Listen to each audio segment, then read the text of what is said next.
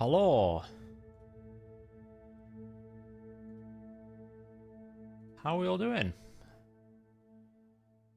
Now, technically, I started the stream, but I had to make a quick announcement, so I was a bit late. But we're much better than last time. Much better.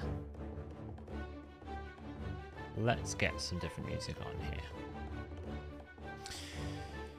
Hero Path Day. We're back in Campaign Simulator. Oh, do you know what? I'm so done with champion training. I don't know about you, but if I have to rank up another champion, I think I'm gonna lose my brain. I really am. Let's just drop this down here. This looks cool. Let's try this one.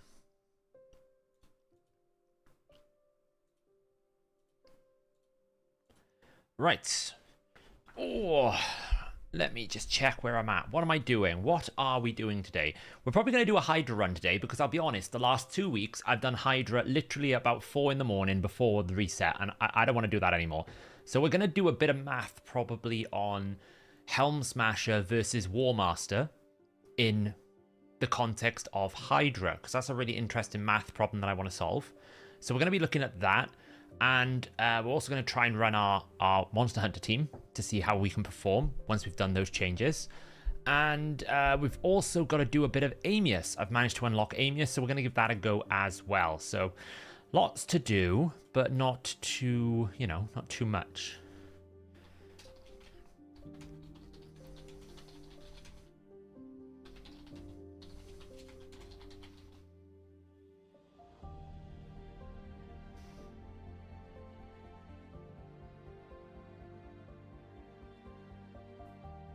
Right, so I just need to finish something over here. You finally worked out your Shogun. Okay. Oh, yeah, you were struggling with that. Yeah, I absolutely... So for context, everyone, Green Virus is asking me about how to run the what team is it? It's the one with Gnarlhorn, right? I don't know the Gnarlhorn Shogun team. I haven't run it, so I don't know. How to make it work. So it's a bit useless, really, unfortunately. So I'm just putting something on auto in the background.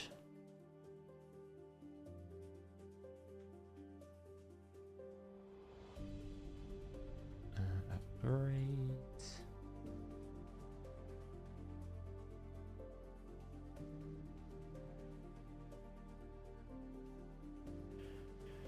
Okay, so yeah, I don't do that. So any luck with prisms? I'm saving it all for tomorrow. I've got them ready to go. I've got 3 of them. I did all the events, so I've got 3 of them to go tomorrow. There's no real any point getting that. I sometimes get this $4.99 pack. If I'm like at for example, if I was at 100 right now, I would buy this at $4.99. Because it gives me an extra summon. I know it sounds crazy, but actually it gives me an extra summon. It's pretty good.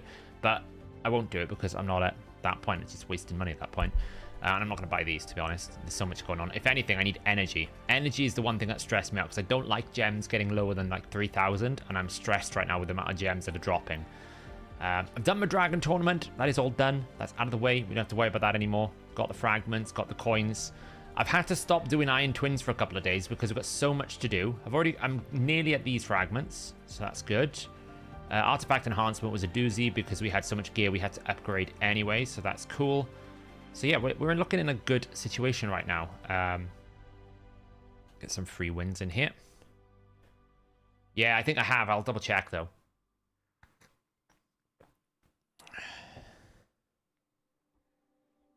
I think I've already bought it, but I will double check. I'm going to cut something in. I'm not really that fussed about Aslan, to be honest. I don't think he's all that good. I don't think Aslan is all that powerful. I think he sounds like he's going to be OP, but I think he actually is... It's difficult to make work, and I think that's what...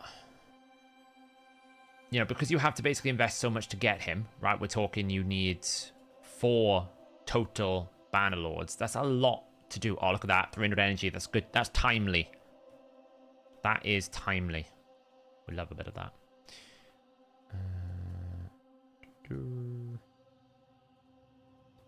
Clan shop. Yeah, I bought the energy. That's been yeeted. Might as well buy the silver.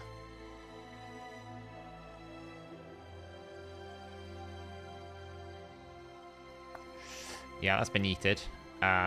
Pretty much just saving up my shards a bit now. I'll be okay for the champion chase because I'm going to have these 3 prism shards. That's going to give me 250 points per prism shard summon each. So a minimum of 750. Potentially 500 if I get a legendary. So a minimum 750. And then I've also got Fatalis, which if I don't summon him before the 5th of March, then I don't get the bonus. So I might as well summon him tomorrow so that I get 650 points. So I'll have 750 plus 650 on the champion chase before I even summon a shard. And then obviously if it's something worthwhile, I might summon my 20 ancients and see what I get, you know. You're not buying the kill stroke. Sometimes I do. Sometimes I buy it. I don't always. Sometimes. Just depends what mood I'm in. Really. So yeah. So I don't know right now. I'm on the fence as to whether or not I go and get this soul. Right, I'm definitely going to get the fragments. It's pretty... Like, in the grand scheme of things, do I want to go deep on a champion chase or do I want to go deep here? I feel like just getting these fragments is a no-brainer. I just don't know whether I can be really bothered to go all the way down and get an extra, like, 60,000, right? Because you can't even go, well, it's not 60,000, you know, get down the mythical chaos ore because that's, like, 62,000. So it's just as bad. So, yeah, I haven't decided about the soul.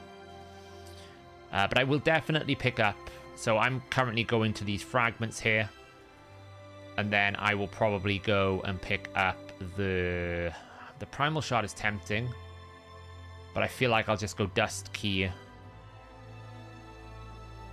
Chaos sword key and down, right? I mean, I might go down for the powder. I don't really know. It's much more expensive, but... Yeah, I mean, 5-star souls for legendaries are difficult. It's a lot of energy. Right? We're talking... You know, we're talking potentially...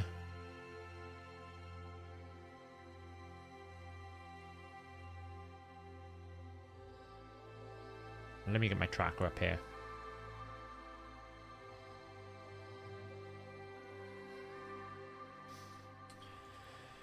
You know, one thing I probably should have done in my video today was correlate how efficient it would be if you were to do, say, stage 20 up to the tournament points.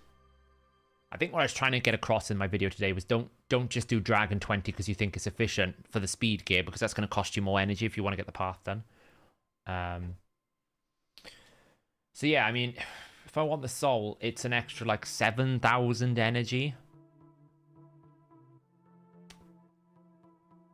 I know I could use the raid pass and the forge pass. I know I could get it done, but I mean, even when I've got 12-6 nightmare, so if I put it to 12-3 brutal, because I don't know if I could do the mystery shards, right? And I go raid card enabled at a full forge pass. You know, we're talking 11,000 energy. You know, that isn't just 1,000 gems. That's a lot.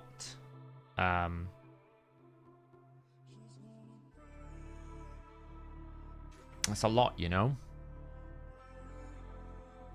Because that's going to be...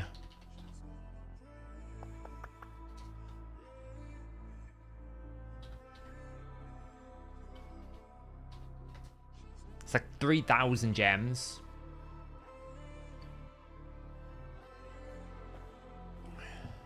I'd have to buy the energy pack. Yeah, you're right. Yeah, I'd have to buy... Right now, there's an energy pack in the game. Right, it'd have to be that one. I'd have to buy that one to get it done. If I get that one, I'll get it done, right? Then I'm like... You know, I already had to do that Fatalis pass, so it's just getting a bit stupid, you know? I'm like, I don't know. I'm on the fence about it. Like, I get the value of a 5-star soul is very difficult to get. The thing that's always in the back of my mind is...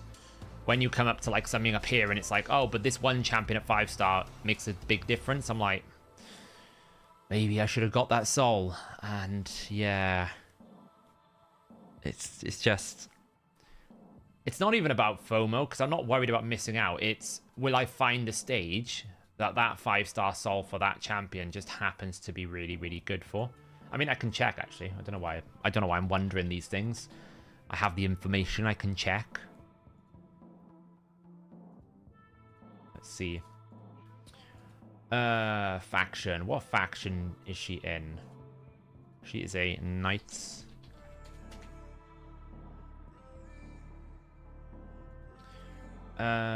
She is... What affinity is she?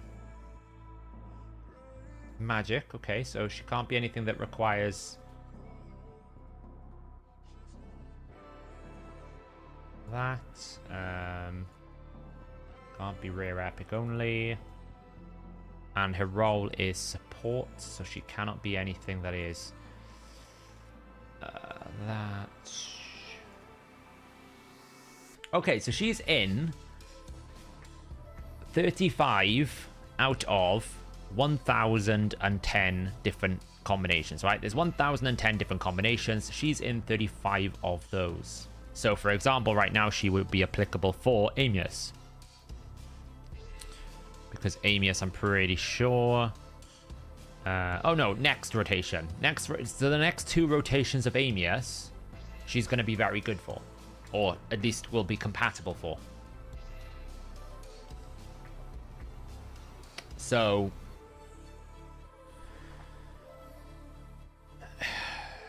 she'd work in Soul Cross 22, Soul Cross 13. No, obviously this is only hard. Normal, we don't really give a damn about, right? Because normal, for me personally, I finish it really easily, so it's largely irrelevant. But for hard... There's a lot of Soul Cross stages here. So next rotation, looks like it's going to be Soul Cross 13. What is Soul Cross 13? Let's have a look. Soul Cross 13 is a standard floor. Actually going to be very, very good for that, because that floor is annoying, because that's the floor with Bad Alcazars at the end. CD... True, that's true actually, Deech, yeah. Potentially could be a problem. I mean, it's a low chance without Narcissus. It's not really a big deal, but it could be a problem. And it only matters if I'm using cooldowns. If I don't use cooldowns, then does it really matter?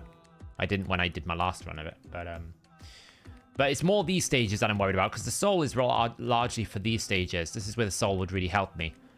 Getting through like Soul Cross 9. Guess which one is Soul Cross 9? She'd be applicable right now in Soul Cross 9. Sand Devil. We've got Soul Cross 15, which is... Double Boss? Not that one. That one. So she would work in Soul Cross 15 current rotation, which is Sorath. Pretty good for cleanse. And then 22, which is the other double boss, which is Dragon, Dark Fae. But she's not in any awakened stages apart from this one, which is like Dead Rise 23. And I mean, like Dead Rise 23 is so for me like a cakewalk. I mean, that being said, I don't have much this rotation. I'm gonna have to depend on. Actually, it's a bit awkward. I can just about do it. It's only 10 though, so I mean, getting the soul is not that big a deal, is it? So, but it's absolutely something I could do. I'm just a little bit on the fence about it at the moment. I don't really know what I want to do, basically.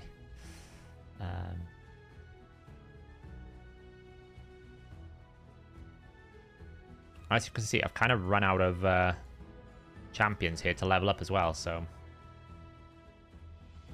Well, a 5-star soul does Pappas now because of the way that the stats work. Because of the way the stats work now, rank 5 is a big break point for a support champion because you get 75 resistance and 75 accuracy. Or is it like 60 or something? Something like that. You get a lot. at that rank 5 of Awakening. If it was like a rank 3 soul, I'd be like, no, not really. You get a bit of defense. It's not really much. But like when you get 600 defense, 7,000 health, 75 resistance, 75 accuracy, it's like basically giving it another great haul. So it is a big deal. Did it make him faster? Nah, I mean, to be honest, the thing that depends whether or not he farms fast is, does he get Cycle of Violence and does he get the Fear activation? That really didn't change, so he was one shot in the waves before. How does the path compare to a 14k champion training? I did some rough sort of napkin math on that Den to Flames, and it worked out like the average energy cost of a 14,000 champion training, which, remember, the fragments wouldn't be at 14,000, they'd be at like something like 10,000 or 7,000, something of that nature. It worked out something like it was about 2,500 energy for that champion training event. So it is above a champion training event, but if you consider the energy costs of doing a champion training event and a dungeon divers together, it's probably below that, because a dungeon diver, as we know, is about 5,000 energy. And I also think you've got to put into context the rewards you're getting are of a higher quality on a hero path. Generally, when it comes to champion training, the first 2 rows are like 100,000. It's like, what is it? 100,000 silver, 5 superior potions, have like 20 gems, have like 50 energy, right? You're not getting much for that. Whereas in the hero path, you're getting oil, you're getting chaos dust, you're getting mortal soul stones, right? You're getting more. I feel like you get more value for your energy in a hero soul path. You know, technically, if you think about all the different souls available, if you've been sitting on an unsold like Siphi Rotus, well, this path is super efficient, because 3,000 points for that soul is really, really good. Considering we already worked out that the wish list opportunity is going to give you like a 0.00008% chance of getting the champion you want. You know?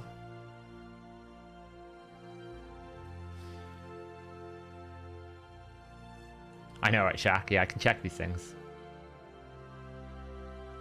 Do you have any tips for P16 instead of double boss with hard dragon? I'll have a look now, John. Give me a second just to upgrade these. Oops.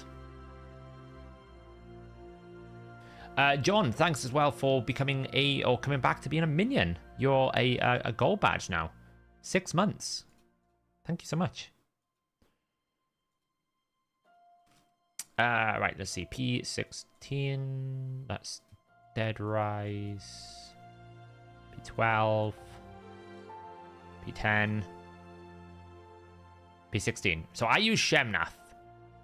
I use Shemnath to throw the debuffs away. If you don't have Shemnath, then Sanguinia is probably a very good option, because she can basically like remove, like she can cleanse it all away, right, and give you continuous heals.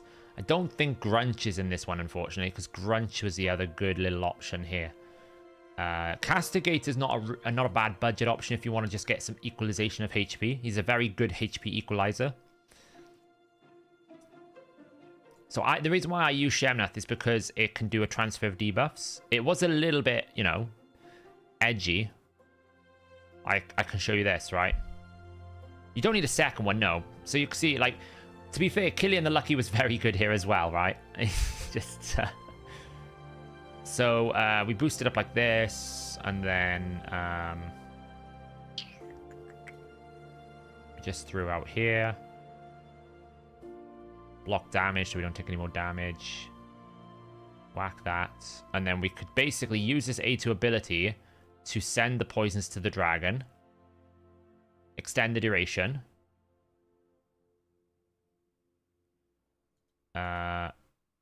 We'll let them heal the spiderling, because what we need to do now is kill the spiderlings. But we can do this while we got block damage, because we're not going to take any damage here, see, right? So we can consume all those poisons up.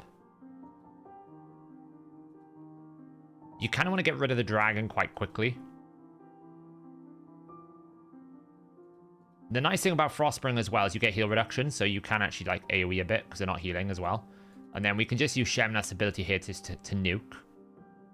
And now it's all about, can we slow down the champions? This is where Killian the Lucky is. It's actually kind of nuts. Decrease attack over here would be nice. No, we didn't get it. It's fine. I'm not even sure these guys have gear anymore. But you can see, like, he'll just keep doing this.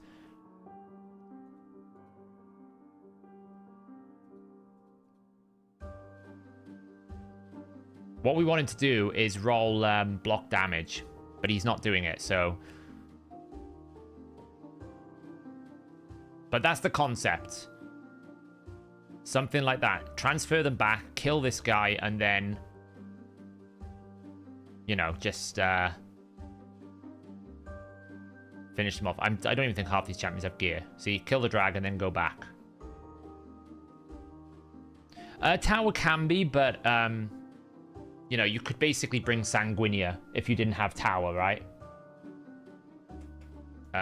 Solution for a quick solo dragon 20. Yeah.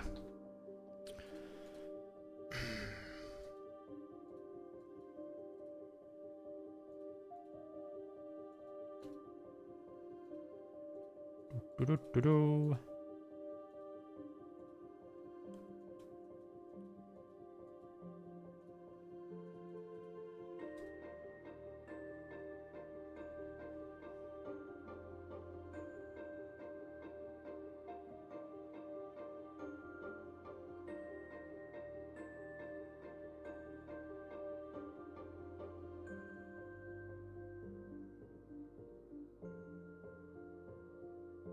He's probably not quicker than Theodore. Someone said, do I have a quick... I don't know. I wonder if it's fast. Let's find out, shall we?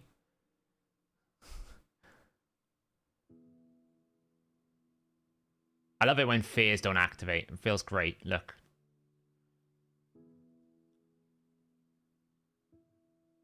Now, you would probably run him in Toxic here, by the way. You wouldn't run him in Savage. You'd run him in Toxic, so you've got something for the boss, because... Otherwise, once you get to the boss here, if you haven't got your fear activated, you're just basically... It's going to take forever. But if you run him in Toxic, I think he's quite good. He won't die. It's just going to take a while.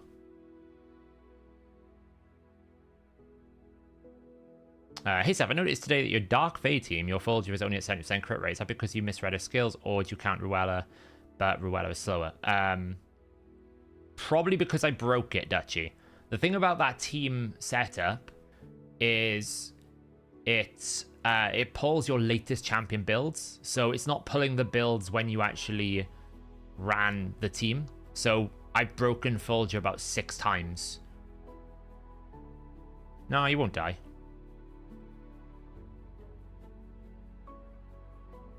Like, this is where, like, I did test it, and it does work if you run, like, Toxic. But I don't have him built in Toxic. It's just going to take a while. Because he's not in Toxic, right? This is what I meant by they didn't solve his underlying problem. Once he gets to a boss, he just does this. Attacks, attacks. He won't die. It's just that's all he does, is attack, attack. Because he can't activate his hidden thing. His passive is he needs to fear something. Oh, you mean his survival? It's like a 4-turn. So as long as he takes 4 turns between each one, he'll never die. Which is what makes him quite a safe option. Right? 1, 2, 3, and then 1 more turn, and he's fine. So he's got his passive back. So he's never going to die. It's just this is why you need Toxic on him, right? Because it's just no access to his secret skill.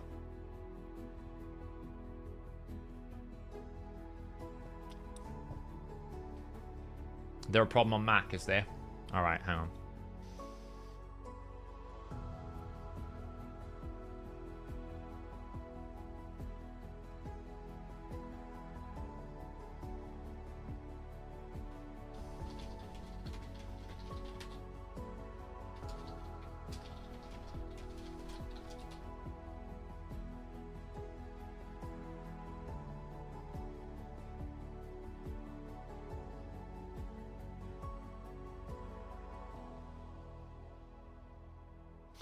I don't see a problem. I mean,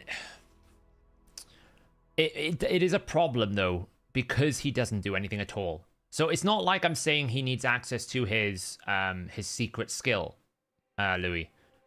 It's just that when you get to a boss, all he does is attack one enemy.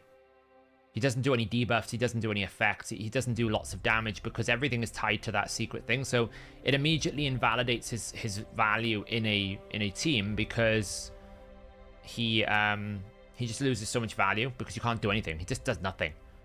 So I would have liked to have seen something given to him to make him valuable once he gets to the boss. There's plenty of champions in the game, by the way, that do things differently when they get to a boss. So it's not like it's without precedent, right? Morrigan, for example, will do something different when it gets to a boss. I think there's another champion as well, will do something different when it gets to a boss. So it's not without precedent. I would just give him something extra so that he has utility. But he can do it pretty comfortably. He'll never die. If you put him in Toxic set, that goes a lot quicker. Another option you could do is like... one quite fast build, but I don't know if mine's built, is this. Like Stun Set Akimtum. He's in Rathalos at the moment, but you would basically build like Stun Set Akimtum really fast, like 200 plus speed, maybe 250 speed. Get him to Hex, get him to Poison, and then he'll nuke waves down pretty comfortably and heal all the way up. When he gets to the boss, then he can Poison. So Akimtum's a very good soloer. You know, obviously I could just do this as well. Right? I could just do this. If I wanted to. Where is he? I don't even use the guy much. Like, this can work as well.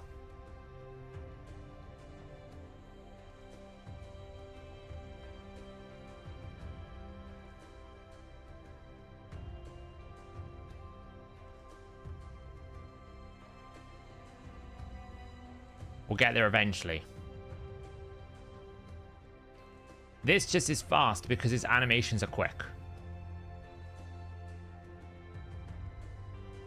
Look at him go. He's like a blimmin' ninja.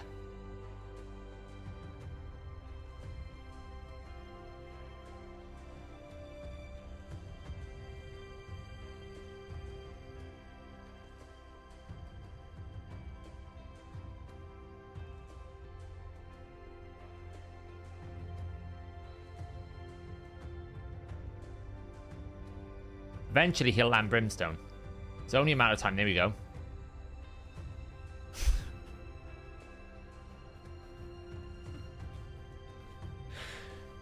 Well, I died.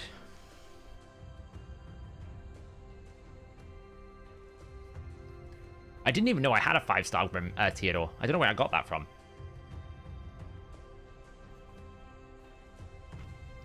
What's really good about Theodore isn't necessarily what he does. It's the fact he does it with really, really, like, fast animations.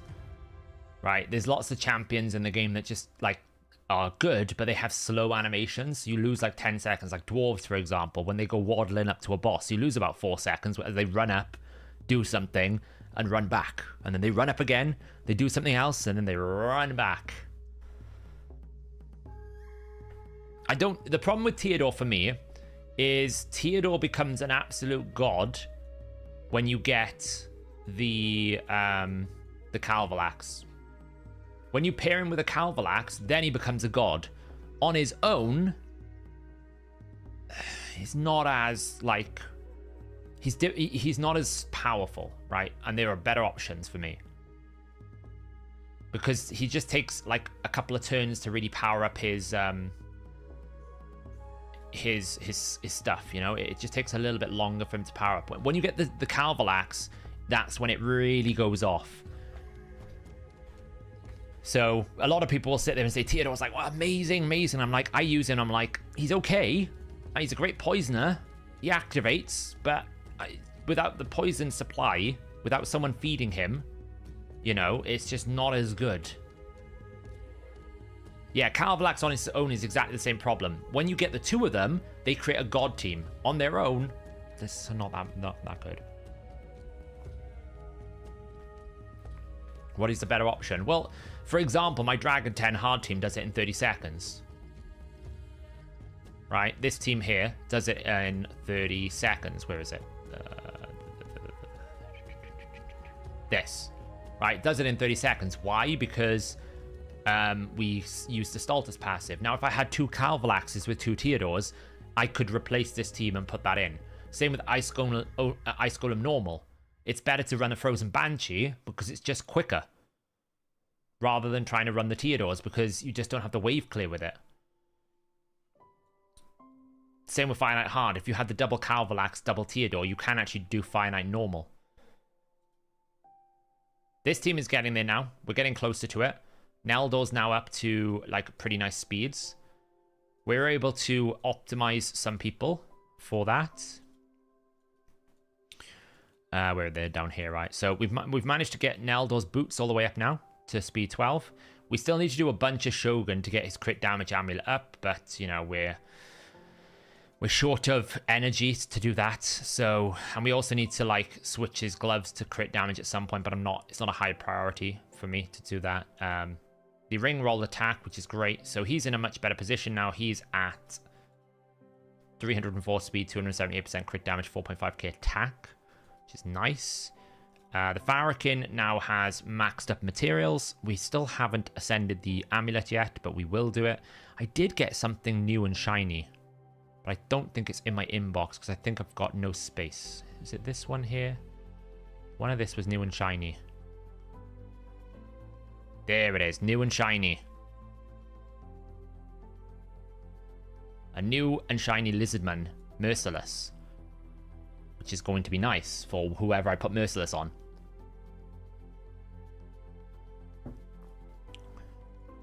We also got a new and shiny this. Of course it dodges the mythical one, naturally. That'll always happen. We got a HP one there. I mean, it's alright, but it'll be fine. So yeah, so he's now got we managed to get crit rate on the gloves, not so bad. That's attack percentage, that's speed, so these look really good. We got this with HP. I think we got attack on here, or HP, or something like that. Accuracy here, so it's pretty good. So he's up to 303, 247% crit damage. I did make a mistake on his crit rate. I'm not really fussed about it, though. It's not the end of the world. Zenogre Blade Master. She's nearly there. She's now up to 301 speed, 323% crit damage, 6.3k attack. She's not booked yet. I didn't book her in CVC. I'm going to book her in the next personal. So she's missing right now 20% damage on everything. So she'll be booked probably in the next CVC unless something else comes up. Mikage. These boots are going to be the death of me. These are going to be my boots of doom. Do we get speed? Please give me speed.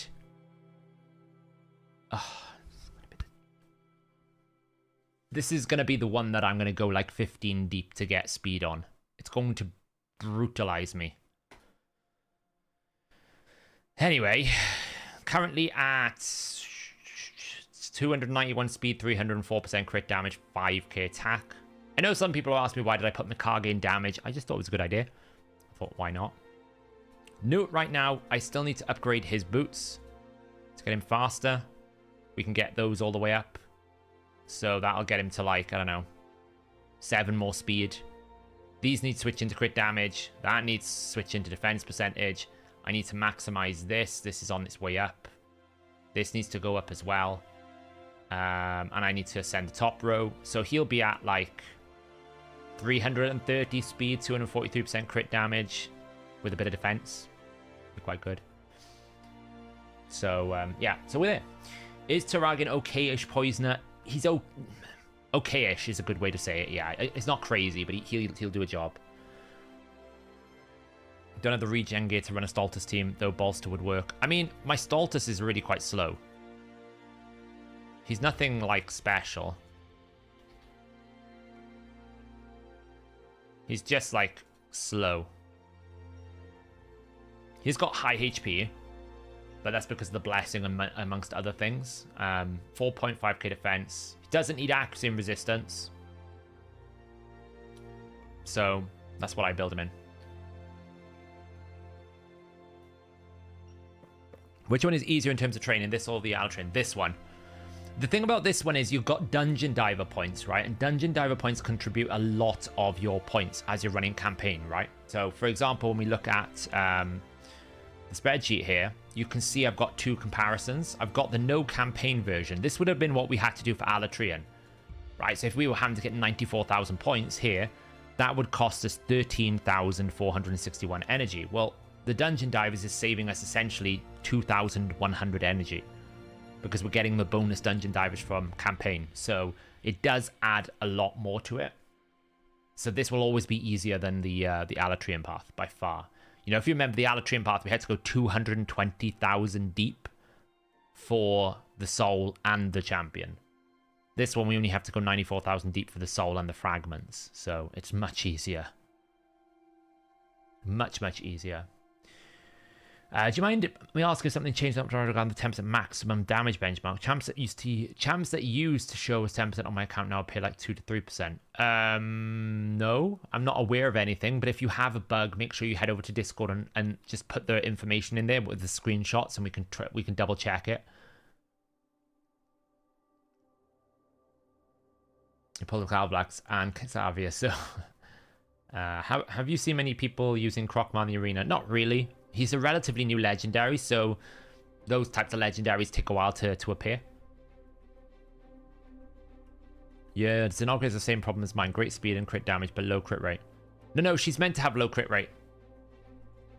She's got 70% by design, because she's going to get 30% crit rate from him. Wing 0, right? So we're going to get 30% crit rate from the Farrak in the Fat, and we're going to extend the duration of that with Mikage, so she's always under crit rate buff, so we don't have to worry about it. Do you think we'll be getting rank 7 or rank 8? No, Anthony, we won't. Built my Androck and was able to full auto Amius last night. What an insane champ. I've been saying for ages that this mythical in the Bannerlords... Oh, let me just buy up these... I have been saying for ages that this dude is the number one champion in the game. This dude is the number one champion in the game because of this ability. Basically disables all content. You can't die from Amius because he can't crit you. So it's GG, really. It's absolutely nuts. This guy is the best champion in the game. Do you have Razzlevarg the Evil Bunny? Yes, Razzlevarg is my plan for one of my Hydra teams. Am I going for it? I'm on the fence, Kess. I'm definitely getting the fragments. I don't know if I want to go for the soul. I'm just a bit exhausted with it all. So they sent you Discord DM. What have you sent me?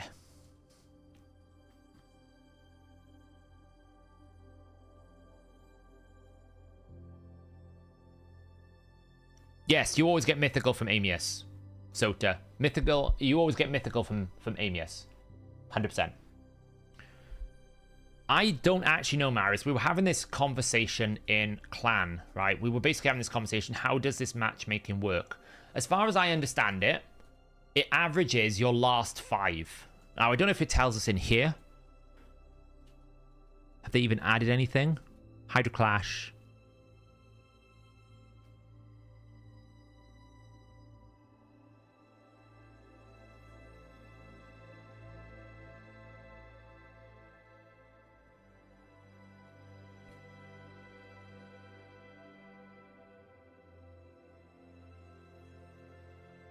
Clash points. Yes. Right, okay, yes. Rewards are always trash. Yeah, okay. So it doesn't actually tell us the matchmaking. So my understanding of it is, it averages the clan's last 4 Clash performances. But then last month, for example, we had a clan that had like 14 people missing and the rest of them were AFK. They did nothing. Right? I can show you the screenshot of it. Where is it?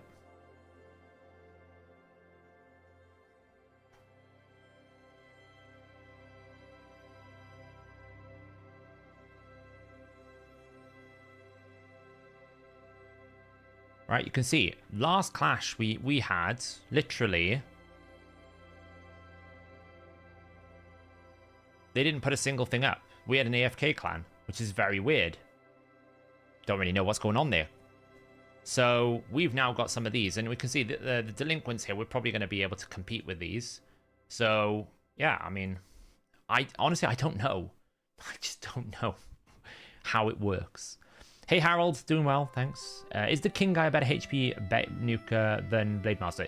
Yeah, so White King Narcissus, his A2 is actually the hardest hitting standard AoE HP based nuke, right? This ability here, this is the strongest, assuming he hits twice, the strongest single AoE hit without adding things like Taras multipliers. That is HP based. Because it's a 0.56, I think it is, versus the average, which is 0.45 or 0.5. So he is the biggest HP nuke if you take Taras out the question, for sure. For sure.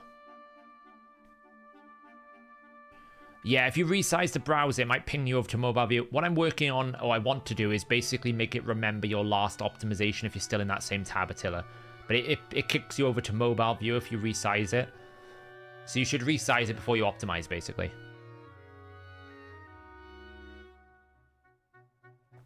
How would you build Androck? Well, Androck, what makes Androck OP is this A2. He places Enfeeble, okay? This works on bosses. Not only does it work on bosses, Master Hexer will extend Enfeeble. You can extend the duration of Enfeeble.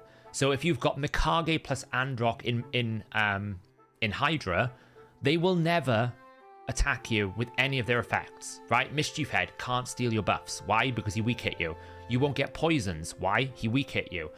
Things like Provoke, when they attack you with Weaken, won't work. Can't. They're weak hitting you. Things that do something without like attacking you, like I think one of the heads provokes you without attacking. That will still work. Things like the heal reduction won't apply. Why? Because it weak hit. It's absolutely bonkers what you can do. Dragon, you don't get any poisons. Why? Because it weak hit. Dark Fae can't fear you. Why? Because it weak hit.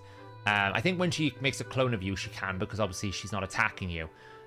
Things like Griffin can't steal your buffs. He weak hit. Things like Iragoth can't put your skills on cooldown. Why? Because he weak hit. It's baffling to me how they allowed this to go through. It's almost like they forgot that Enfeeble isn't in the list of exclusions, because this one debuff disables 85% of all content.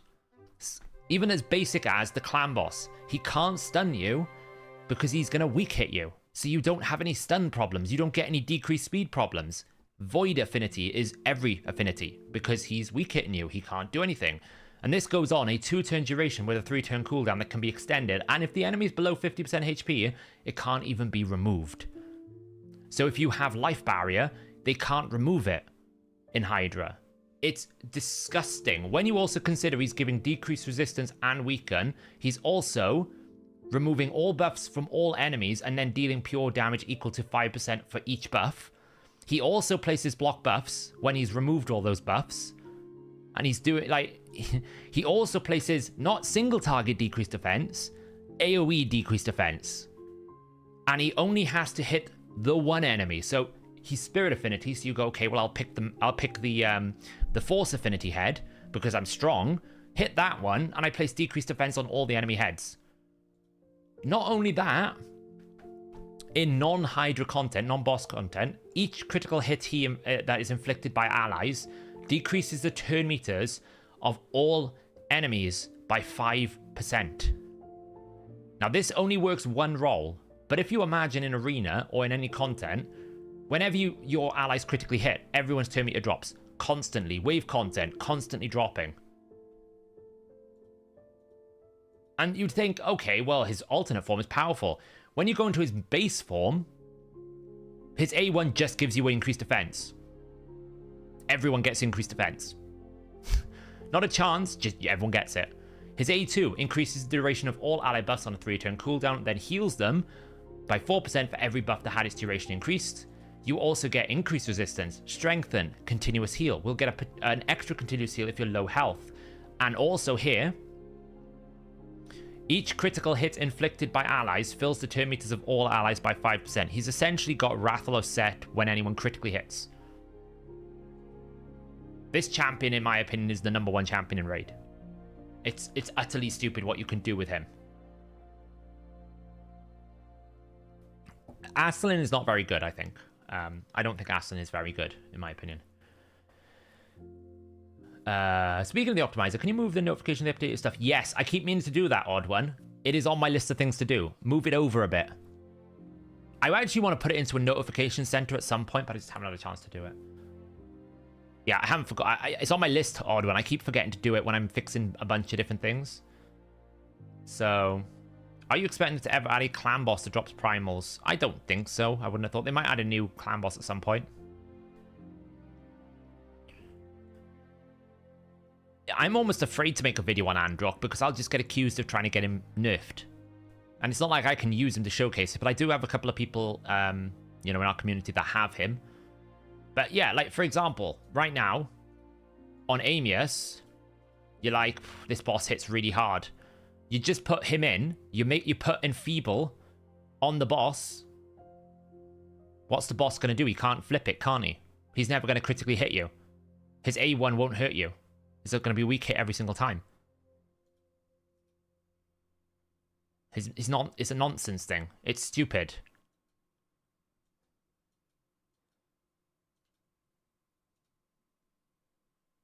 Like, he is so powerful. The player won't nerf it, but I'll get accused of getting it nerfed. Like Rathalos. I lost count how many people were like, oh, you're going to get this Rathalos champion nerfed. You need to stop talking about it. You're going to get Rathalos nerfed. I'm like, they're never going to nerf Rathalos. They're absolutely fine with him. But everyone was telling me I was going to get that champion nerfed.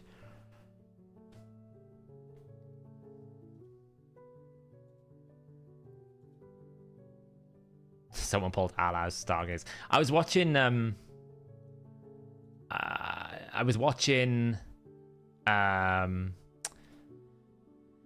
Drock last night, and he was fighting this Kraken, and this Kraken literally had every mythical champion all at like +2s and +3s at like rank with like rank 4 or 5 ascendancies, and Drock took him down. I was like, oh, that's it, that's embarrassing. It was quite funny.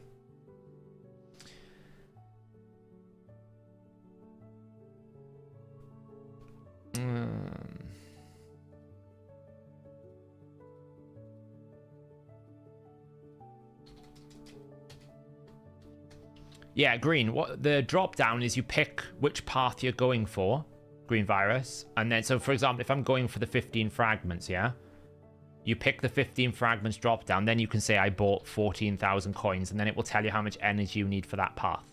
So you pick the path you want to offset, then you put the coin in. That's how it works. Does Ethos need to be booked for Nightmare Campaign? I don't know. I know Winston Wolf does Nightmare Campaign, but I couldn't tell you for certain. Yeah, poor Drock with Polymorph. Do you know what? I was actually talking to Scratch about this. I have the perfect solution for Polymorph. Just make it so that it only works. You can only have one in a team. That's all you have to do.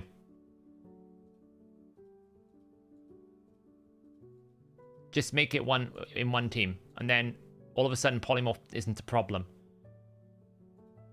Yeah, Fatalis was an embarrassment, wasn't it? I was actually watching and I was like, what, someone actually thought Fatalis was good? Who the hell thought that? When's the drop collab? I actually had to rearrange it because I was just too tired on Saturday. It is coming though. We're gonna do it. We're gonna do it.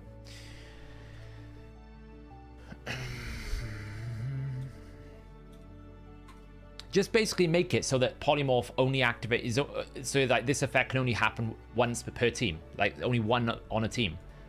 That's how you solve the problem, because I was wrong. I thought people wouldn't use Polymorph, and what did they do? They all went straight into Polymorph. Shinny thinks Fatalis is good. Fatalis is trash. Just like the problem with Fatalis is fundamentally his job is to kill someone. He won't ever kill anyone. Like, he won't kill anyone. Now, the difference is Shinny's probably approaching it from a, okay, if you don't have access to the ultra good champions, is he a good option? Then he potentially could be, because he does have inbuilt survivability. But he's never going to replace a Rotus. He's never going to replace a Leorius. He's never going to replace a Taras. He's not going to replace White King Narcissus. He's not going to replace things like Magna. Like, Magna does more damage than him. Like, it just takes too long to get this ability going. Like, you got to use this, what is it, once every 3 abilities? It's just too long. It doesn't ignore enough defense. Like, it doesn't hit hard enough. It has some viability countering Necret, but, you know, it's not going to replace Jorgid. It's just too weak. His multipliers are just too low. It's never going to happen. The sad reality of Fatalis that I had to get, because the thing is, this is how bad it is. I didn't even want to get Fatalis. I just wanted to get the Titan points, but I had to get all of Fatalis to get the Titan points. So, like, I ended up getting it. How did you beat S8? I can show you that now.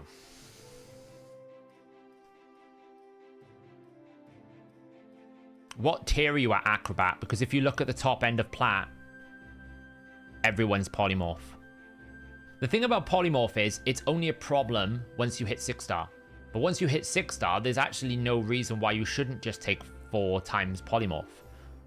Because it's just the best opportunity. Like, pretty much like all of Platinum, I was told, was just polymorph stacks. You might have the odd like Ward of the Fallen on Taras or Rotus, but pretty much everyone just stacked polymorph. Why? Because there's no punishment for it now. Before, you had a stat punishment. You lost damage. So you didn't pick it for them because you wanted the damage stats. Now there's no punishment. So just pick polymorph. Yeah, exactly. There's 0 punishment for it. So, and like, I don't think polymorph is good if you have a 1-star anymore. It used to be that you had a 1-star soul. You were like, okay, well, just stick polymorph on it. That's where it's not so good anymore. That's when I would go, maybe you should use something like Life Harvest, Temporal Chains, Ward of the Fallen for that survival initial thing, Lightning Cage. But once you hit 6-star, when you have 4 times 6-star, it's still like a 50 to 60% chance you're going to sheep someone. It's still too high. And the problem is if you drop it any further, you make all the lower tiers rubbish. So you don't have the scalability. Like, if you basically set it like it's only a 10% chance, well, that means how are you going to scale like the lower stuff? 1-star is going to be like 2% chance. It's going to be useless. So that's why I said the solution is you need to take away the additional attempts, which is the 4 champions. You need to make it so that polymorph can only roll once per team. You do that, polymorph is probably okay. Does martial count as AoE? No, it's single target. I will have a Rathalos video coming out. My videos have been a bit light the last couple of weeks. I've been trying to catch up on a lot of different things. But I have a video planned to actually explain how Rathalos is working in detail because it's very complicated. It's not doing like... it sounds so straightforward. Just repeat my AoE damage. It's not doing that. Is there any way you might use your Fortis?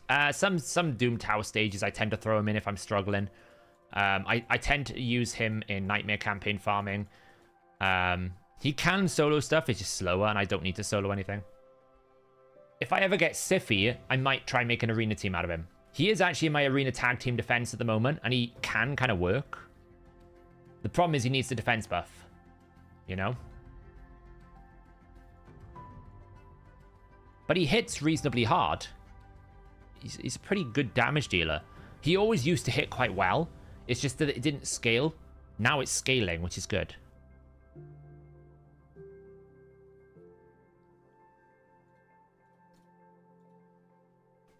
The reason why I say you need Siffy is because you need like a little bit of turn meter with defense buff to get him going. I actually think the best arena team is probably Karja, Timit, Siffy, Fortis. That would be the team that I would probably, you know, build.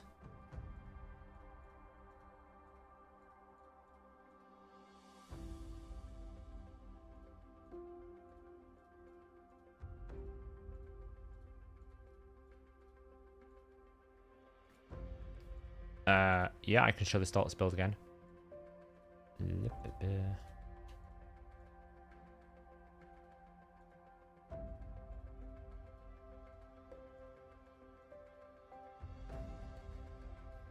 go.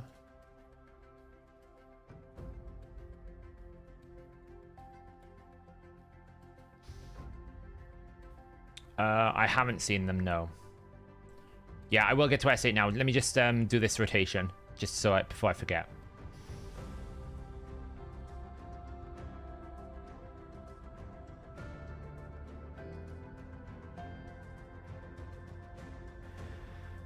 Yeah, Aslan is...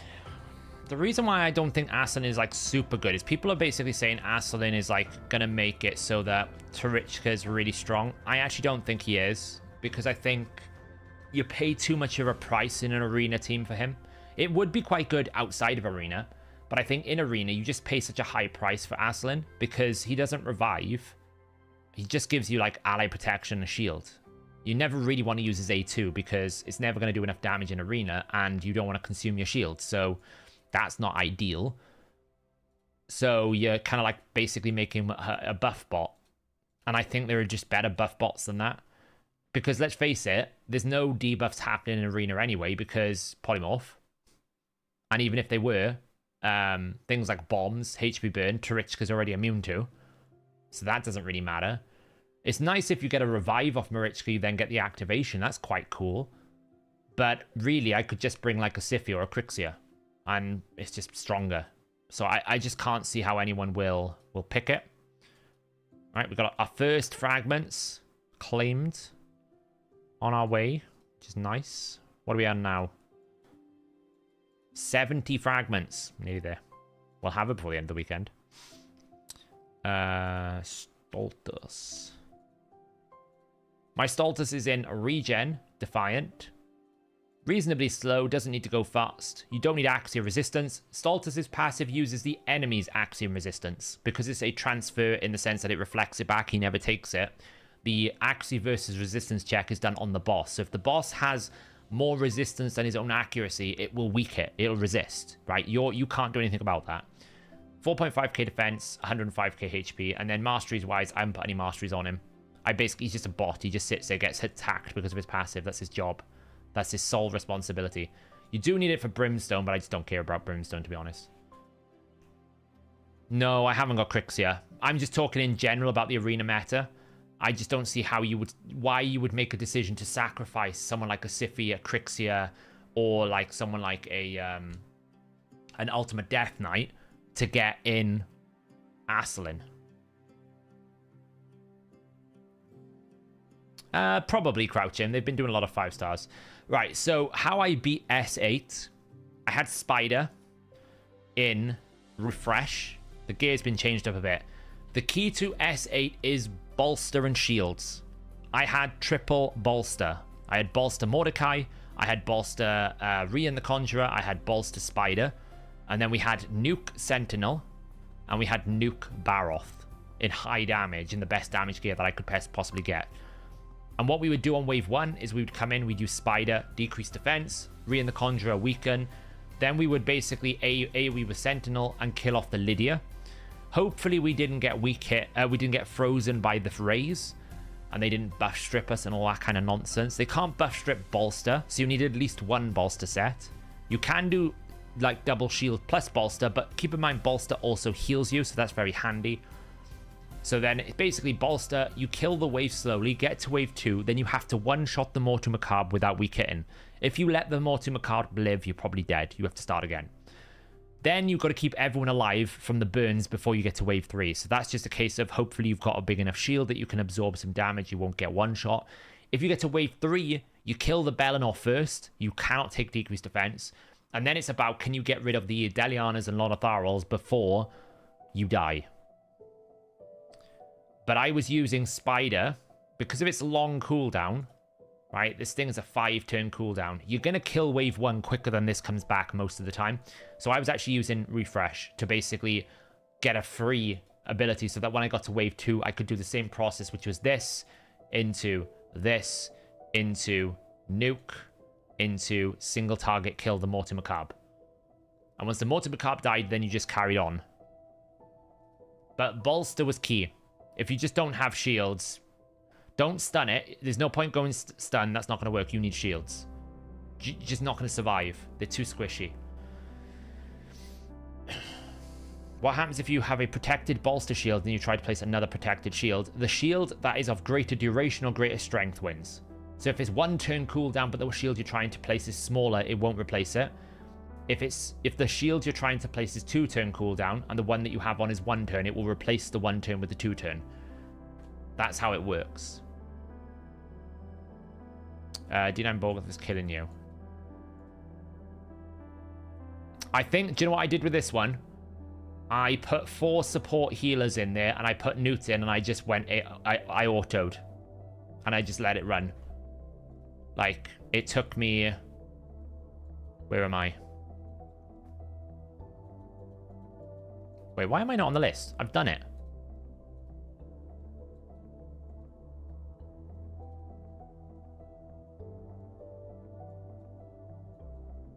Apparently, I'm not on the list. Does it only show you top 10? Weird. Yeah, I just basically put it on auto and let it run. And I came back 5 minutes later to see if it was done. And it was. Obviously, I could have put someone in Destroy, but I just didn't bother. This one was just basically provoke up with Islin and just kill him off. This double boss, Nergigante Archer kind of healed.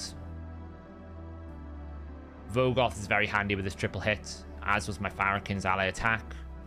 These double bosses up here. Blizzard and Ugir are everywhere. In this rotation, Blizzard and Ugir are literally everywhere. Everywhere I look. Right?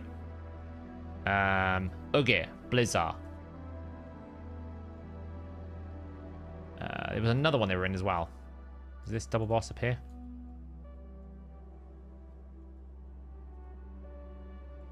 Which one? They were in another one.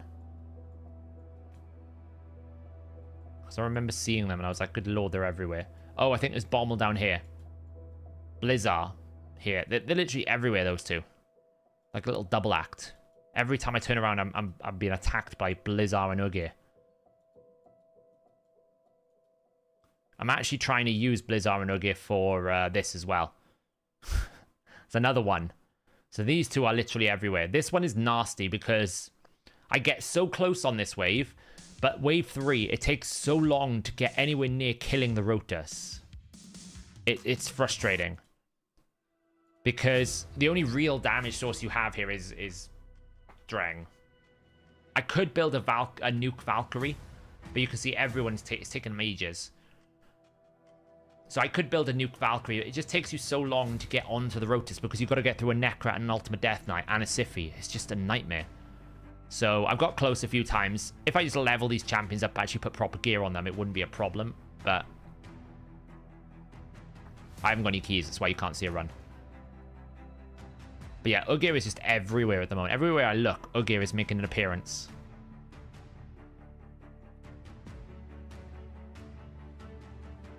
So yeah, so I'm working on these bosses now. I kind of took a break from Soul Cross after the reset. Once the reset came in, I was like, I'm done. I'm gonna go chill, get my keys, and try this. I kind of had a little glance in here, tried different things. I haven't really thought about how to do this, but it's probably gonna be where is he? Mr. Mortimer Carb. Probably Artak. You gotta try and keep people alive, which is the awkward part. You gotta heal people without healing them.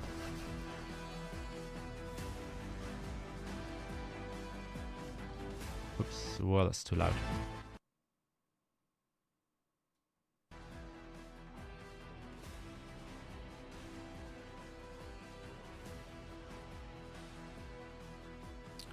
What I'm afraid about using Oella is the passive.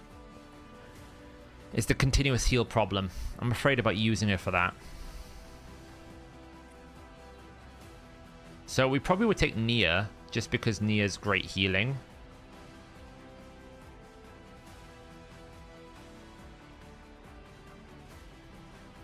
Probably a Vrask just to heal up as well. And we need a block debuffs.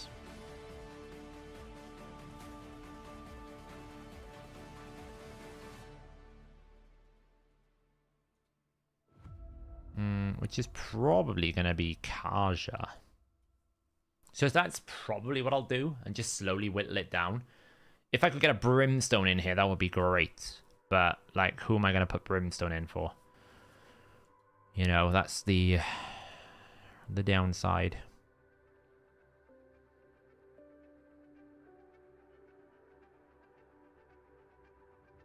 Because I don't want to put Brimstone on our attack.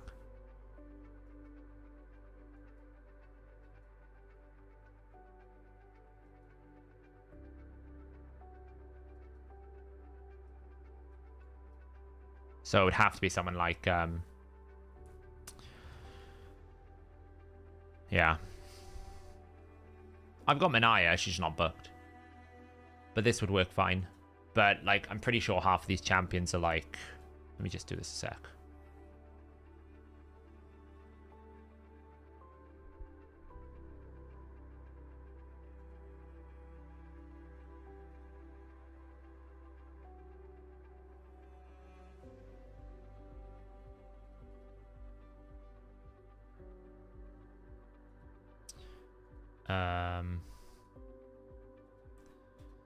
So, like, you know, he's got no accuracy right now, so we'd have to, like, build him with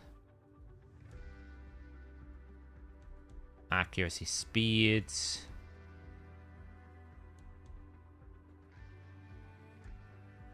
I wonder if that's any good. It's quite good.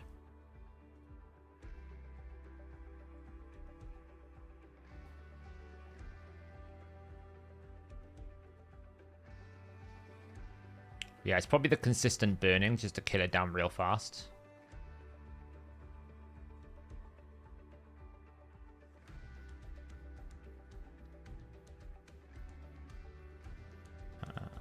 High accuracy.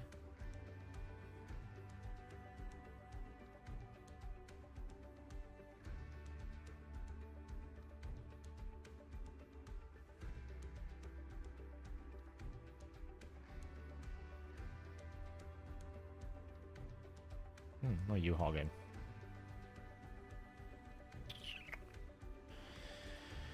Well, that one.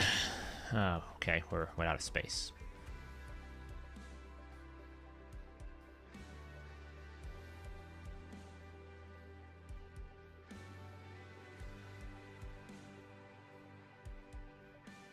Oh wow, the game is so laggy. Look at it; it's just horrible.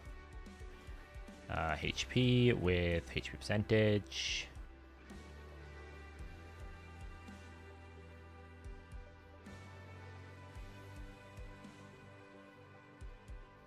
That'll do.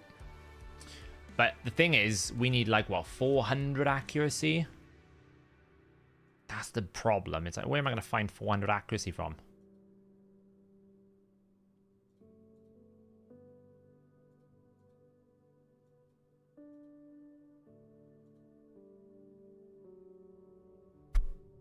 You know, that's the real problem here. It's trying to find the accuracy to go with it. He's built pretty good for, like, what he needs to be, but he's squishy as hell. He needs, like, defensive capabilities, so... Like, this probably becomes defense percent with accuracy.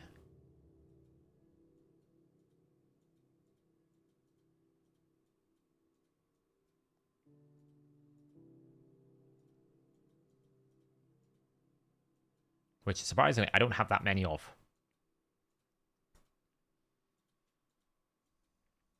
If any at all.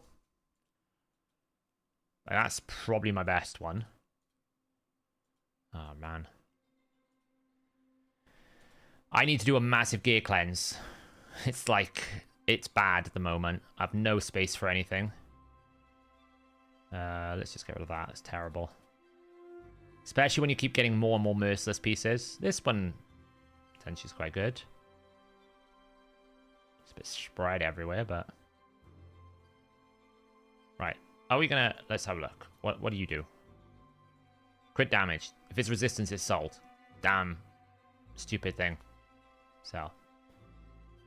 What do we got here? If it splits on a HP flat, it's sold. Sold.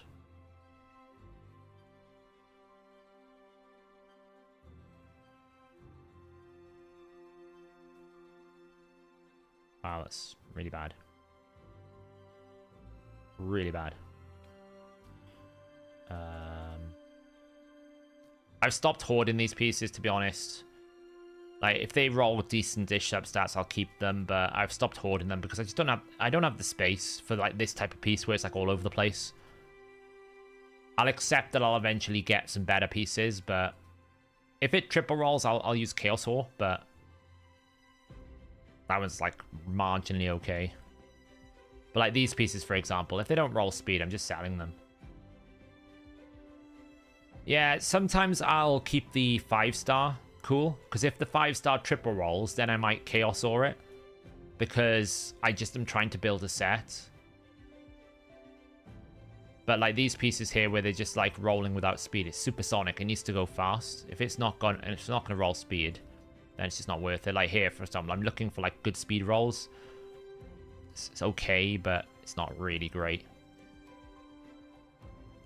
You know, obviously 6-star legendary. If it triple rolls, I'll Chaos Ore it. But if it's split like that, I'll just sell it.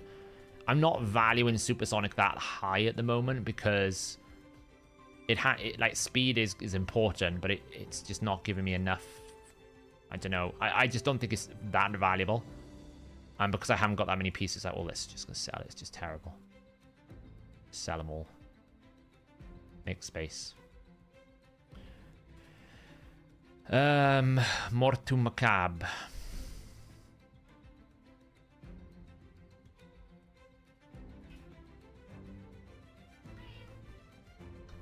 Hello, sleepyhead.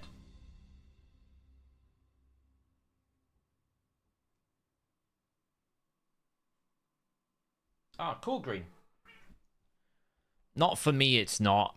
If I had space to keep it, I would, but I just simply don't have the space. Like, I don't have the luxury of keeping pieces when I have no space for them, so I just sell them. Unfortunately, it's the harsh reality of where I'm at.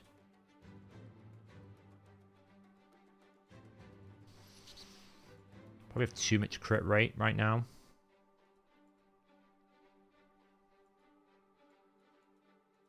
That shield's very good, but I need accuracy with it. So if I get an accuracy set with shields. Oh, that could work.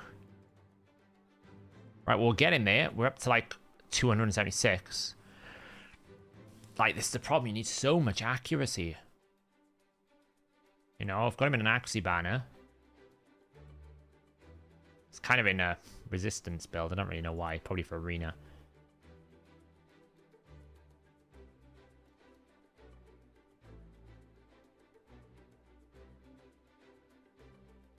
Yeah, I could optimize it. I'm just trying to find,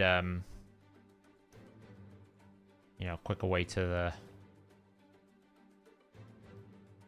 Problem is, I don't want to rebuild all of them. I'm just trying to get him up to the accuracy required. How much crit rate can I lose? A little bit.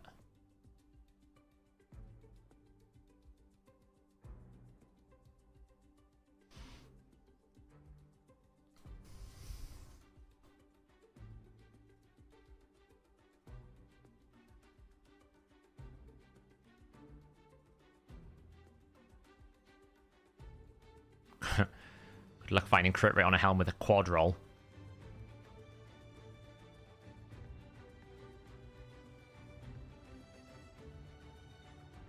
Perception.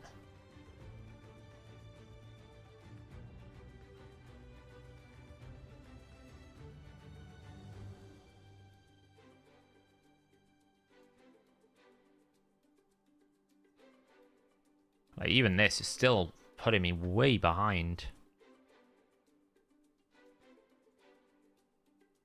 I'm still only at 363. We can glyph a few, which is a decent.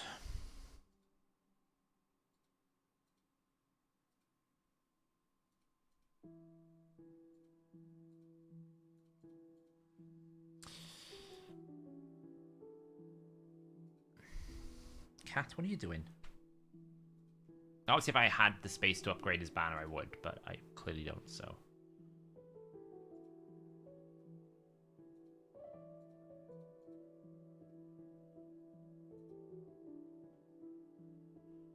Yeah, I know, but I've maxed the artifact enhancement, so it would just be a waste. I mean, I suppose.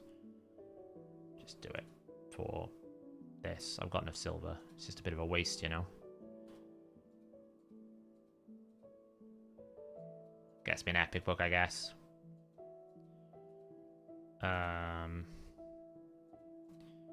Let's just check the others here. I think Artak's in a great build. Nia's in a great build. Kaja the Rai is still in a great build, right? She's super high resistance. Vrask is a bit slow. So if we just speed up our Vraski boy.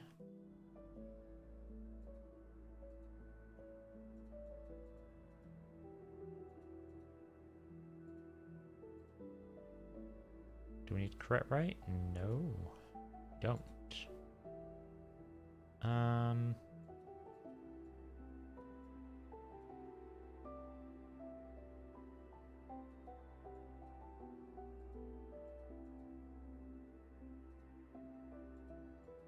You know what we're gonna do? It's gonna be the bolster show.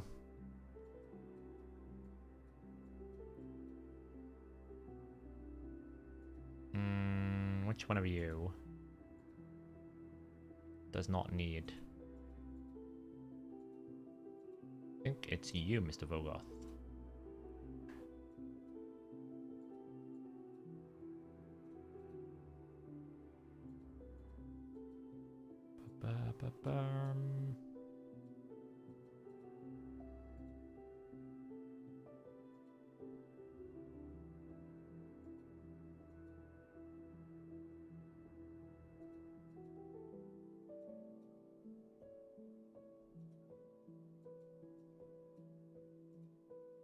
Okay, needs crit rate gloves.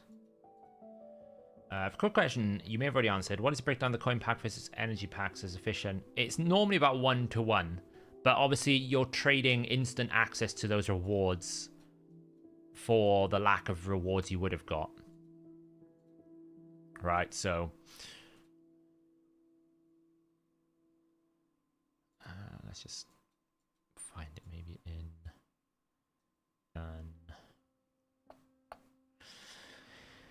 Immortal set, or maybe I tell you what, Righteous is not a bad one, is it?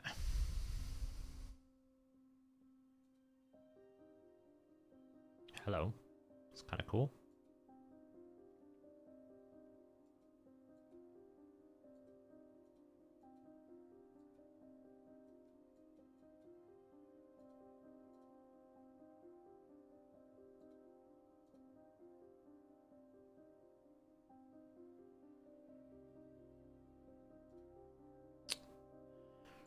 To make some space.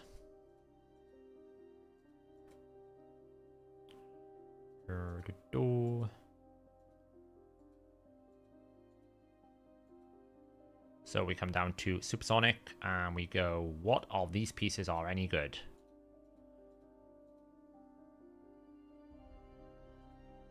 What's your video about the hero path? In the end, you didn't report it though. It's better or worse than Champion Training Event.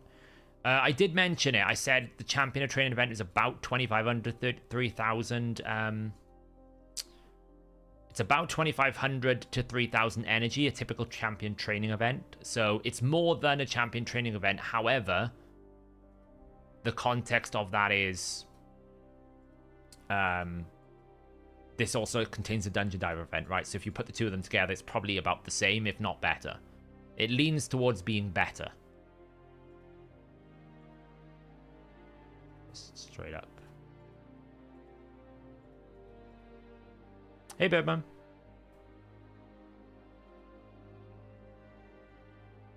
Yeah, I'm never going to get moored in my account because I'd have to sacrifice the rest of the fusions for the rest of the year. It's never going to happen.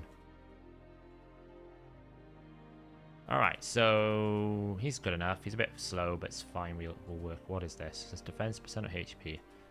HP. I'd much prefer that to be defense percent with speed in.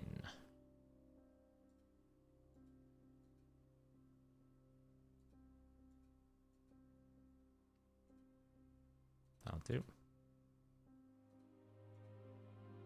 Alright. We'll try it. I'm pretty sure I need to open with that. We'll find out.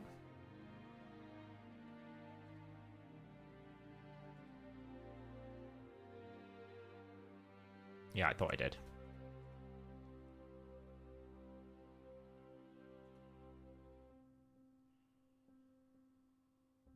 Was that putting an amount against the... Basically working out how much... I grabbed the table and I just switched it around and I basically looked at how much energy this would calculate at. And it was coming out about the same. I pressed the wrong button there. So...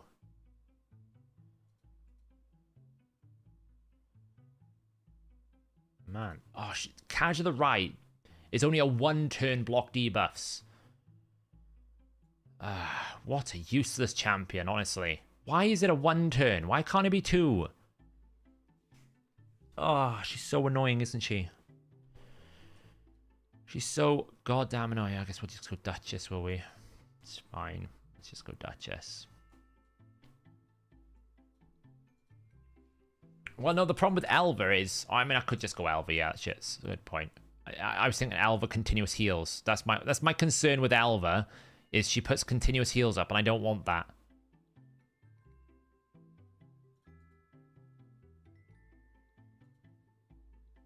Wow, he's not landing heal reduction, is he?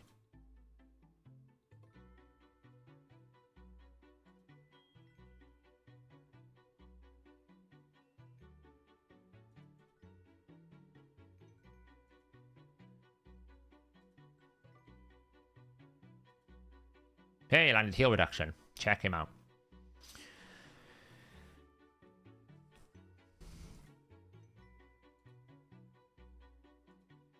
This is gonna be boring as hell.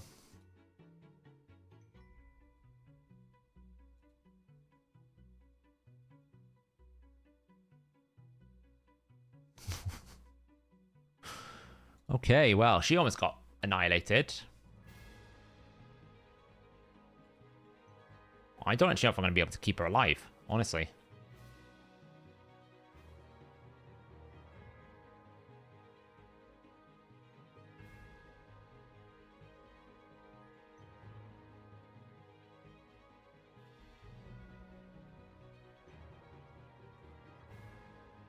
Wow, his heal reduction sucks.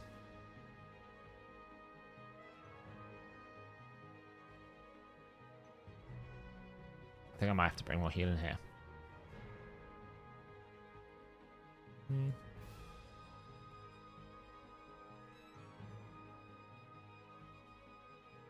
The block debuffs is a bit of a problem.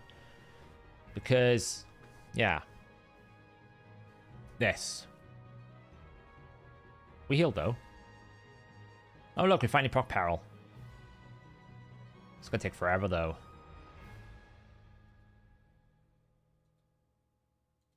What does this do?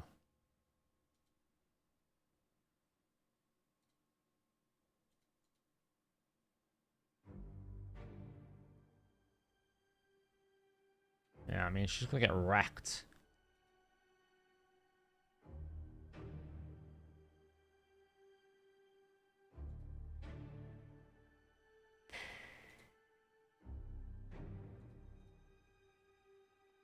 Why is he resistant? Is he... He's probably not enough accuracy. Yeah, I mean, they're just gonna get wrecked.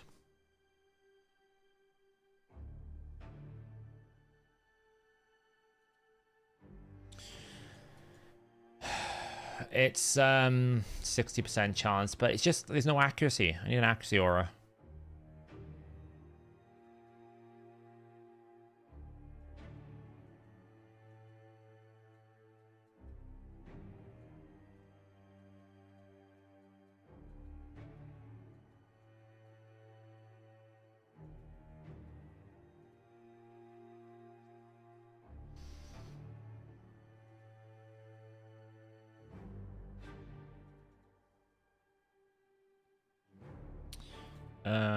Slow down.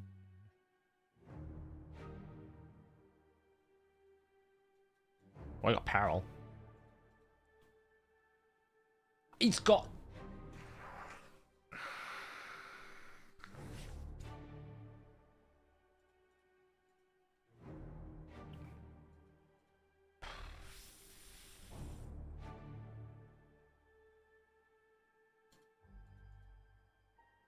It's just going to take ages, this.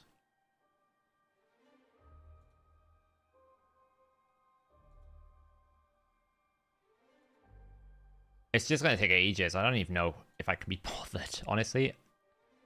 If this is bad, I don't even know if I can be bothered right now. You know, I'll do it later, but there's no rush to do it. Peril. Does no damage. I wonder what happens if I do this.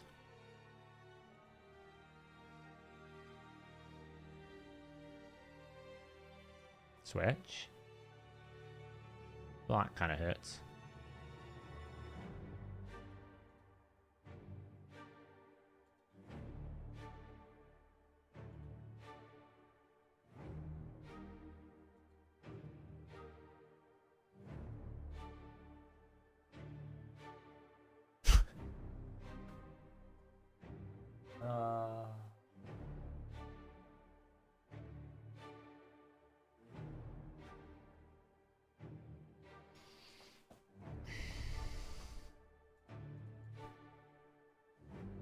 Can I just one-shot it with something? Is there a one-shot mechanic? Where's the rate? Like, I don't need thrust. There's an option. Oh, there you go. Look, Rathalos. I could probably set up a Rathalos one-shot, right? Just one-shot it with Rathalos. Be fine. Not a problem. This strategy. I've got all these champions apart from Marichka. Vrask is absolutely useless. Okay, so...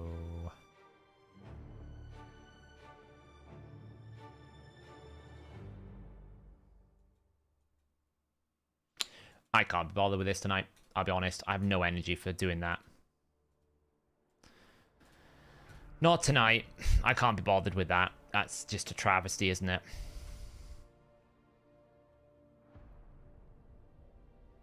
I have no interest in it. I'll do it at some point, but... Rowan could do it, yeah, but... He's healing 8,000, odd one. You got to remember on his Oddwin on his alternate form, he only heals. He drops your healing output by half. So on the alternate form, I'm always going to heal half of what he can heal. So I just don't have the pay. Like Soul Cross 8 destroyed me a little bit. I just don't have the time to sit. I just don't want to sit there and mess around with a stupid mechanic. I'll get it done at some point. Yeah, I've seen some strats just straight up ignore heal reduction and just try to one-shot it. Burn it down. I'm actually curious to see how much Rathalos can hit. Should we have a look? Just quickly.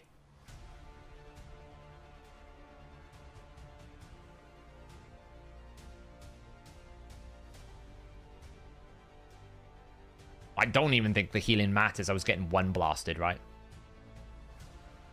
Wonder how much Rathalos can do if we set him up. So, just take you out. Take you out.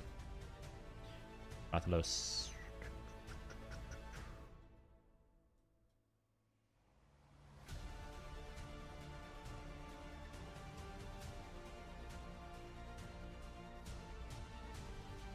I'm even gonna have enough axe on him. Possibly.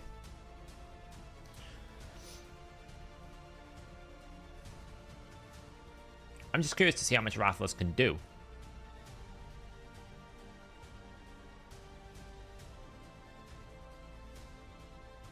Alright, well, we gotta wait a turn. So I might as well blast this. Burn.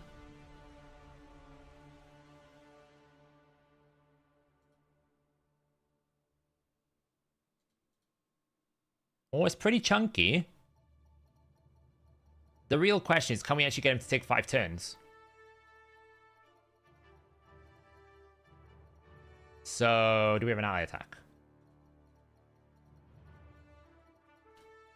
We do. We have 2. Okay, good.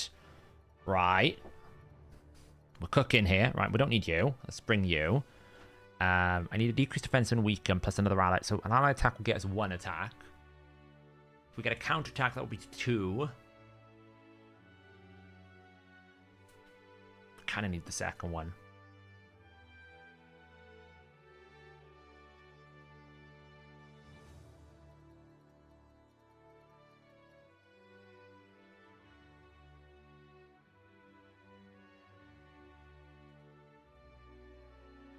That's counter-attack on self, right? Self.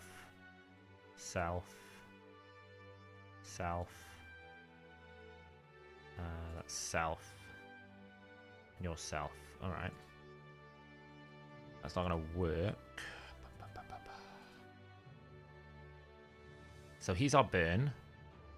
I mean, we could... We need him or Drex, so that's fine. Let's see. Oh. What did I do? I stripped all my gear from Lonatharil. Yes, I know.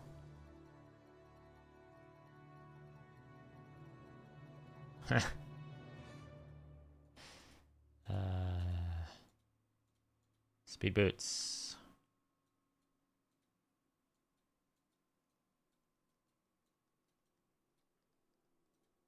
That'll do.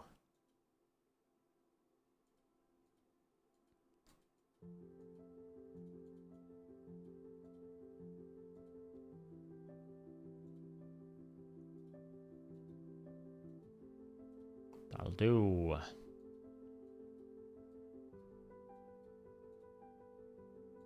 Lovely. Speed accuracy with a perception.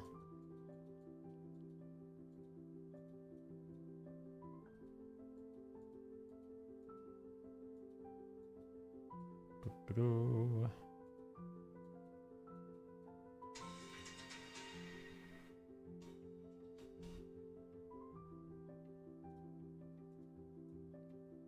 So the plan is, if we could just cycle around to the 500%, I wonder how hard the 500% hits. Just out of curiosity.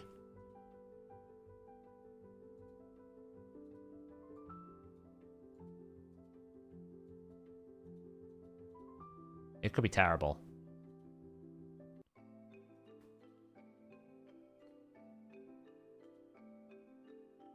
It could absolutely be terrible.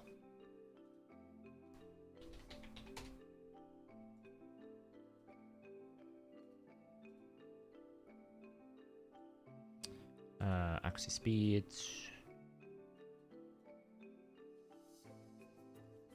Perfect.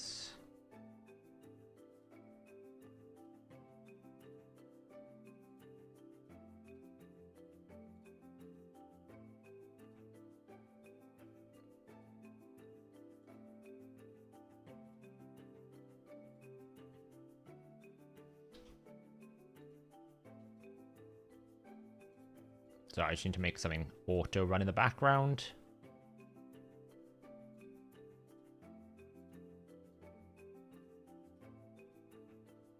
Right, okay, cool. That'll do. That'll do. Love accuracy though.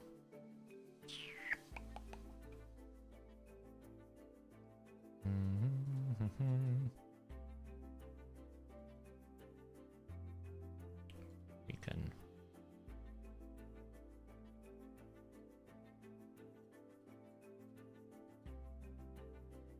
All right, let's try this, shall we? Let's try this concoction of nonsense. Yeah, I was putting accuracy for Brimstone.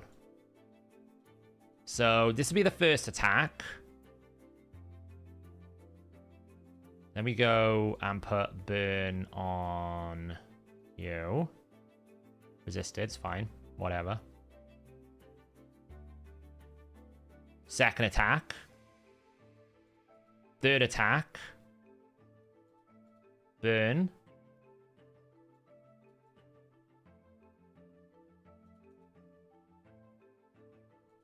Right.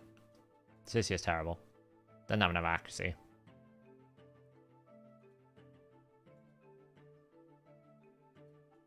Why does she not have enough accuracy? Oh, she lost her amulet. Whoops. Accuracy high. I'll do.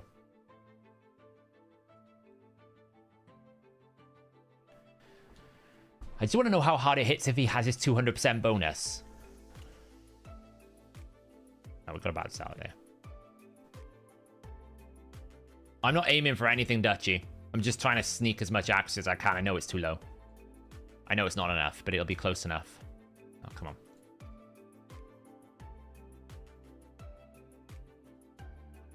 Yeah, no, it'll be enough though. Like, she's going to get 60. Like, just because the website says 475 doesn't mean it's always going to resist. It's a 50-50 chance. Right? So there's still a chance she'll land stuff, see? Just won't be every single time. Okay, so we only got one counterattack there, which kind of sucks, but, you know. Extra turn. Oh, lovely. Nah, he resisted again.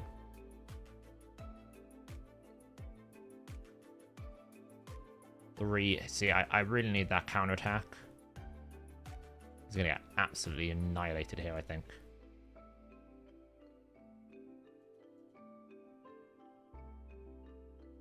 Right, next turn is the big hit. We haven't got a burn right now, but we will. Damn it. She's still not got enough. Okay, without a burn, how much does he do? Ooh, this has potential, you know. This has potential. If we can just, like, get a little bit more accuracy on everyone. This could potentially work. I don't know why, like, she's just... There's not enough accuracy everywhere. Like, her chest is terrible. It needs to be 20 speeds with accuracy.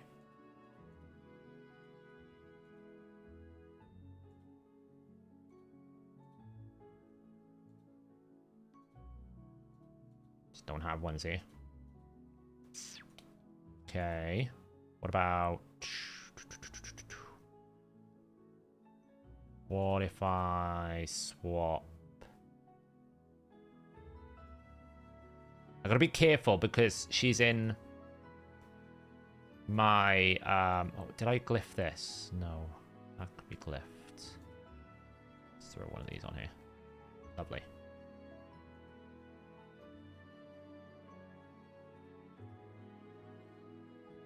So at the moment she's 345 plus 60, so she's like 70 short. It's a lot. Why is his accuracy so stupidly high? So she'll get a little bit in battle as well. That's closer, but she still needs a little bit more.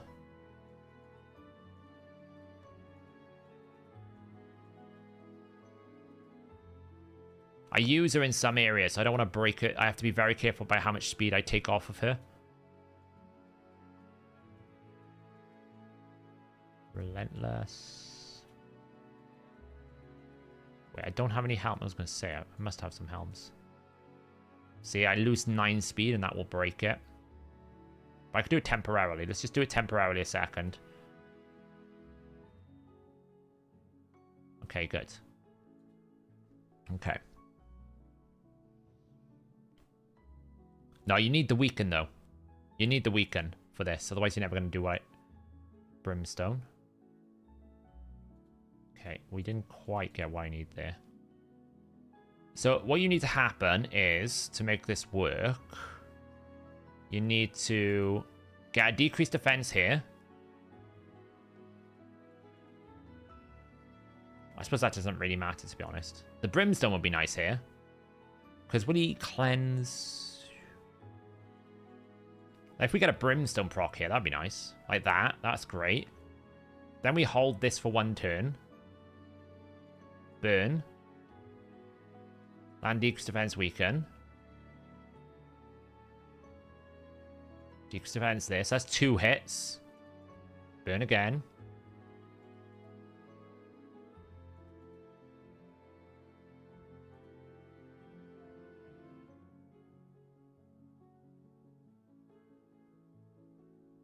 Uh, 3 hits.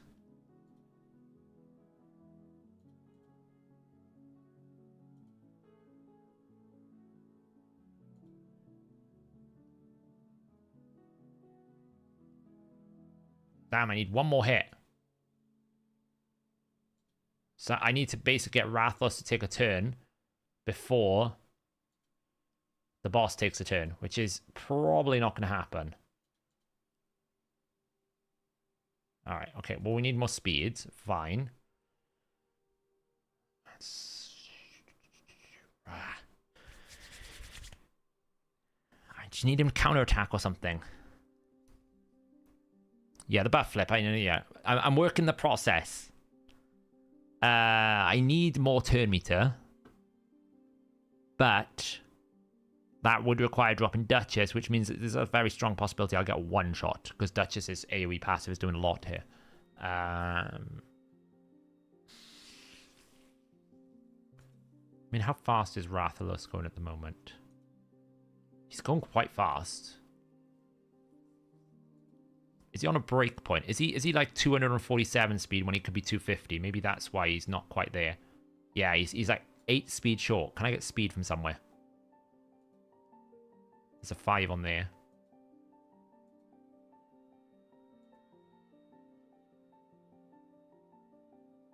It's a bit difficult to find some speed in this build. He needs like a little bit of speed, but like where are we gonna find the speed from here? It's like he's already pretty. It's kind of a nutty build. I mean, obviously we could get like +5, +5. That's 4 speed.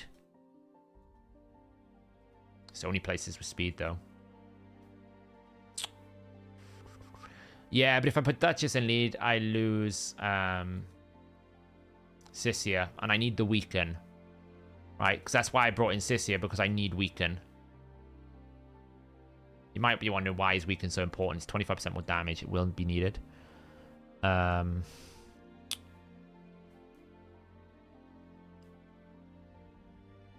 I could just bring... How much accuracy has he got? He's already there. What about Gomlock? It's a bit low on accuracy, him. I mean, we could bring Ruella. Oh, we could absolutely bring Sissia. She's an A1 weaken. That would be even better. Yeah, let's bring Sissia. How much accuracy have you got? Well, you're not far. Figure that out. Boost you over here. How much accuracy have you got? Doesn't need accuracy. Great, of course. Doesn't need accuracy. We like it when things don't need accuracy. So, how can we make you do more?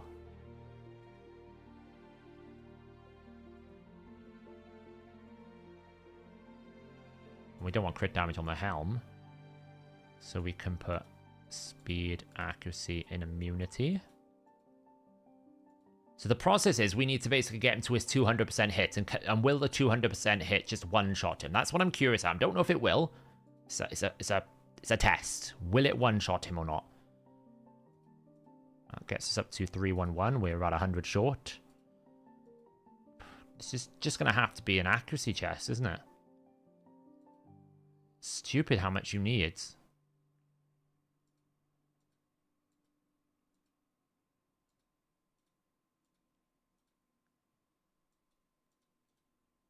Look, there we go. We'll just take the Rathalos piece. All right. It's still a bit short, but we'll try it. So one shot. When I say one shot, I mean kill it very quickly.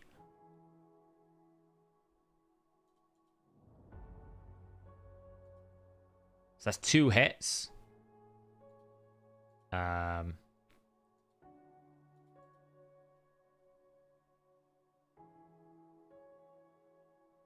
3 hits. That's what I wanted. Now we get the burn.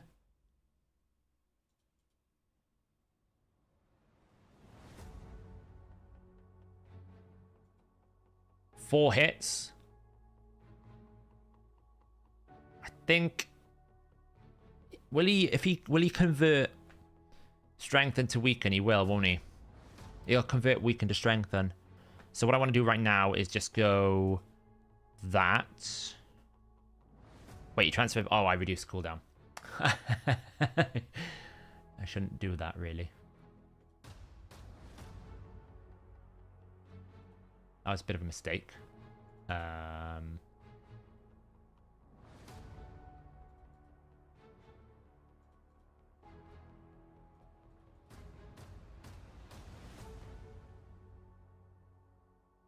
Oops. It is when I talk about it Dutchy though. Like it's just when I say one shot, I mean I kill it without actually having a strategy. Oh, that's a nice setup. And then I want to boost. So just spit on it. It's annoying I can't get him to use his A1 first. That's 3.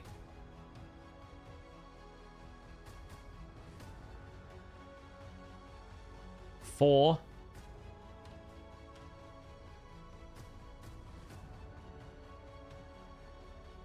It's gonna convert it all, that's the problem. That's the annoying thing. He converts it at the wrong time. Oh well, we got stunned as well. How do you force him to how do you force him to use his A3? Because I'm putting the debuffs up, but he's not using his A3. It's really annoying. I want him to use A3 first. I want him to use A3 first, which is really annoying.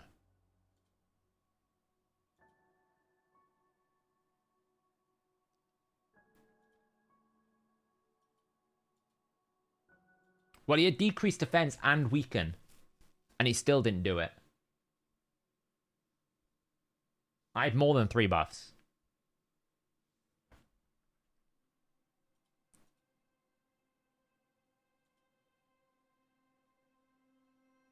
Yeah, you're thinking the other phase. 1. Look. 2. So he did it that time. Okay, fine. So what if I do that?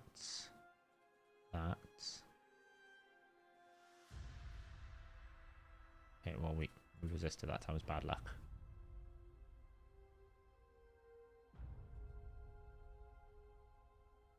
Our attack's probably not fast enough until he destroys his HP. Ah, damn. Yeah, basically I need him to have the decreased defense up straight away so that it will go down in duration. Right, I need decreased defense here. Didn't get it. Let's start again.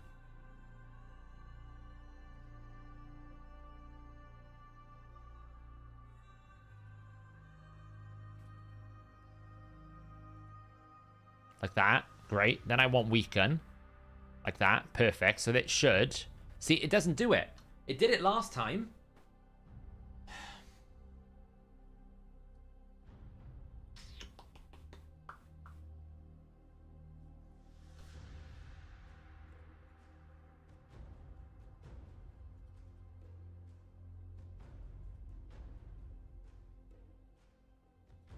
We can get away with it a little bit because we can do this. Her being stunned is annoying, but I can deal with it.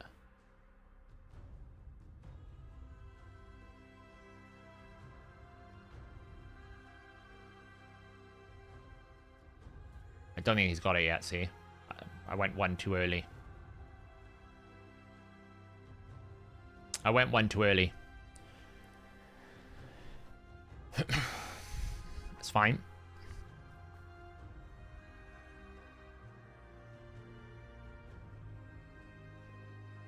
This is fine, we'll do that. Do that. If I do that, and I do that, should A2, like that, which is great. Get a counterattack, which is nice. Then we can burn up. I don't want to counterattack still, though. And we decrease defense. Problem is, it's going to weaken. Oh, it didn't, which is great. Yeah, see, it's just going to convert it to increased defense, which is actually fine. Now we ally attack again. The weaken I need to land.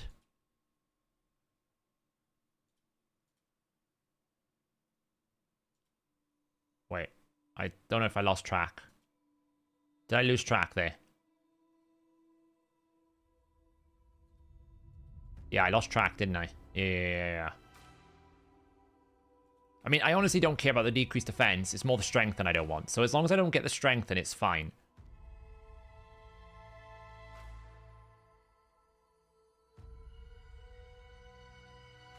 So like right now he should A2.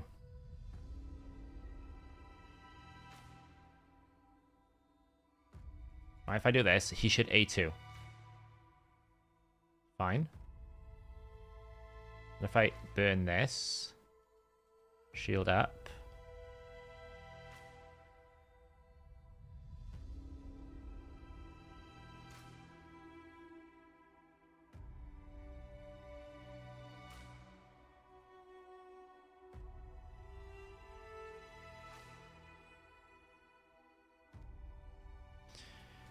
One problem that this is...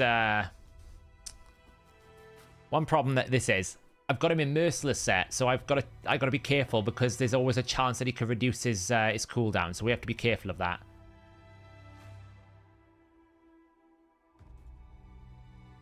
Like that, see? It's dropped his cooldown here. It's going to be annoying.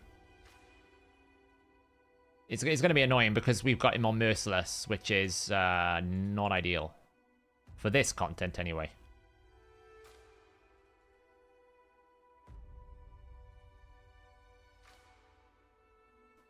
Let's try and Brimstone out. It is ironic, isn't it? Burn.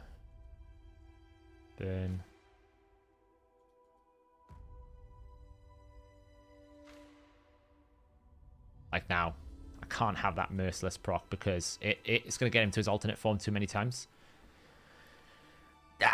And I'm not rebuilding him right now, so...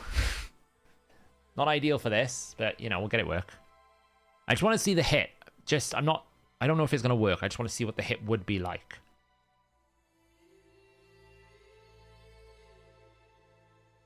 Two.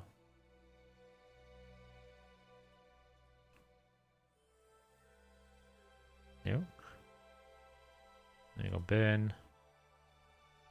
Shield. One more of that. 3. Strength is going to come up, which is annoying.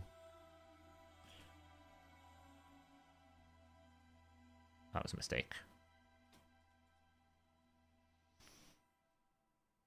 Yeah, if I just A1, then it can't reduce the cooldown naturally.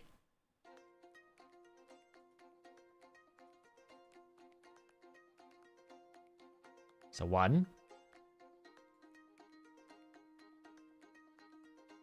2.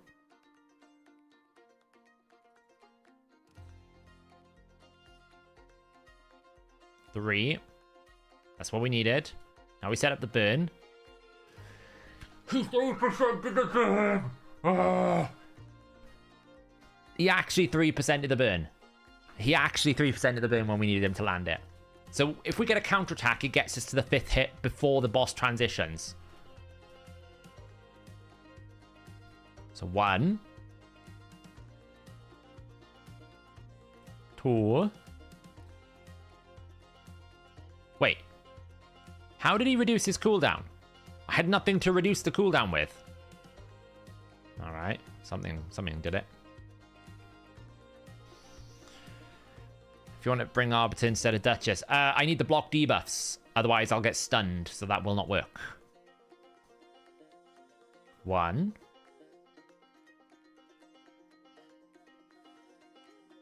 2.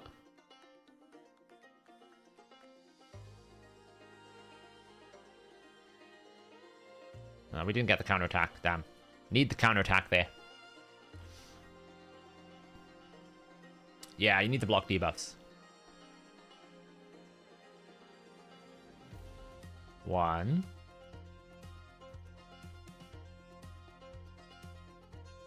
2.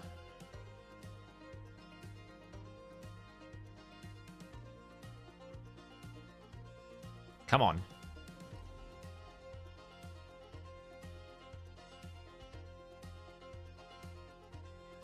1.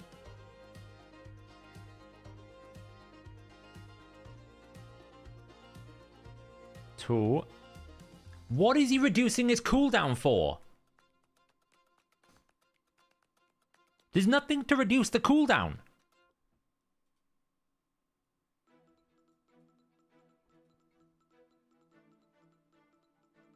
I'm not... There's nothing to reduce. Yeah, but he's not used any abilities. That's what I'm trying to tell you. His skills are not on cooldown, so how can it reduce?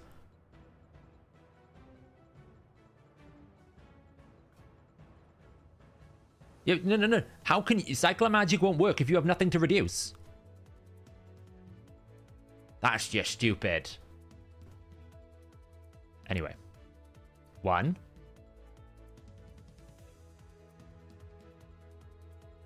2.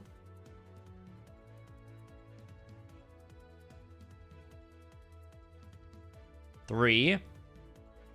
Burn. Shield up. 4. It's fine. Let's do that. It's gonna get flipped anyway. This is the moment.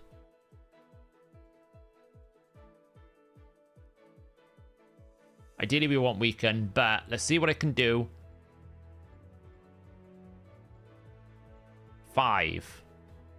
The problem is it strengthens. It's 50% weaker than it needs to be.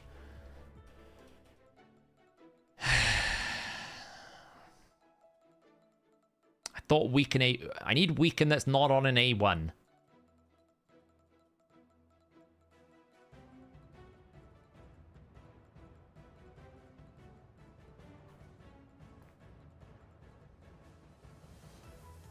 Yeah, you don't have enough accuracy. You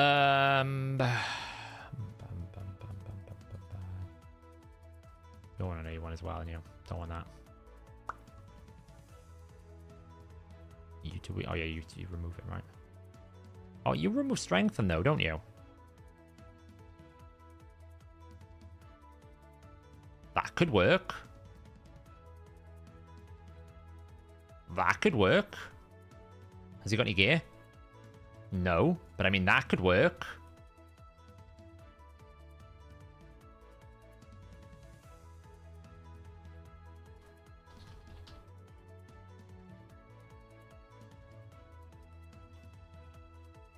But I have to land weakened to begin with, so that's not going to work. Ivy. Alright, what about you? Gomlock, you're next up on the list. You have not got enough accuracy, but you'll do the job, right? So... But only if you're on full... Why is there a champion that has that stupid mechanic? If you're full HP, I absolutely can land weaken. If you're not full HP, it doesn't work. Alright, well, then we go to the Ruelas. One of these are bound to have enough. Scraping the barrel here. Well, you've got enough, but you've got no speed. So, you've got enough.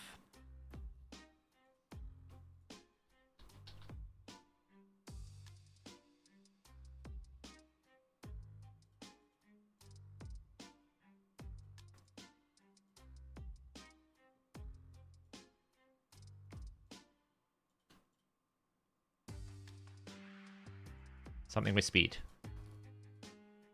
I'll do. Tell me I have no helm? Nope. Nope. Nope. Nope. That'll do.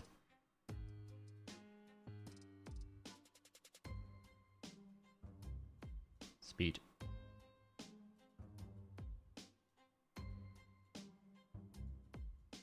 Take it from Vrask. He's useless anyway. Right.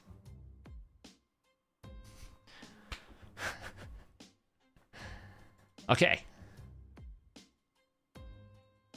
So, 1.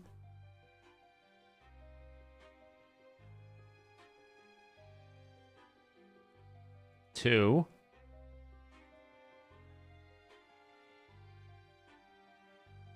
Oh, we didn't get critically hit.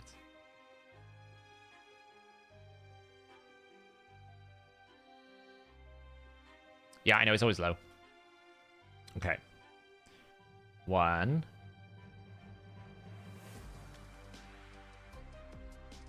2.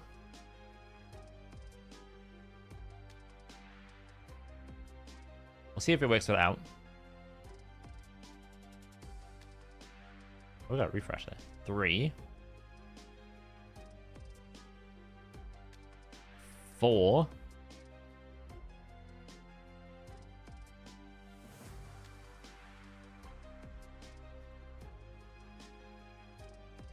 Damn, she's not fast enough. I mean, this is going to be without the strength then. 5. See, it's getting there. That was 901,000. It's getting there. I'd imagine if you can get like a +4 Rathalos, get it in protection set, stick a Feral with it, and actually get the weaken on there, this could work. 1.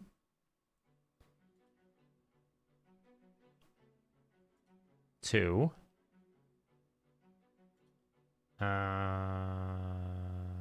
Let's do that. Okay, well that resisted.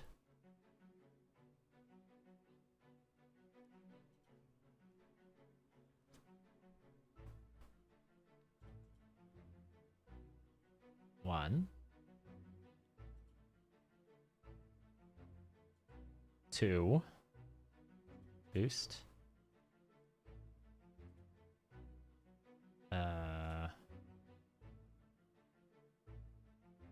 3.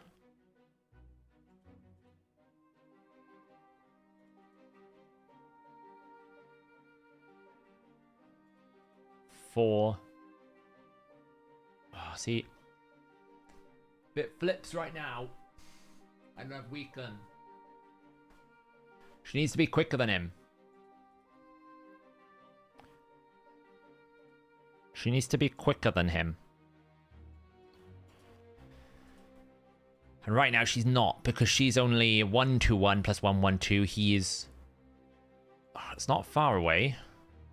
She's 233. Can I get her faster somehow? What are you wearing? Pretty fast.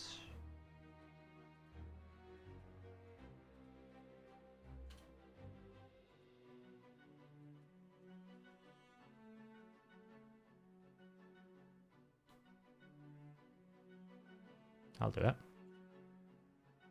It's a bit low on accuracy, it's fine. Okay. What other jobs did I have in my life? I was a IT slash IT manager for a training company locally where I lived. Okay, let's go.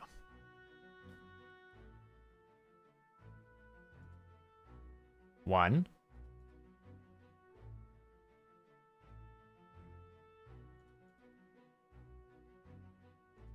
2.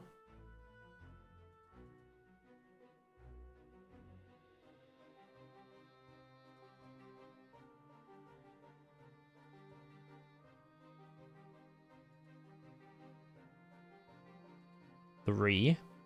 Ah, damn.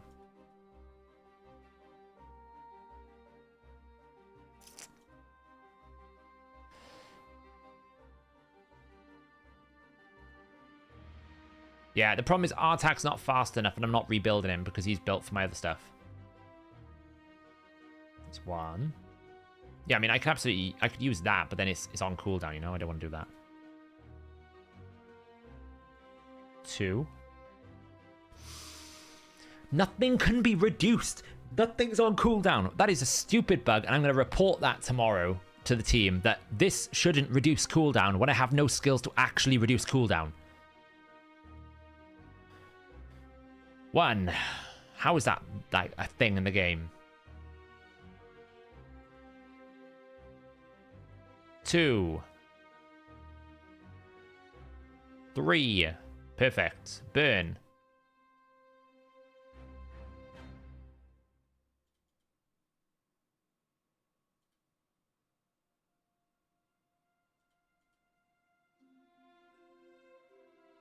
4. It's fine, we don't really care about decreased defense because he ignores defense anyway.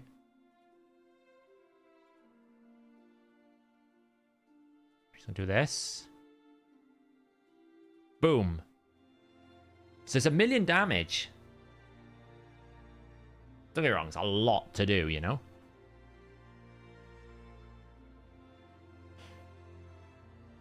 He's having fun right now.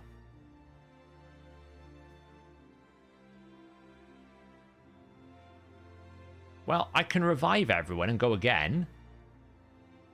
I've no idea what's going to happen when I do it.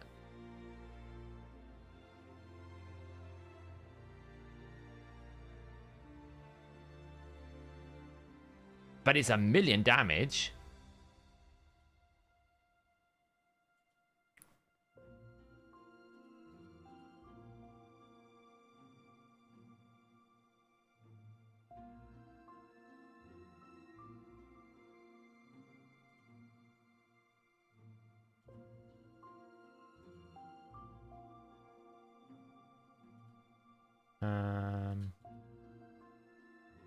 Okay, I just decided to kill my reviver. So, how can I scale it is the question, I guess. So that's what I'll just have to figure out.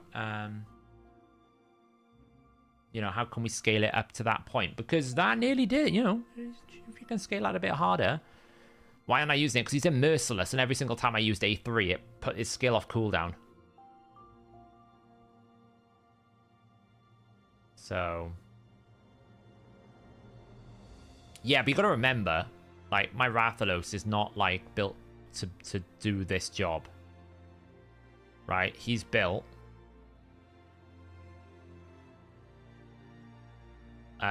in... like, 263% crit damage, 6k attack. So if you actually had a +4 blessing on him, that's 30% more crit damage on top of, like... was it 38% more crit damage on top of 600 more attack. Then you layer in more buffs so you get more value from his Heaven Cast. Also, when he's at 4-star, his Heaven Cast would go up to, you know, 1% per buff. So if you get like 6 buffs on him, 6% damage bonus on top of the extra damage bonuses there, on top of having maybe someone like in a protection set, you can see where I'm going with the concept. Where if you scale up enough of the different bonuses, it can one-shot it because it is a very massive multiplier. So if I've got another, like that hit for 1 million, right, in my build. So if I have another like 30% or 38%, that's 1.38 million. And then if I add another like 6% or 5%, that's 1.5 million. And then if I add a protection set on some of those buffs to like maybe 20%, that's 1.7 million. So if you scale it up and add more base attack into it, it could work. Does it work on normal? I don't think I can use the chests on normal. See, I can't use the keys on normal right now. Won't let me.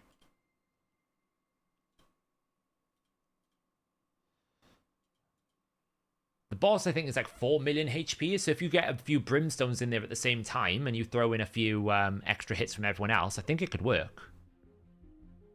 I think it could work. Keep it in mind as well, every single bonus Ascension he has is going to increase his damage output again, right? So if he's at 4-star, that's what I'm saying. If he's at 4-star, he's going to get an extra, what is it? 25% damage. So like I said, we just hit 1 million damage in that build. So if we reapply the multipliers, 1.38 for a 4-star critical hit, on top of, say, 1.05 for the extra Heaven Cast buffs, on top of, like, maybe a protection at 10%, on top of that bonus, which is 25%. Now we're at 2 million damage. That's not counting the extra 600 attack that you would have from that and actually taking it out of Merciless and putting it into something that deals just more raw damage.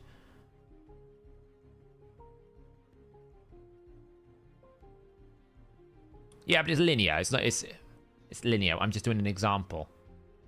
You know, if I had, so like for example, I can't reverse engineering it, but what I'm saying is it's still going to boost the damage by quite a lot because the 38% is only a small proportion of that. You just start scaling and stacking all the different multipliers. If you had a Feral, for example, you put Feral in here, you get the 20% on top of the protection set for Feral.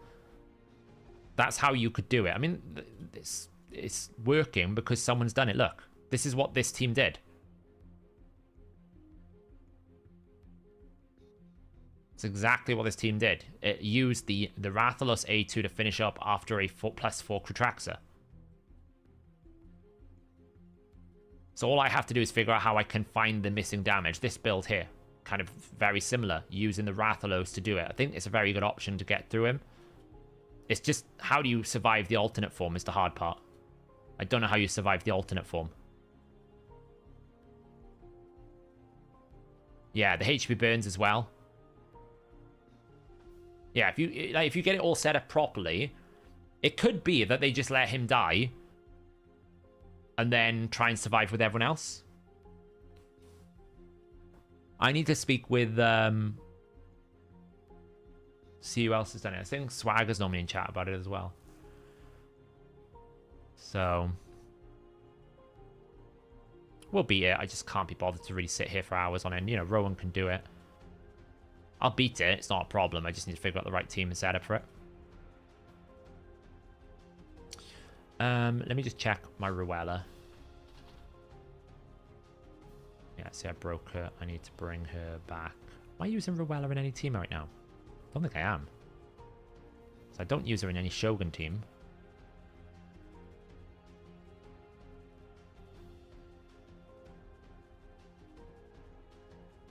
Hmm. 10 hard, she's not being used in. Twin, she's not being used in. Not there. I don't know what that is. Pretty sure that's my all 24 team. I don't need that anymore. Sand Devil 7, I don't need that anymore. No idea what that is. 10 hard. That's my new finite hard team. What's 10? Okay. No.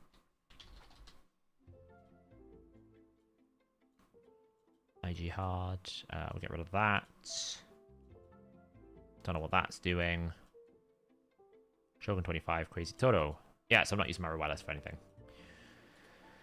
Can I TLDR my Shogun team? Absolutely. My Shogun team, we use Scartorsis because Scartorsis provides us increased attack and increased crit rate for our allies. We need that for our Whispers because Whisper will have... I don't run her with 100% crit rate because she gives herself crit rate buff. So we're using the Scartorsis to basically give them the buffs so that they can go A3 into A2. Why? Because we have decreased defense and weaken. Riho is providing decreased defense and weaken. So we land all these debuffs with Riho. Then we do A3, A2, A3, A2. Then we go back to Renegade. Renegade is going to reset our skills. So we could do a second rotation. And Scartorsis will then do a little heal and a little turn meter boost. And that allows us to take another rotation. So you can see it working here. Right, I'll slow it down. So we boost. The boss takes a turn. So we're going before the boss. Then we basically drop the debuffs on the boss. So we land our decreased defense and weaken. Then Whisper's going to come in. Do the first rotation. A3 into A2. Then the second Whisper's going to come in, which is the stronger one. A3 into A2. Then Renegade is going to... Scartorsis resets first. Then Renegade takes a turn. Then we're going to come in here and we're going to cleanse. But because the boss has only taken one turn, we're going to be able to repeat the exact same process. A3 into A2. And then we're going to go A3 into A2. Sometimes we get an extra turn here like this. And if we do, we can basically kill it on this extra turn. Most of the time. Because we reburn it, set it all back up again. And now it's like, no, most of the time it dies after a few minutes after this. Once I get a 5-star on the other Whisper, that will be even better. See, we're just finishing it off.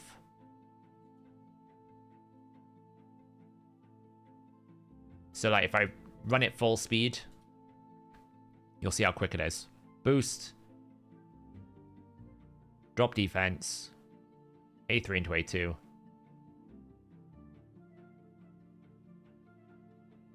A2. Rebirth. Extra turn. That. Cleanse. Boost.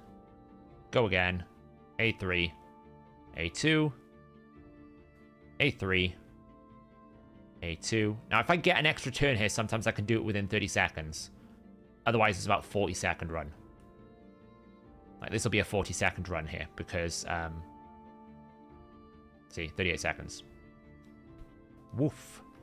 It's pretty much 100% with the exception of if Riho doesn't land decreased defense and weaken because we 3%, then it's over. No team is going to be able to survive that.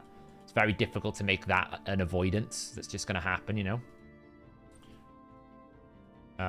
That's just the sad reality of, you know.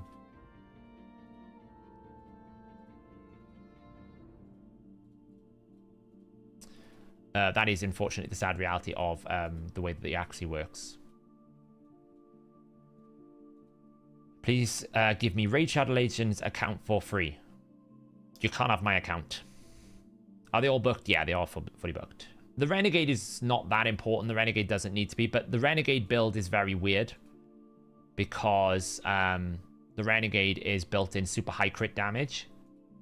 So 353% crit damage the Renegade is built in. Because the boss targets the highest crit damage. It's just basically load of crit damage. I got a Renegade in reaction so that the boss doesn't crit her from the first attack. If I don't have Neldor, who is better, Creedon or Negorio for Finite Hard? Creedon. Zenogria Blade, Cardial, Farrakhan, New. Yeah, Creedon. Creedon would be better.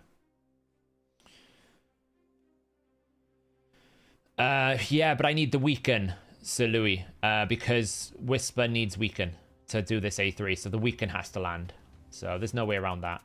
It is just what it is. So Scartorsis isn't booked. Doesn't need to be. Riho needs to be booked because this is not like you need the 3-turn cooldown and you need this to be on the right cooldown. So she needs books. Her build is really hard actually. She's the hardest one to build here. She's still not got enough accuracy really. She's too low. But I'm trying to like re-roll this in. Okay, Raiders just crashed. Thanks RSL Helper because that was open.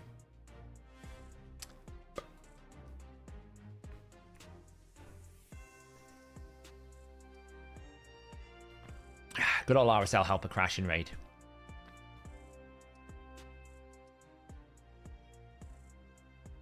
There we go. We're back. We're back. Nothing happened. Nothing happened. Yeah, the Riho is the hardest build because she just needs so much accuracy and speed. She needs to be at 294 speed with like 615 accuracy. So I've been trying to get this to give me accuracy. Oh, it's the bane of my life. Because once I got one of these on accuracy, it will be fine. This or the other one. It's just rubbish, you know? But yeah, Riho's irreplaceable. This team is very specific. You can't really replace many people. Like, even to the extent that this little turn meter boost you get here, you get 10% turn meter boost, is essential to make the team work. Because what happens is, the boost allows Renegade to go before the boss, which allows me to reset these abilities and these champions to go another rotation. If the boost doesn't come in, Renegade doesn't take a turn, and then we don't actually get the cycle set up at all. So yeah. Right, so what I want to do now is I want to do a little bit of a math experiment.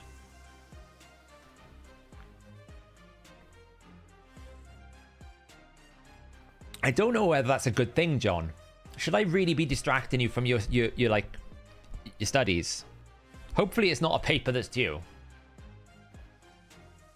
Right, so what I want to do now is someone approached me a couple of weeks ago basically saying there's a bit of an internal debate in the clan about Mr. Shamael. Mr. Inquisitor Shamael, our favorite little quiver bow guy who likes to shoot lots of arrows from this unlimited quiver.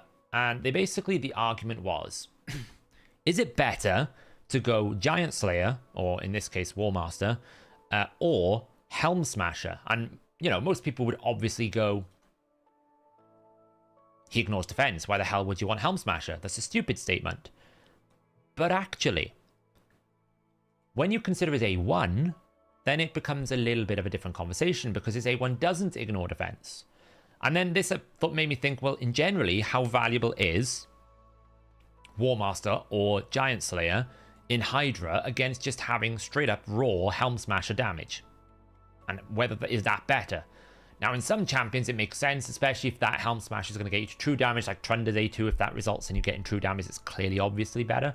But there's also some considerations like, I don't think it's as simple as it's better. I think it's going to be build dependent. I think it's going to be decapitation dependent. I think it's going to be enemy defense dependent, difficulty dependent. You just did it, did you, Mark? Can you send me a screenshot? Can you send me a screenshot?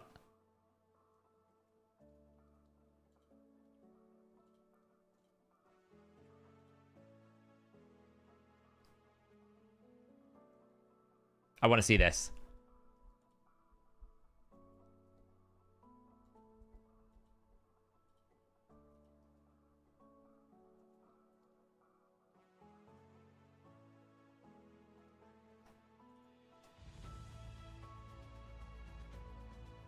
So I just need to send a link to someone.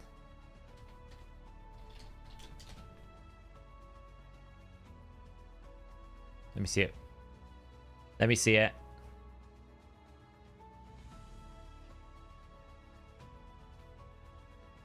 There you go. I told you it could work. All those people saying I don't think it's going to be enough. I can build this exact same team as well, actually. We're going to have to break down the stats here, but I'm guessing the 6-star Elva was tanking everything. Oh, wow, that's 209 turns, though. Good lord. How much is the Blade Master actually doing anything there? I thought you one-shot it. Okay, slightly different, contextualized. But I'm guessing the Blade Master was the difference, right? Elva was tanking a lot. Yeah, actually 6-star. Yeah, you always need to pick someone who's going to be a high awakening to tank. You know, so like for me, for example, might be Raglan, or it could be like, I don't know, Eren Ares or someone, right? Someone with high defense, so you can just keep them alive. Did you have any problems with like the heal reduction at all? Because continuous heals goes on from Elva, right? Or did you just cleanse them away?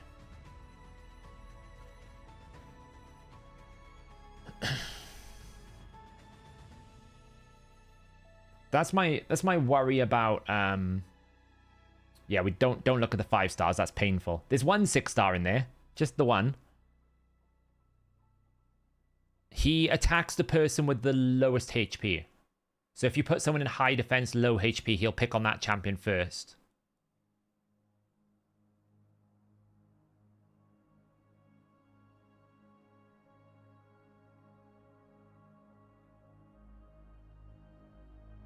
Okay. So she was tanking everything and you were just like casually healing everyone up per turn. Interesting. Yeah, my Elva's not going to be able to do that though. Because, like, was she ever dying? Like, how close was she getting to death? I'm really curious.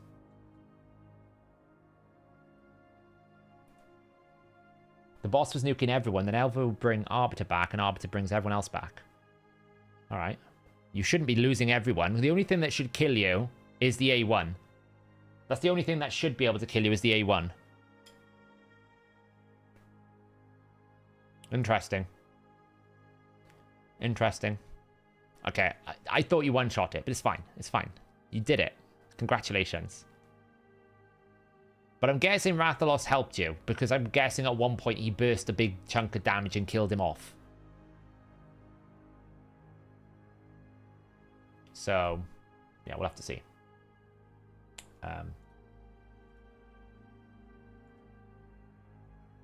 Yeah, I need to rebuild my my Elva, actually.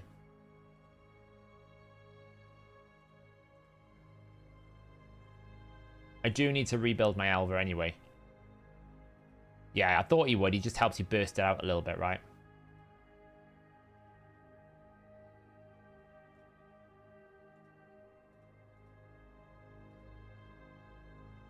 Post your team in Curse City.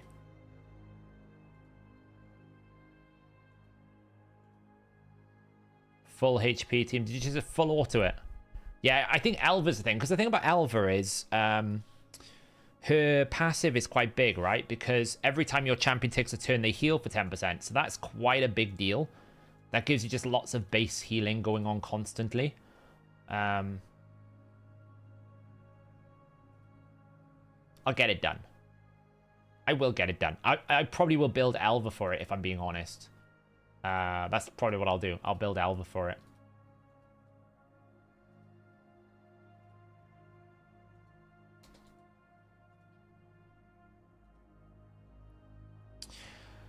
Can you get multiple masters? No, you can't. You can only get the one. Right, so as I was mentioning before I got totally distracted by that, the concept I want to look at is right now I got Michinaki, right? Michinaki's a great example. This is what we're going to do the comparison on. He's right now in Relentless. He's in Relentless, he's in Warmaster, and he's fully booked. He's got Brimstone. So he's currently sitting at around about, if we put the Hydra settings on here, 4.7k defense, 265% crit damage, 247 speed, enough accuracy for Nightmare, right? We want to use him in our Nightmare team. So what I'm really curious to see is if we did a math breakdown to basically go, okay, well, how much is he going to hit in a situation where he's got Helm Smasher, when he's not got Helm Smasher, in a decapitation, and without a decapitation. Yeah, I sat forward. Let me just check where I'm at. Yeah, I was back here, see? So I just like, woo! I need to just... Whoop, up, up, up. And...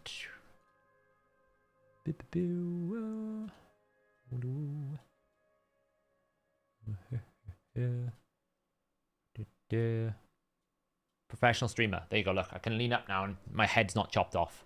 I do need to get a haircut, though. What little hair I have left. It's a bit of a mop at the moment. I keep meaning to book that, but I've been busy. Right, so the goal I want to do here is I want to do a bit of a comparison of what he's currently doing, and we're going to be doing it against different heads in the situation, right? So obviously we can go to the stages tool. I'm going to purely look at what rotation we're in at the moment. We're in 5 or 4.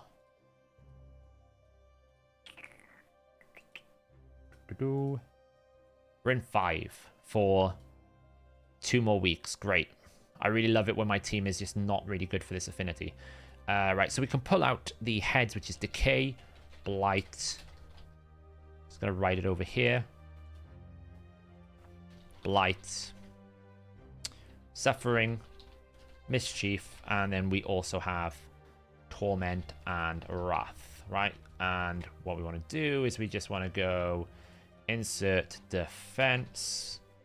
Val is going to be 6259 5320 11057 3547, and then the other two are going to be 3964 5007. So if you are new to Hydra at all, one thing you should absolutely be aware of is picking the right head at the right time is very important. So for example, if you're about to do, say, a massive nuke with Trunda, you absolutely want to be doing that on these 2 heads, not these 2.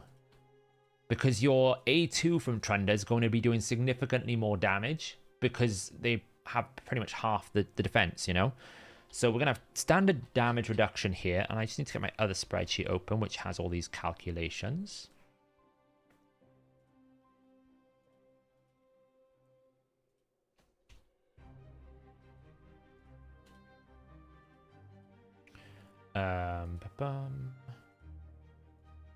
Yeah, I don't have enough gear storage at the moment. This is the conversation, Dutchy. Yeah, you'll like this, Dutchy, because this probably is going to validate pretty what I think your opinion would be, which is lethal is just better generally, universally. But I want to do the math because I want to do it for content as well. So I want to figure it all out. But I'm pretty sure that's what we're going to determine here. But it's going to be curious to see the math.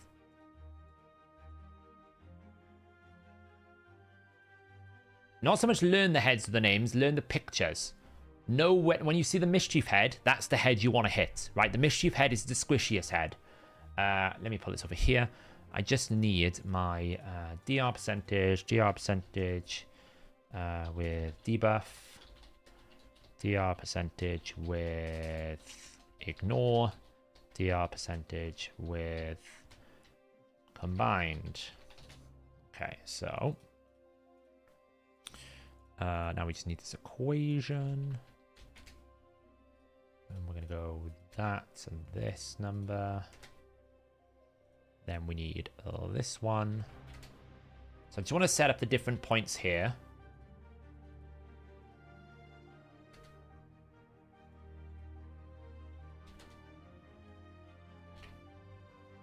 That's that. And then We need to have a value somewhere for ignore defense, so we're just going to put that here for now.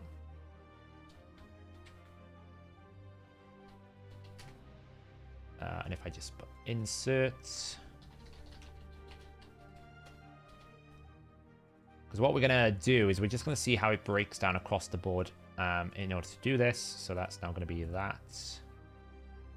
Lock it out because we're not going to move that. And then the combined one is this.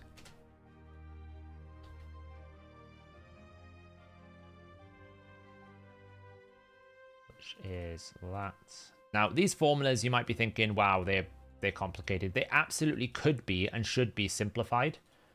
But I have just made them such a long time ago now, and they do work. They're just an overcomplicated formula. They don't need to be this complicated. So drag it all across, and then we can just do this, and then we can just do something like that. So I want to just see a bit of a... like that. So we just got a bit of a visual representation. So what we have here now is essentially a visual representation of where damage reduction is good. So you can see if you have like 50%, how much value this adds here. Whereas when you don't have 50%, like this decay head is not changing, suffering head is not changing that much. It's dropping a little bit. Tomorrow, Das Universum. Yeah, they're an overcomplicated version. Like, so for example, I've got like divided by this, you could literally just like multiply it by 0.4, stuff like that for the debuff. I've just got a kind of a complicated way of doing it. It's one of those things, I built it like yonks ago, like years ago, ages ago, and I just never changed it. Right, so now that we've got that, what I need to do is currently plug in a bit of a damage estimation for our build. So if I'm just going to move this down here a second, I'm going to go Michinaki builds. So he's got defense. We're going to have set, defense, percentage or primary stats, crits, damage. And then we've got our A1, A2, A3. We will have his multiplier.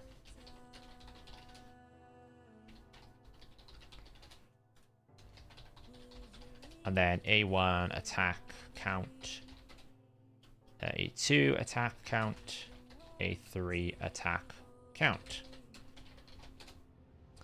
Is there anything else I need to consider here? Probably masteries. We'll plug that in now. Like if I just go here. So we got Keen Strike, Heart of Glory, Grim Resolve. Yeah, don't really worry about those. Okay, so just put those to no for now. No.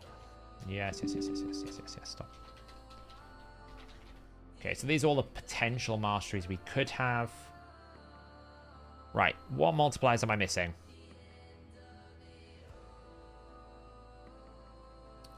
Thanks, Mark. I'm going to have a look at that after stream. You might be my path to victory here, if I'm being honest.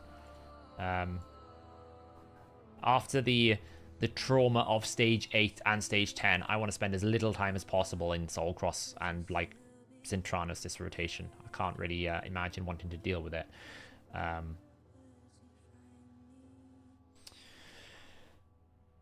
So yeah, don't worry, I'll tidy it up afterwards. Don't worry, Bill. It'll be prettied up. So we got those attacks, crit damage. I'm trying to think if there's anything else I need in terms of a multiply consideration here.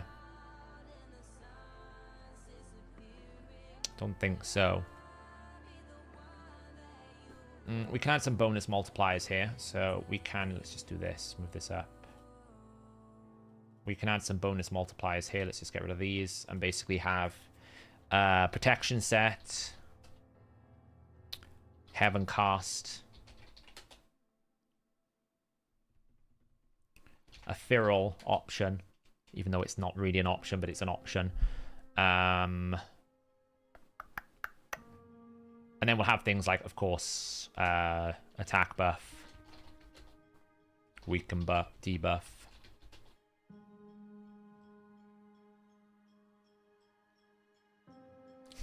Not for me, it ain't, Dutchy. I'd love it to be. Dutchy, have I missed any multiplier here? We got all our masteries. We got attack buff, weaken debuff. We'll have it assuming decreased defense and various different things here. I can just probably put in decreased defense debuff. I think that's everything. I don't think there's any of the multipliers I've forgotten.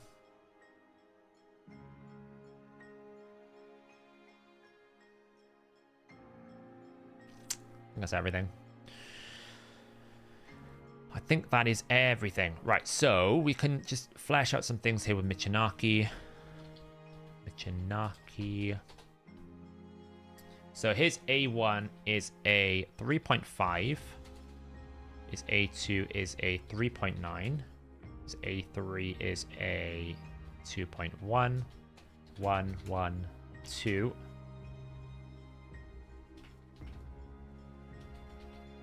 Stat buff. All right. And then what we're going to do is we're going to have Merciless 6, Rathalos 9, Savage, Lethal, Cruel,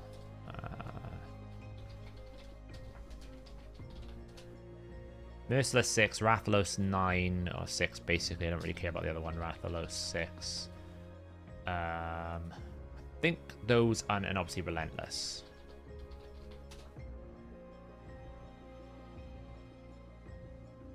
Those are the only sets we would pick, right? Oh, Gurptuk, yeah. I'll just add a custom, like a Gurptuk here. Cool.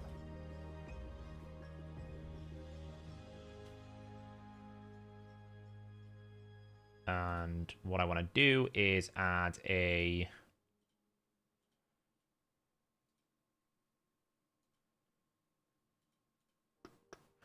Those are the only sets that I think matter, really. It's...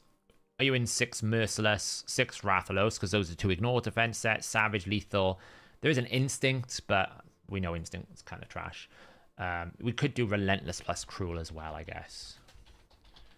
There are combinations you could do, like Merciless 4 with something else, but, you know, we'll just call these sets. Hey, Lynn, we're doing a bit of excelling here. You're getting a bit of insight to what goes on in my brain on a daily basis. List equals sets. Okay, all right, so let's just put this at 2. Percentage, and that is like 5,000. So let's put his build in right now, which is for Hydra 4721, 265%, and he's in Relentless right now.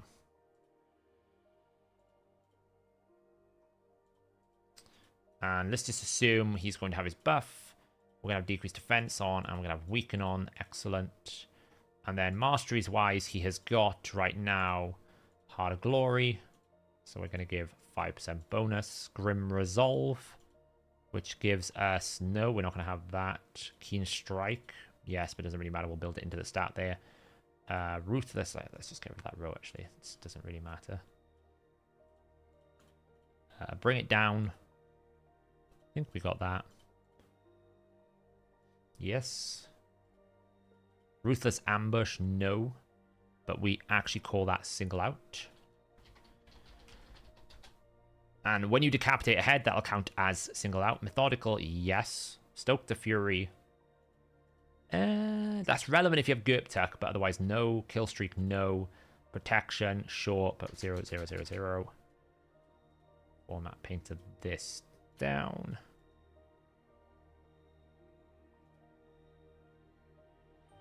The full white screen. Yeah, you can change the theme. Like, if you go into options, you can, like, find the theme in here and change it. But I found it to be better in this color. When I tried to change it to black, like dark mode, it hurt my eyes. So, yeah, it wasn't great, if I'm being honest. So, the Feral's 20%, so that's fine. Gurptuk's 20.5%. We'll just make sure that's showing us that. Okay, so we've got basic fundamentals here. Let's just centralize all this. Make that a number, though. Okay, so Michinaki build is in. Centralize these. All right, so what we want to do is kind of go, if we were attacking some of these heads with various different combinations, what kind of outcome are we going to get? Yeah, hold on to your soul stones. Do not spend your soul stones. That's just throwing away opportunities for better rewards. So what I want to do now is basically kind of go a bit of a damage calculator here. So we're going to go pick a head. And that's going to be...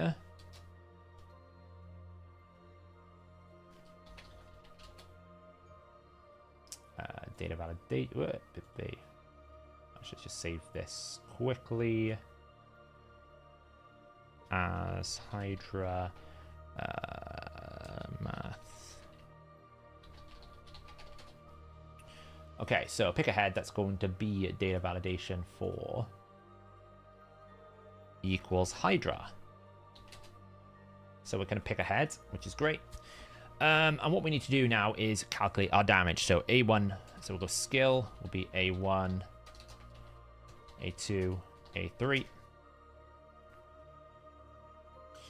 And then we need to pass it through the basic damage equation. Now, my original damage equation is a little bit complicated. And I don't know whether I can actually reproduce this. It's a bit of a beer mouth.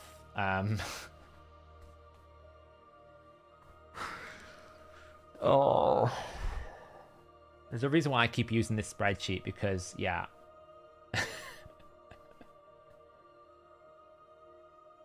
That's an equation. Right there. It's the reason why it's so complicated is because it's throwing all the different conditions in of the drop downs. So we can basically reproduce it. What it's basically doing is it's going, if this over here says yes, then do something not. So I can basically use this as an interactive spreadsheet to basically quickly calculate how much damage, but reproducing this in the other spreadsheet is going to be a bit of a nightmare. So we'll have to do it by hand. Let's not do that.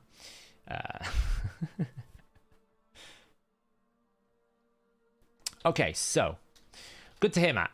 I do think, by the way, Matt, I should contextualize. I still think it's probably okay to do 2250 with food. Just don't basically sit there in Dragon after you've completed the Dragon tournament, still grinding food because you think it's good, unless you want the speed gear.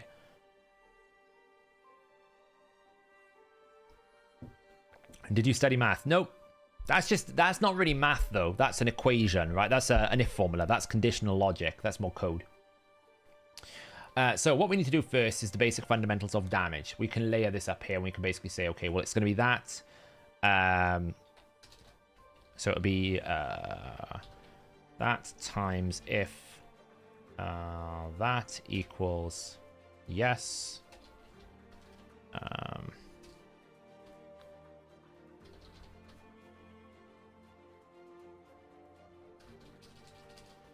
That equals yes. Then 0.5 or 1.5. Otherwise 1. And then what I need to do here is just go plus if that equals defense, then 0.1.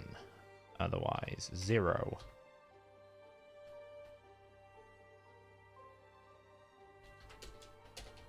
Okay, and then I just need to move all of this down 1. Because we actually need to tell it what kind of stat it is.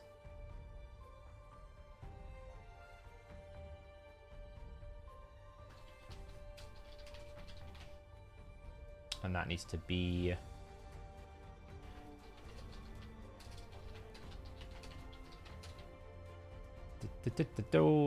And that needs to be stats.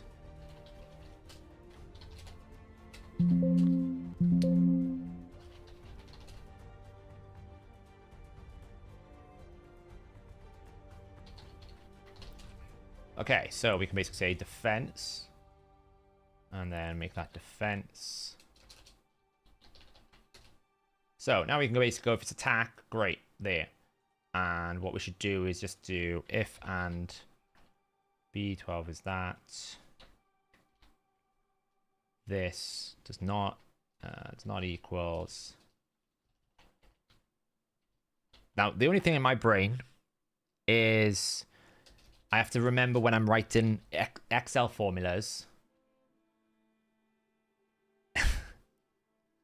and code. So not equals is different symbology. So that does not equals HP. Should be fine. Cool. So if we've got HP, we should have no multiplier. If we've got attack, defense. Beautiful. So that's our base stat. Then we can multiply that with all of the different damage components.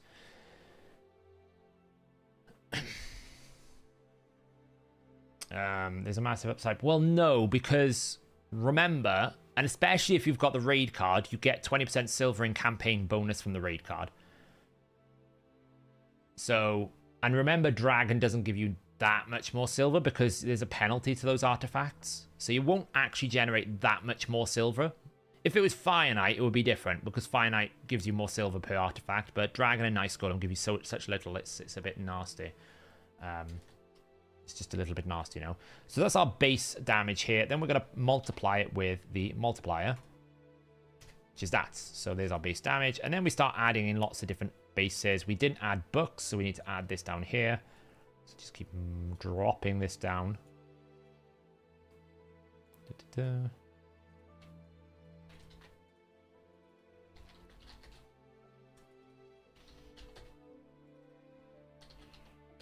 You're programming VB and C# at the same time. Yeah, I program a lot in JavaScript, PHP, and then I'll go to some C#. So the combination of those, the syntax, like the logic's the same, but the syntax is different. So I always mess it up. 20%, 20%. Nothing. Wow, his damage gets nothing there. That's really annoying. Okay, so.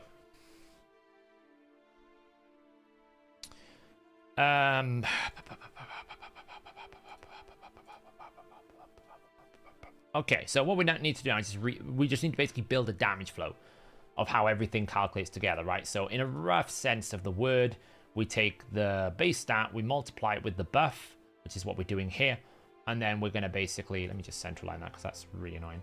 And centerline this. Then we multiply it by the multiplier.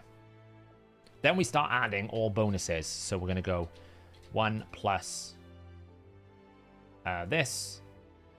What we probably actually need to do first is just lock out some stats. We don't want that to move.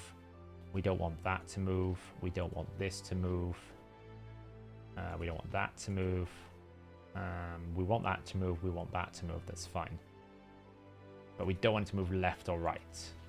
I always have to double check this because I always get it the wrong way. So C9, yeah. So I don't want it to be C. I want it to be like that.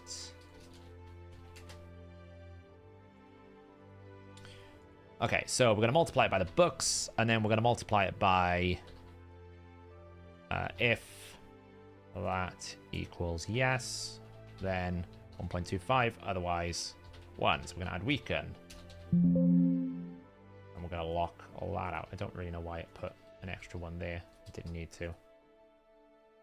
Okay, so we've got weaken, and then we're going to basically go through it. So all these masteries, by the way, are all additive. They're not multiplicative. So they're multiplicative, not additive with each other. So you absolutely have to do it one by one in the same time. So for example, we're going to then go multiply if that equals yes, then that, otherwise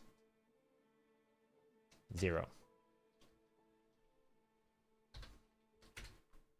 Okay, what did I do wrong? We need to do 1 plus. 1 plus. I'm going to have to do this for all the different multipliers down here now. So this is why that spreadsheet, why that equation is quite long, because you can see I'm putting all these different conditions in so that I don't have to do this. There's probably an easier way to do this. If I'm just thinking now, is there an easier way to do this rather than go down one by one? Probably, but 21, 21. Hang on.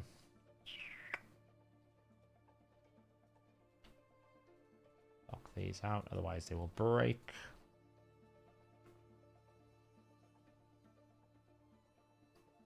It's much quicker if you don't do it in Excel. Because if you code it, it's easy. I can create a loop. And a loop would do this in like 2 lines. But when you do it in Excel, it's like, I don't know. If formulas are going to be concatenated together. It's part of the fun, though. 22. And it's mainly because I'm trying to make it interactive, right? I'm trying to make it so that I can just essentially change a drop down and then it will give me the results.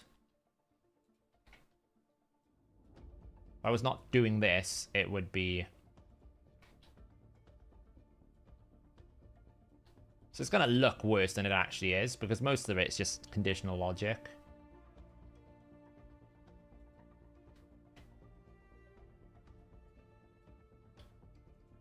Oops.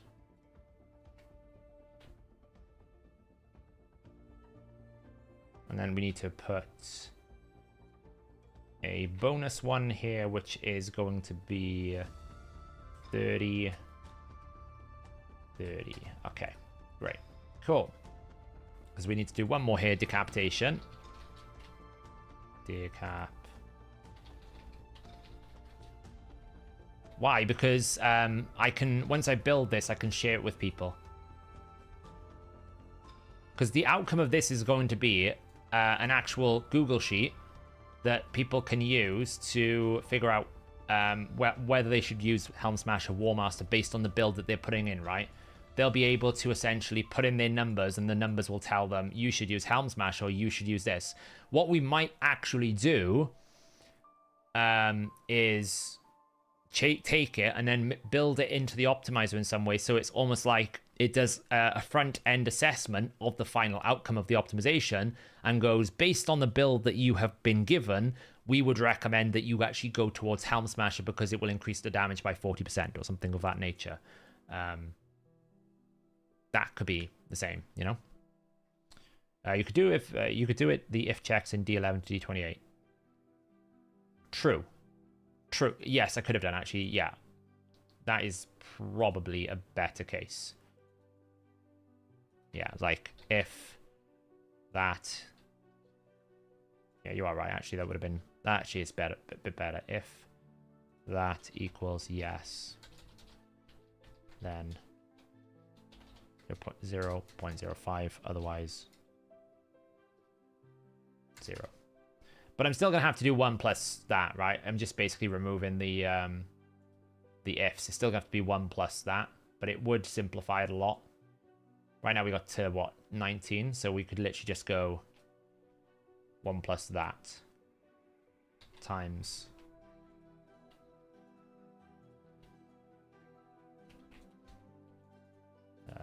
20, 21, 22, 23, 24, 25, 26,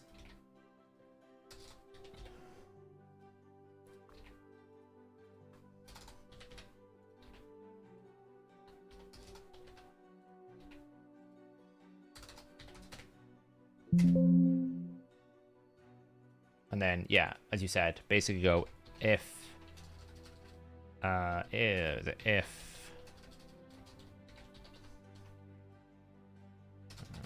I just drag it down? Yeah. And then just do that. Make it pretty. Hey Nobo, we're doing math. So 5%. Grim Resolve is 5%. Bring it down is... So at the moment it's automating to the current one, Brandon, but I probably will add some sort of ability to select it at some point. Certainly the Stages tool will have the ability for you to pick it at some point. I just haven't had a chance to do it. It's a little bit more complicated.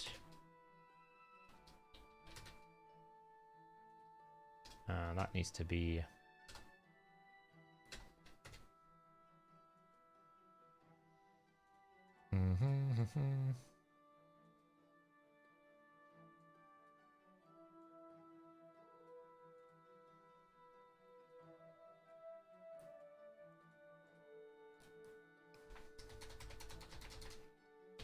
It's like, let's just say 4 buffs or 2 buffs, 6 buffs, I don't know, 5 buffs, 1, 1, 1.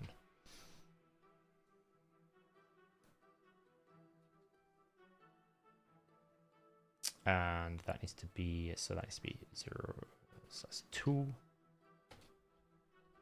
Where do we get to protection? Because this needs to be basically that times that.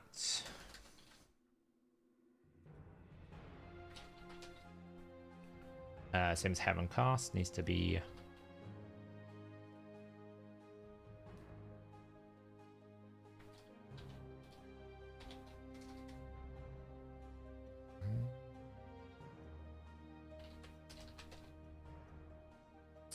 Feral is just a straight 20% boost. Gurp Tuck is 22.5.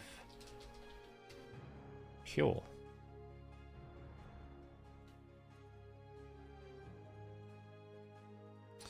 Okay, awesome. And then we've got all those plugged in. So we've got all the multipliers plugged in right now, which is great. So we're at base damage of 39,000. 39,000, that's where we're at so far, which seems really low. I just need to double check this. So we've got 4,721 multiplied by this value here. Then we multiply it by B6, then we multiply it by all these things. So let's just double check that this bit is giving us the correct thing. Yes, it's multiplying by 1.6, great. Okay, so that's our base damage so far with all the different bonus multiplications in. So obviously the biggest bonus multiplication is going to be this.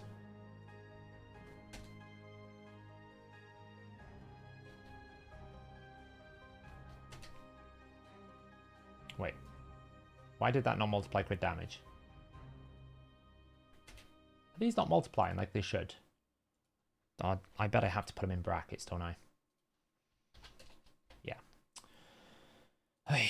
Okay. It wants to be in brackets. Of course it does, because why would it not want to be in brackets? It's fine.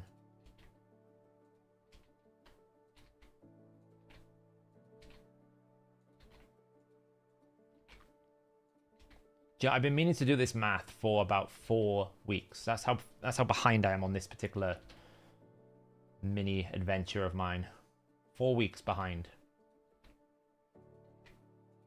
And the only reason why I'm really doing it right now is because I keep doing Hydra with this Michinaki, and I think I'm like massively underselling my team because I'm just not doing enough damage. That's more like it.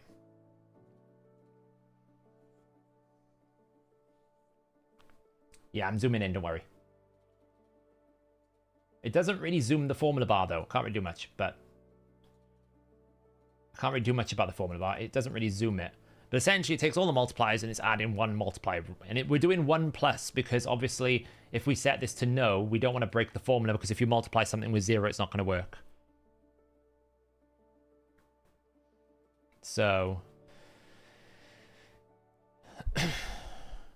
This is one of the ones I'm excited about making because I actually think it could be quite game-changing for people because I think people by default go to War Master and Giant Slayer because they think it's good. Well, actually, it might not be, which is a big deal.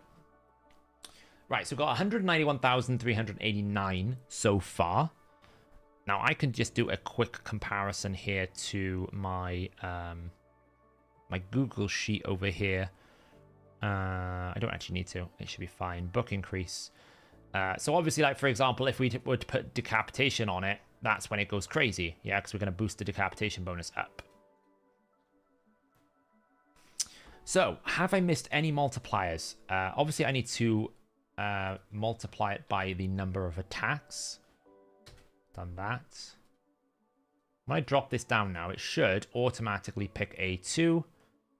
Oh, it's a thing of beauty. And then this should automatically pick a 3. Excellent. So, ironically, the A1 is resulting in exactly the same amount of damage as the A3 from Michinaki. Even though they're using a different multiplier, it happens to work out exactly the same thing. I don't know if that's intentional by Playroom or not, but that is kind of crazy that that's how it's worked out. Because if you can see, it's using different ones, right? It's using the 2.1 times 2, 0% book. So a 2.1 multiplier attacking twice without books is the same as a 3.5 multiplier. Now, the only thing I need to do is go and do a clarification here on row 23. This needs to be if this is a 1, then that, otherwise 1.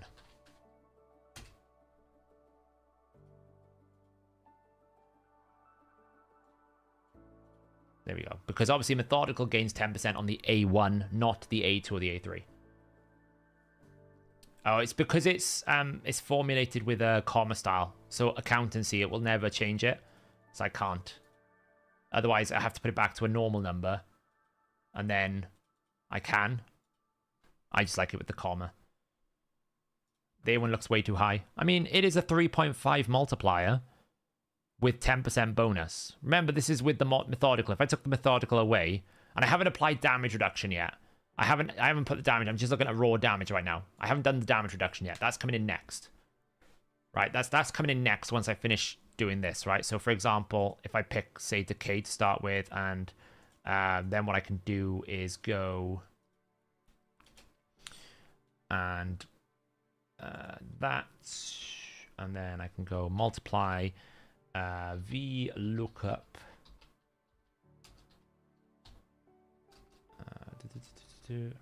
13 multiply V lookup the value of that in all this. I got it the wrong way around. I put the table the wrong way around. Hang on.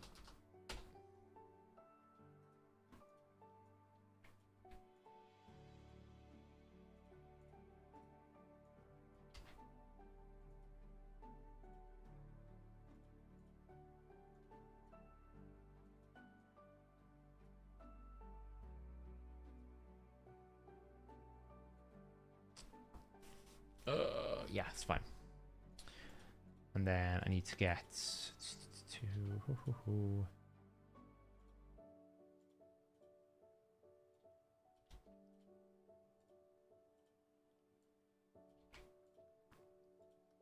I need to flip the column headers around so I can do a VLOOKUP.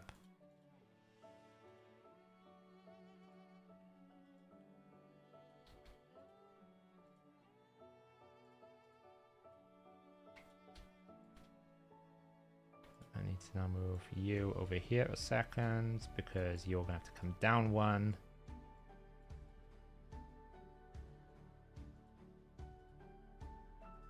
Delete that. Get rid of this. Get rid of that.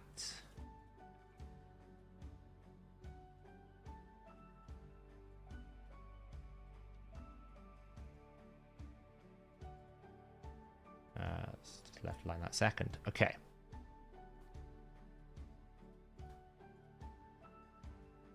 Right, so the reason why I need to do that is so that I can do... This is hurting your brain. It's fine. It's fine. I'll explain exactly what it is. So we can now look up this value. I can do it across this column here. And I can basically say Let's just do for a second. 2.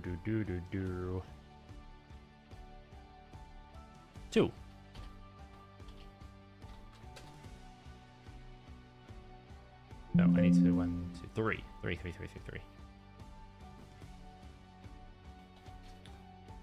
So, and then we need to do times 1 minus. Voila.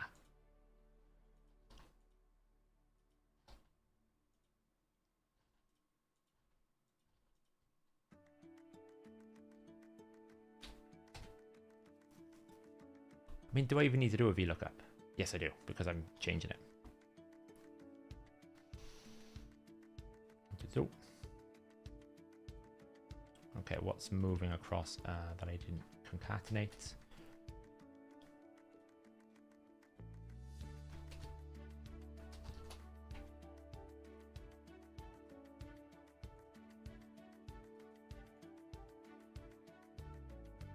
Okay, so this one needs to be 4. This one needs to be 5. This one needs to be 6. And I don't want that one. I want this to be there.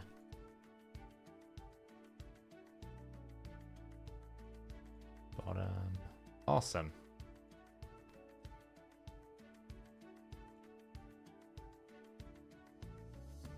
Voila. So what we just did there was we're basically now able to pick between these different heads if the XR will let me. Why is it not letting me pick a drop down? XL? Okay. Well, I can type it. It's fine. So I can pick Wrath and it will change. If I pick Suffering, it will change. So now we can actually pick a head and see how much damage it's going to deal based on the various configurations we've got here right now. So basically damage reduction with the debuff, with ignore defense only, and then with it combined. So right now the ignore defense is at 0. We haven't actually factored this in. Oh, we have. Oh, look, I've already done it. There you go. So I could absolutely move this now over to here and go like this.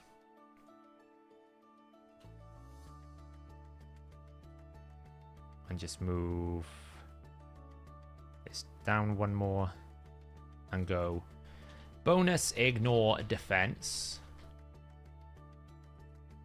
is 0%. And we can go equals if that equals savage.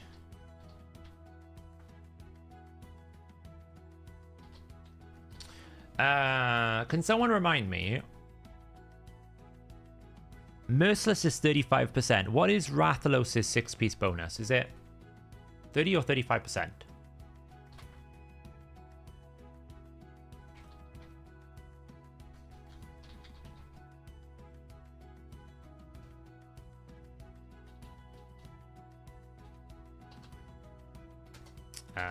Boom, boom, boom. 0.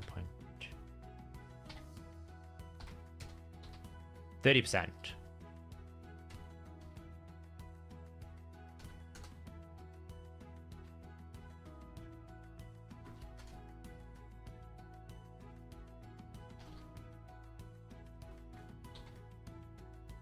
I've done lethal savage wrong there, haven't I? Lethal plus cruel, then 0.3, otherwise 0. What do we call it? Lethal savage plus cruel.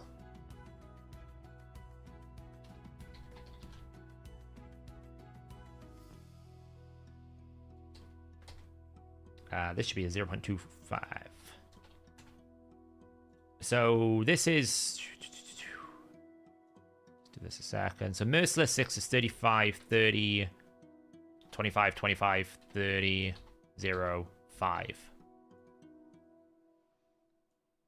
So I could just simplify this process here. Delete that. Inserts.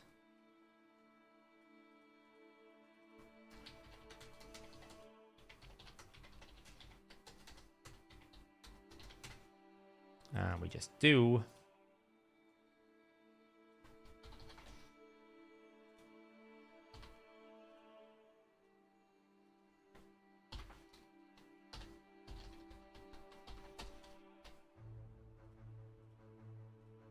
Nice. Okay, so here is the context. Actually, let's just undo that and make this word up there. So here is the context that we're going to do now. So based on the current build, which is Relentless, we have no bonus ignore defense on our Michinaki. So this basically should be what he's doing roughly against a Head of Decay. I don't know why that's not letting me pick that. Let's just say Head of Decay. So he should be doing basically around about...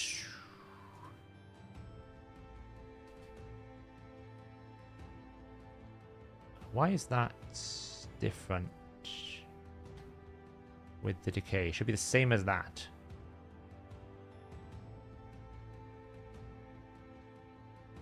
One, two, three, four, five. Oh, something's moving here.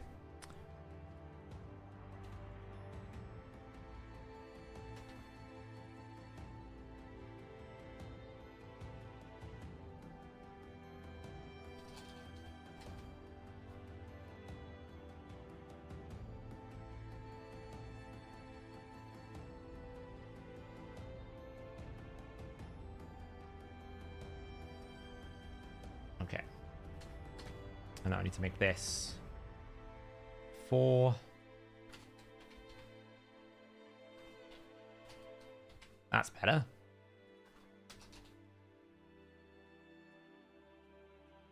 Perfect. So, when we're attacking a Head of Decay with... can you add Merciless plus Cruel? Yeah, we can add that one. Merciless 6 plus Cruel.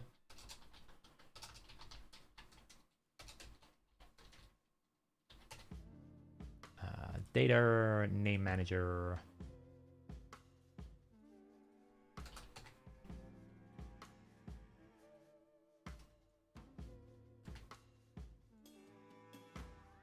Cool. So when I'm doing damage right now, what should be happening? This is where we get to the gameplay portion. Is when I attack a Head of Decay, if I've got a debuff on it, it should be doing around about 59,000 if it's got Weaken and I'm buffed with these configurations, because this is what I've got. That's assuming it's fully scaled up as well. So obviously the first hit that we should be doing should be on this 53,000 scale. Right now, this can always do 10% less or 10% more. Right, so what we can do is just put it into a scale, and we go 10, so 0.1, 0.09, 0.08.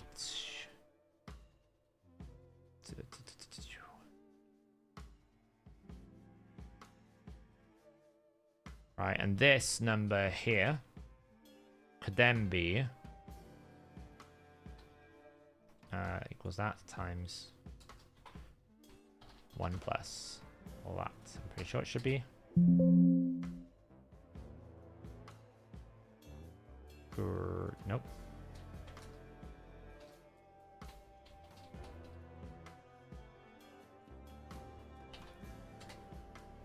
No. What am I doing? Because these are percentages, right?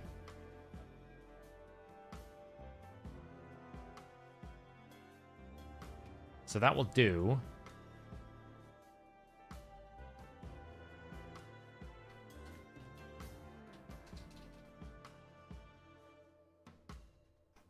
Oh, because it's moving that number, of course.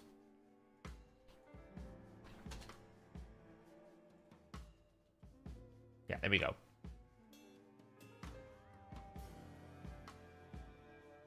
So we should be able to do anywhere between 48,572 to 59,366.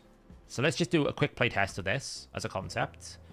I don't have any protection bonus sets in this team.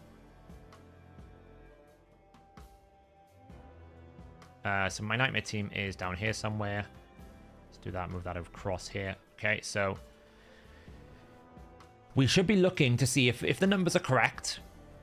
Now, the only thing is I need to take out Bring It Down because we don't have the multiplier yet for that. He will be full HP. We won't have any Stoke to Fury. There won't be any protection sets, Heaven Cast. He does have Brimstone, so no Heaven Cast, no Decapitation. Let's just assume there's no Weaken. And let's assume there's no Decreased Defense. And there's a stat buff, right? Because we'll give him a stat buff. So, based on those changes there, what we should be seeing is a number between 36,658 to 44,804, if the math is correct. That's what we want to see. So, keep your eyes peeled when we get there. Let's just whip the head for a second. And we're going to be hitting the head of Decay, which is the one on the left. Which hopefully is not weak affinity to, because that's going to make this whole math thing a problem.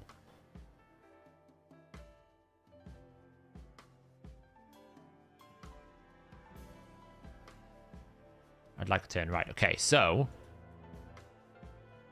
44,804 to 36,658. How is he ignoring defense? Oh, we've got basic ignore defense, haven't we?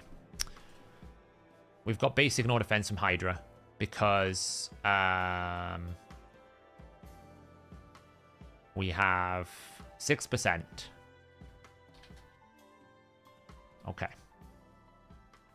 It was only 20.9 as well, yeah. I know it's a lot higher at the moment, so I need to figure out where I'm multiplying too much. It's probably a bit high. Let's just double check I haven't messed the numbers up here. Oh, because I've done it with debuff. I've done it the wrong number. That's probably why. Right, I've done it with the wrong number. Which actually, this looks good, because what should it be? Somewhere between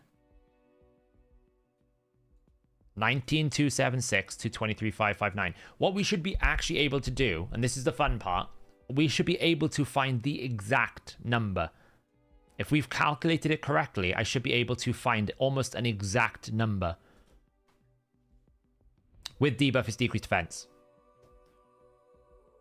So when I say debuff, I mean putting a decreased defense on, which obviously we're not doing. So let's just do that again. Increased defense, just whip.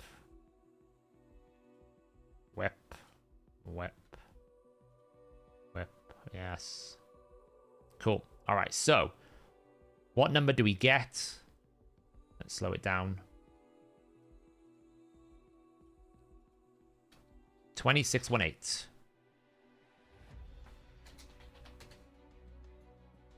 Okay, so we're not far off. There's probably some sort of bonus multiplier going on that I've missed.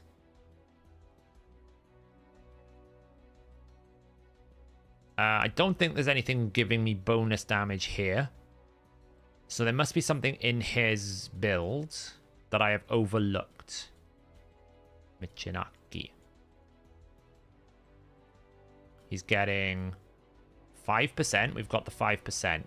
The target doesn't have that, so we lose... Oh, I've got this the wrong way around.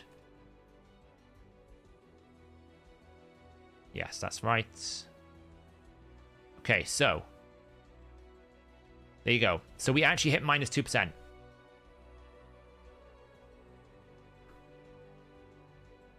It was, I had 8% instead of 6% because I mixed up my bring it down.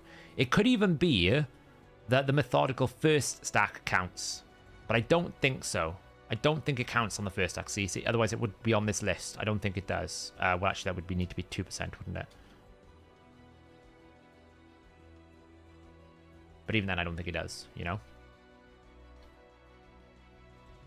So we're pretty much there. That was a minus 2% hit. So the math above is accurate. So that's the first step. So we've got a good math estimation. So the question really becomes now,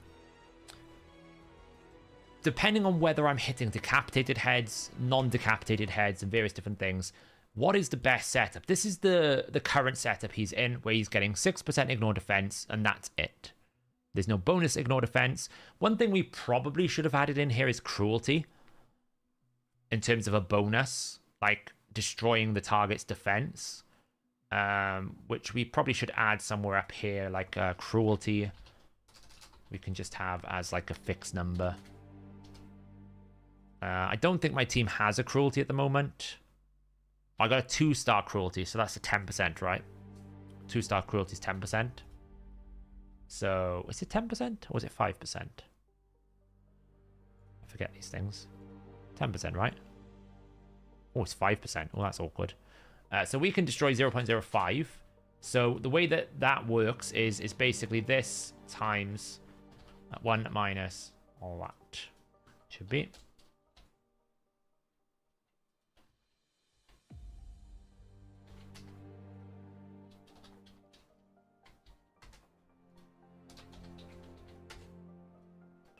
Because the defense destruction is done before everything goes through. Yeah.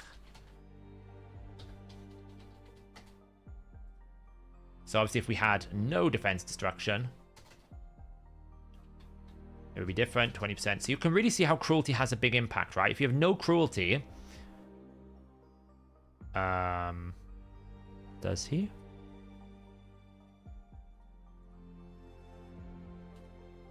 No, he has 4721. And 265, because he's got Hydra bonuses. Maybe the sharing. Make sure you apply the Hydra bonuses, they will have an impact. So if we had no cruelty on, for example, we've got like 61% on a Wrath head. If we had 20% cruelty, that goes to 54%. So it's really, really big.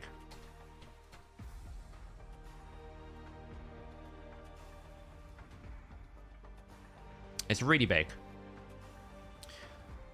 So, with that being said, now that we've got cruelty in here, actually that may have been, no, we didn't attack the heads, that's fine, that's why we weren't 18 off. So the real question is now, with this build, what's the most we can get? So we can get 5% here, which would be pretty good. We could put decreased defense on here, and then we can basically say, you know, this will be what it is. We could put weaken on, increase the numbers. So these are the numbers we can get to. Then we can have, for example, anything buffs here to add? Not really. So this would be the final. So this is his build right now.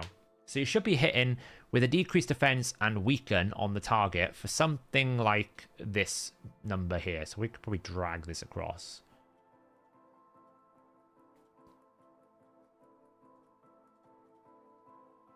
Decided it didn't want to pin the F18.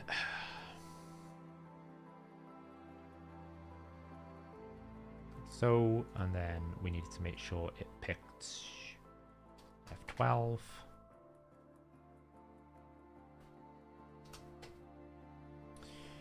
Like so. Did you pick? Why aren't you changing? Oh, because it needs to be the other way.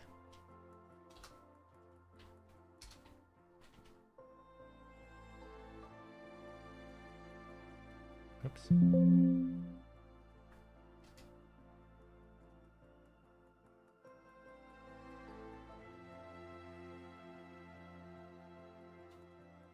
Okay, so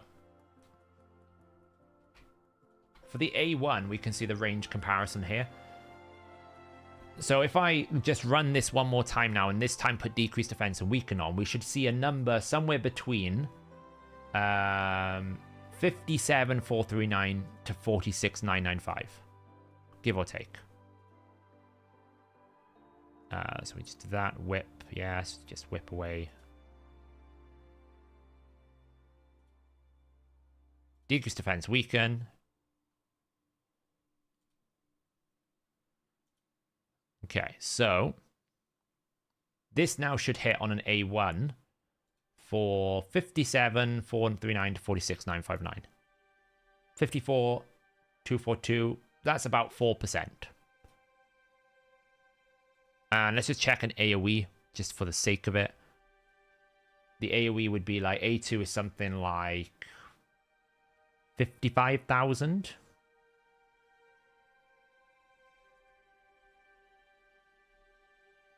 What was that, 13 and 14? That seems a bit low. 27,000. Let's just try that with... Oh, did he outrun his defense buff? I can't remember.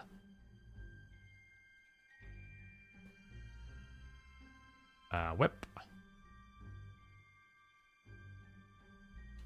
decreased defense, weaken. She's got defense buff, which is cool. So the A2 should be somewhere like 58,000 region.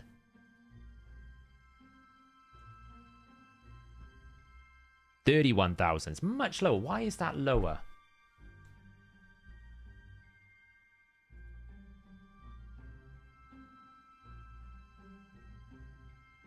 Oh, because it's AoE. Yeah.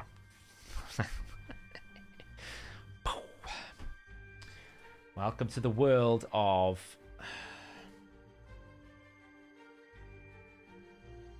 Where do I stick that?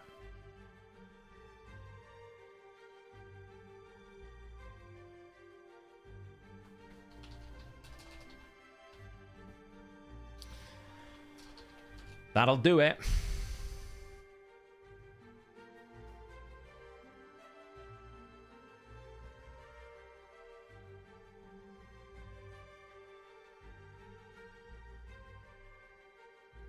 Yeah, it's more where did I stick the condition to say it's, you know. So 0, 0, 0. Percentage. We got a suffering head out, so basically it's 0.3 times 0.1 times 0.1 times 0.1. So the penalty should be...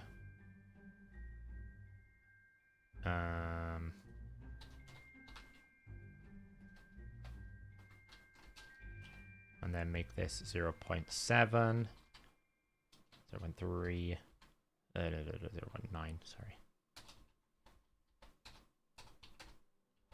I might not be able to do it this way. I don't think I can do it that way. I think I have to do it. Oh, I might be able to do it this way, actually. Yeah, I can do it this way. So then we just basically multiply that by 1 minus... That's...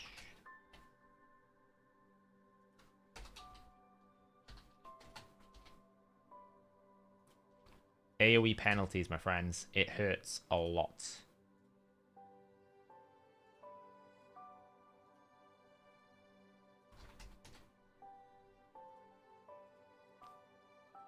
Let's just make this a little bit less crazy. Whoa.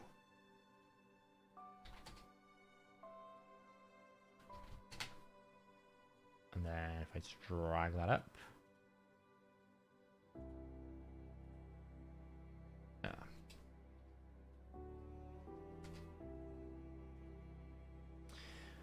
Oh lord, this is why... See, this is why I didn't start this project in the week, because I was like, this is going to take me a while. But I thought it'd be quite fun to show the process on stream, so you guys can learn a little bit like how the game engine is calculating your damage. That needs to be 13, 12.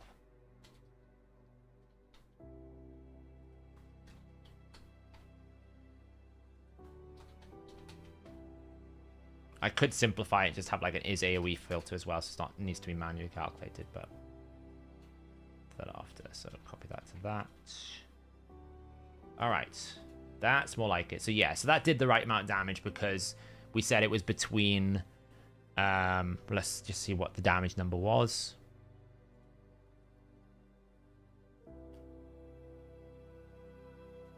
Boom. Whip. I really hate this rotation for this team, though. It's so bad. Okay, so the AoE was 29097. And over here, 29097. That's pretty much on our high range. All right, at the moment, we're picking the A1. So if we just move this over to...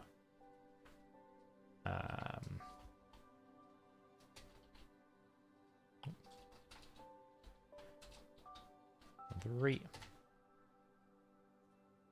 Drop it down. Cross. So 29097, basically in decreased defense with weaken, is there. Look, we're actually, this is how accurate we are. We are 1 damage. 1 damage difference because we hit for 29097. We hit, and the actual damage outcome here is saying 29098. So that means all of our equations work.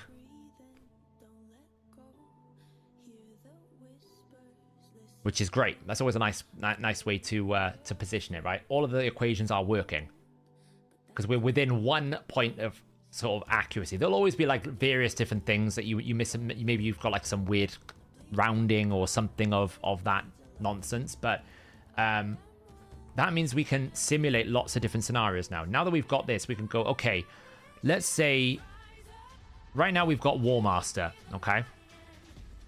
So what does War Master actually give us? Well, War Master is actually capped as their passive. So we can see here, damage taken from reflected damage to War Master Mastery or Giant Slayer can't exceed 50,000 of this HP per attack. I think it's 50,000 per head. I don't think it changes to any other one.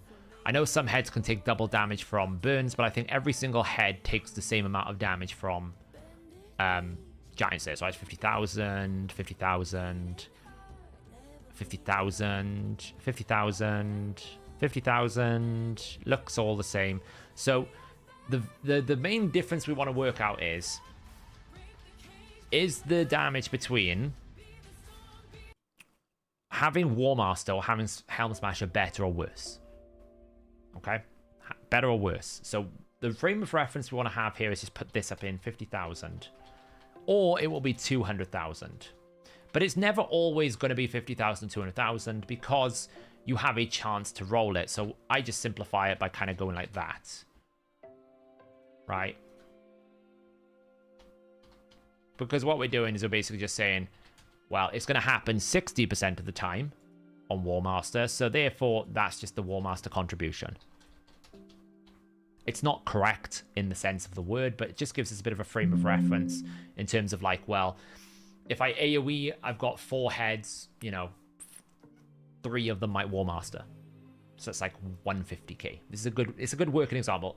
If you were to average this across a long fight, it would work out the same. Can you do more from... No, because you can't exceed it. Right?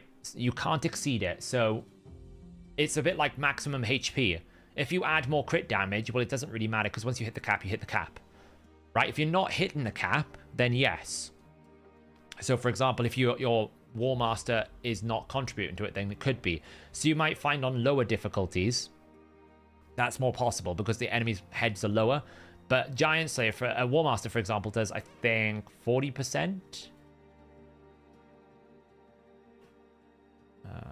4% of the target's maximum HP.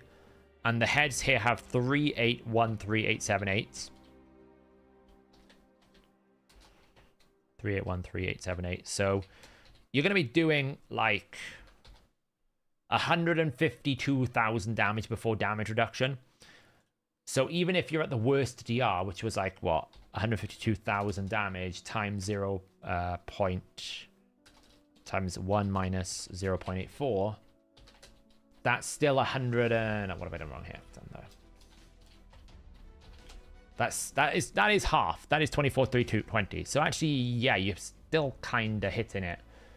You're still not hitting the cap. But the moment you drop that down to like 64%, you'll be hitting the cap, right? So as long as you've got decreased defense out, with the exception of the Suffering Head, you will be hitting the cap. So let's just assume cap. That almost like gives more benefit to War Master in this example. Any idea when the boosted soul stones will be? I have no idea. It's in the game code. That's all I know. Is War Master the same as the decapitated head? I don't know. I would have thought so. Let's find out quickly.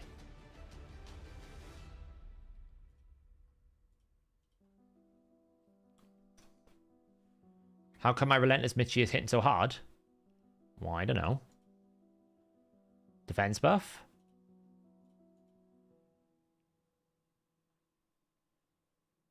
If War Master works like enemy max HP, it should. No, because enemy max HP can't be multiplied when they're decapitated at beyond the limit. You're still going to hit the 10% limit on enemy max HP when they're dead. Right, so let's see. 29,501. 29,501. I need to actually apply decreased defense on this head.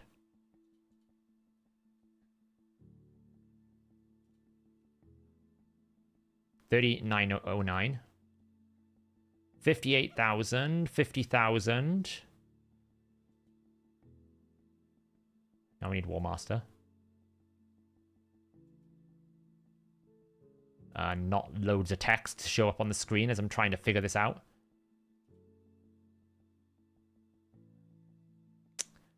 Someone War Master proc. There we go, 51,000. So it is doing more.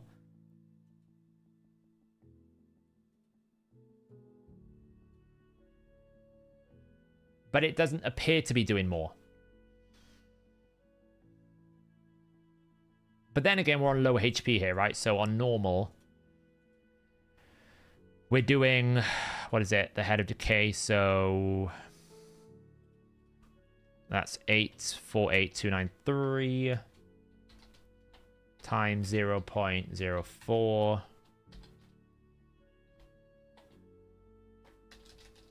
Wait. Yeah, 848,293. So the base is 33,931. So it's not multiplying it. It can't be multiplying it by the decapitation bonus. Well, maybe it is. Because it would be multiplied by 3. And then that would pass into 1 minus, like... What are we on? The Blight head, right? Decreased defense. And then the Blight head's defense is like 1996. I suppose it is. Yeah, I suppose it is. Okay. Maybe War Master does multiply. I didn't think it did.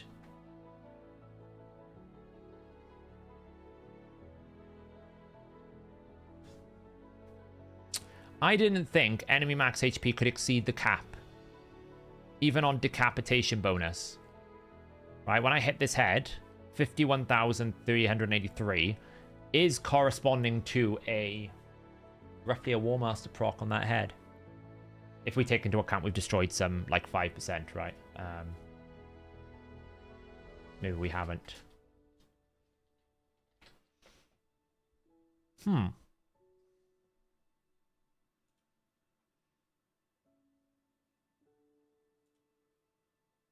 58,000. Yeah, I mean, it's definitely seems higher than the 50,000 cap. So I guess War Master can be multiplied by the 200 boost. So we probably need to be mindful of that.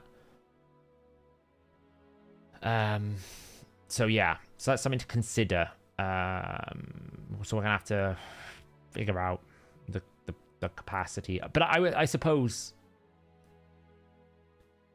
it can't do more than 150,000 then. Maybe. I don't know. Right. Anyway. Yeah, because there's no weaken on this target. Because normally weaken can increase it, but there isn't any weaken on there. There's no like extra bonuses or anything else like that. So that's a bit weird, that one. So anyway, what I want to work out from this now is when we are on a different build, how much does having like Helm Smasher make a difference in terms of the damage output when various different scenarios are there. So right now this is the setup we've got for our Michinaki, right? So we kind of look at the damage ranges here. This is the main thing we want to look at, is this situation here, because these are the damage ratings we're going to have. He's going to get an AoE penalty. We're going to assume suffering to start with, so we can see the damage combined. So the first one is if there was no debuffs on the target, straight damage reduction. Then the second one is if we put a decreased defense. The third one is if we only have ignore defense but no decreased defense. And then finally, it's the combination of having decreased defense and a decreased debuff, right? So because we got 6% ignore defense, that's why this one is bigger than that one, but not so much here. And that's slightly different from that one. So what happens if we decide to put him in lethal? Well, that will put him to 31%. Look at the difference of damage per hit, okay? So Right now in Relentless, he's doing 55,000. So let's just have this set here as going 55,017. And the A1 is more important than anything else because we've got Mikage in this team and we've also got his passive. So he's going to be A1ing probably like 60% of the fight.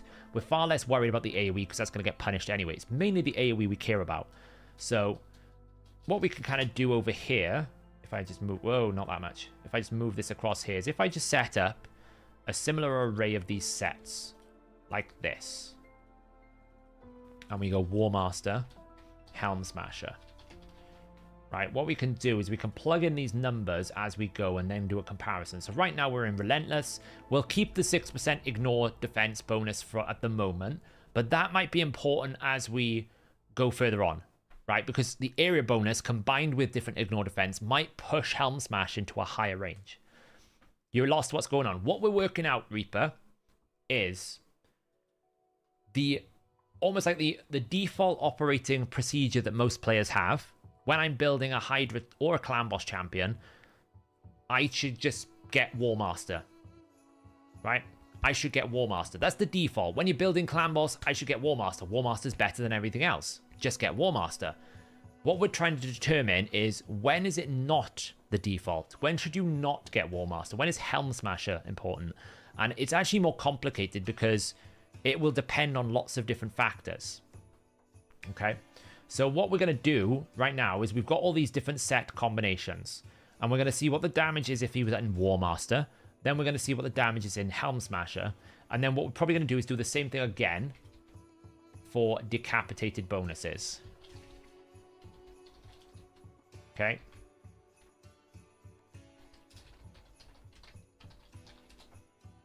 That's what we're going to do. And we're going to start first on the Decay Head. That's what we're going to start with.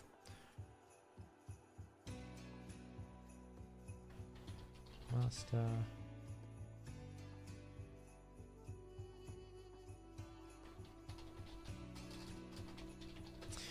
Right. Okay. So let's just do this here. Bold. Bold. Right line. Just elevate that bold. Okay. So right now, for example, this is the build that my Michinaki is currently in. I'm not going to change the stats. I'm going to leave the stats exactly as they are. All I'm going to do first is just modify the ignore defense component. The stats would naturally change because if you index into a lot of Merciless, it's going to give you different stats, right? It's going to just change what stats you've got available to you. You can get things like Laura Steel. That Laura Steel can add the value for the different variable set stats you're getting. So you get more from the build, if that makes sense. But we're not going to worry about that for now.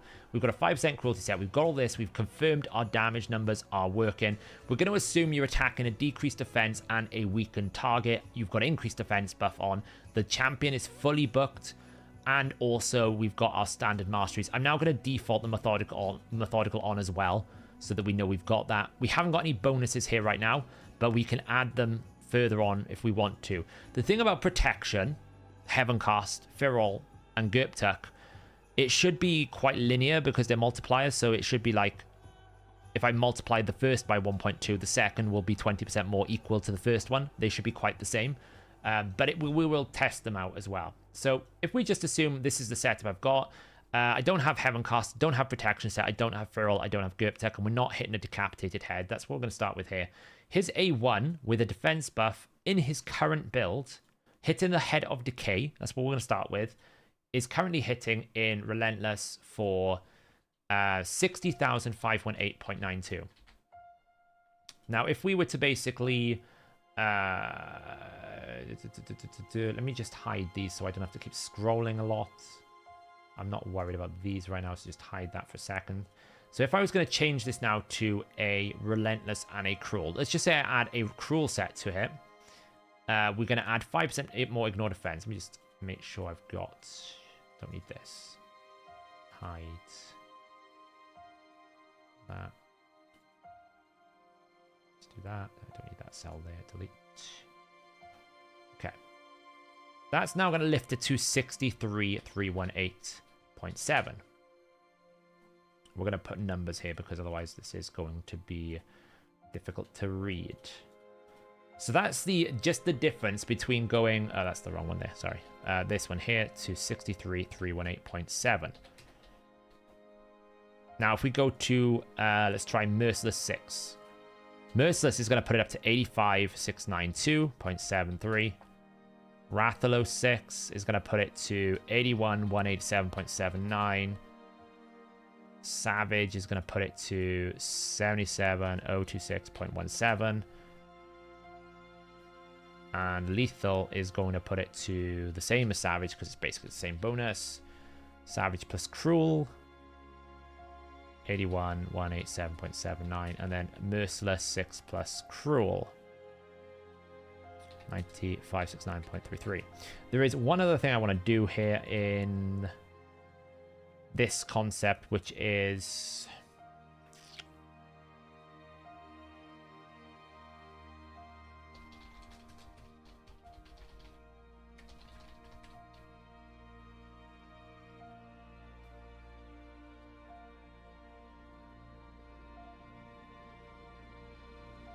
let's just bring that down a second so I can word wrap that, bring it in here.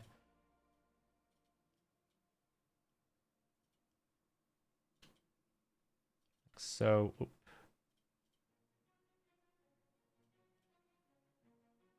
just so we can get it across.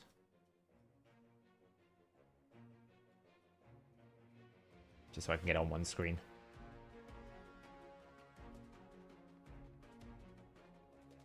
Okay. Mostly. Right, so I want to also add Ren because that's going to be really important. So what we're going to do now is we're going to take the exact same model, and instead of this, what I'm going to do is I'm going to add Helm Smasher procs. So we got 6% here, so it's going to be 31%. And what does that change? 121,693. Because even though Helm Smash is not 100%, it's of the same odds as Warmaster, right? Warmaster 60%, Helm Smash is 50%. They're pretty much the same. So you will find that they will probably be dealing the same amount for you.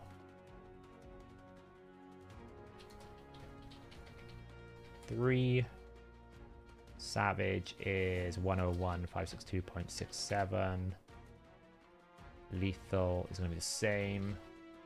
Savage Cruel is going to be 107,748.53. So you can see already why I was like, maybe I'm not in the best build with Relentless, because I might be taking extra turns, but I actually don't want to take extra turns, because unless I really need that buff strip, which is on a 3-turn cooldown or whatever it is anyway, I'd much rather not take extra turns. 77,026.17. Because I'd rather get the burst damage here. Okay, so we can kind of do a bit of a comparison spreadsheet below here in a minute, so we can just kind of like go, you know, that minus that, oops, and then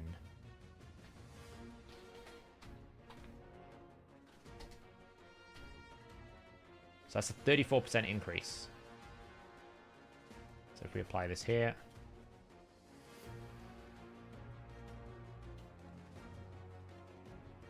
okay. Now, if we were to have Helm Smasher proc and we had Crushing Rend, well, at stage, at Nightmare, we've got level 310 mobs. So it would be 31% ignore defense on top. Right, on top of these stats we've got here.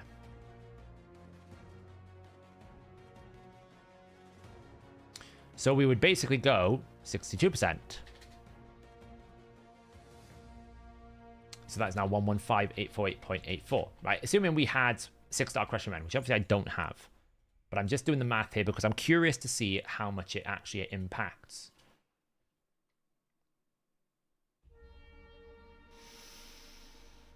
Won't Rathalos 6-piece only work on the A2? Yeah, that's fine. It's fine. I've put Rathalos 6 in here for a value. Yeah, you're right. Rathalos won't work on this one, but just as a...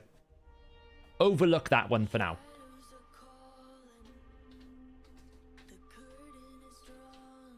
Because what I think you're going to find is as you get closer and closer to that true damage, all of a sudden the number starts going quite strong.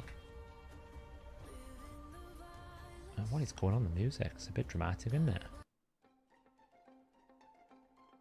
I think it's going to get more and more, like we can skip, yeah, we can just skip this for now. Just have like, I don't know, 1-1. You're right, it's not going to work for that because it's not going to get any ignore defense, but it's fine. We'll just ignore Wrathful 6 for now. Savage is going to be 149,156.66, 149,156.66. Savage plus Cruel. It's going to be 159,268.98. And Relentless, which is his current build right now, would be 109,045.64.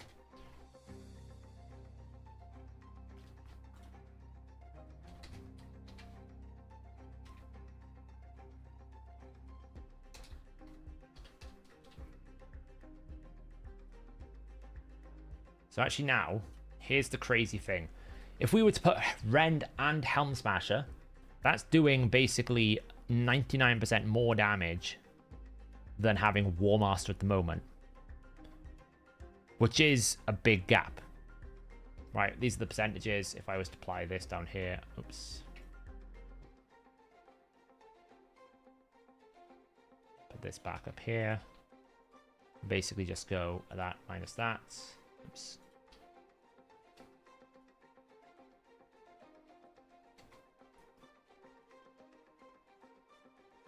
So, for example, in Relentless, no. Right? Relentless, no, it's not. Relentless, so what we really want to see is this number needs to be greater than 50,000. Yeah, so I can do a conditional format here and say greater than 50,000 green. Anything that's greater than 50,000 should mean that if you have Rend plus, like if you have that combination, it's beating what a War Master would give you.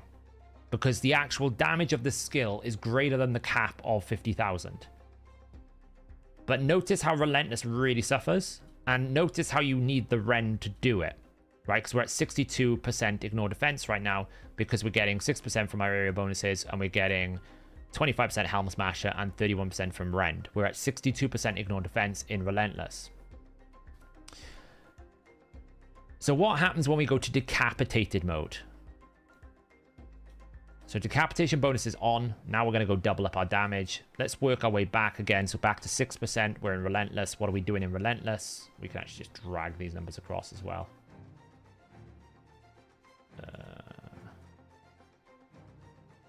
That would be no. That's 04 minus Q4. Oops.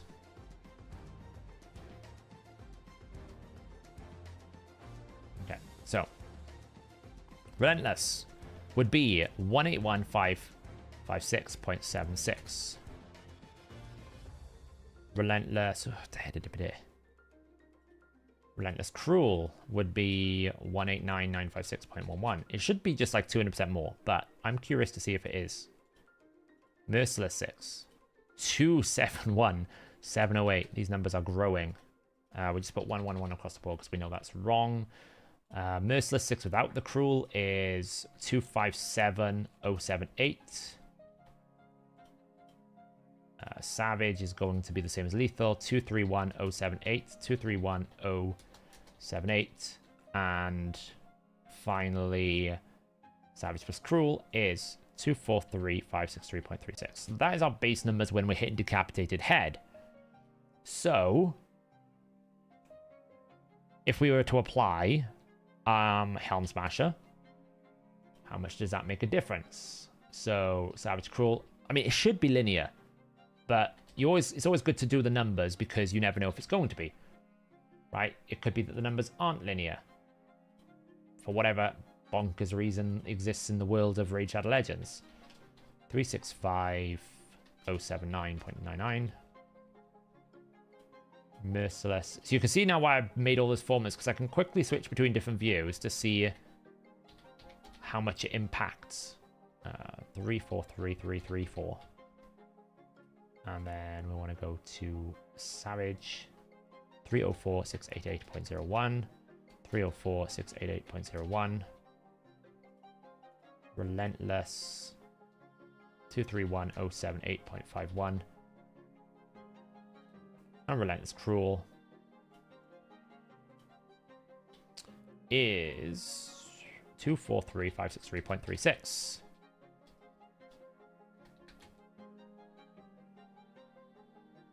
Yeah, it might be a... I've kind of written them out this way now because I did it in the thing, but it's just interesting to see. So right now, it's still doing the same damage comparison. Yeah, that's what I thought, which should be the case. This is what I mean about multipliers. It doesn't matter whether you've got the decapitation bonus or not. It should be linear. But here's the thing, right? The important thing to note is even though your gain is the same, right? The difference between my base hit and my top hit is 34%. If my cap is set, then obviously that's not going to be the case. Now, that's where I was a bit confused because I thought it was only capped at 50,000. But for example, if the 50,000 could not be breached, then being able to get the multiplier then would matter because you're going to go over that cap, right? So for example, in the optimizer, when we're doing the maximum HP option, where you basically say, get me to the maximum 10% and then prioritize health stats, we need to know things like weaken because 25% more damage once you hit a cap is more relevant. We don't really care about it if you're not worried about a cap because 25% of build 1 will be the same on build 2, build 3, build 4. It's going to be linear. But if you want to try and hit a cap, then we need to be able to calculate that. So the final thing then is to finish it off, 62%, Relentless plus Cruel, 347,546.51. I'm really curious to know how far off my damage is. Like, how much damage am I losing in my current build? Because I think I'm losing quite a lot. 546,195.69.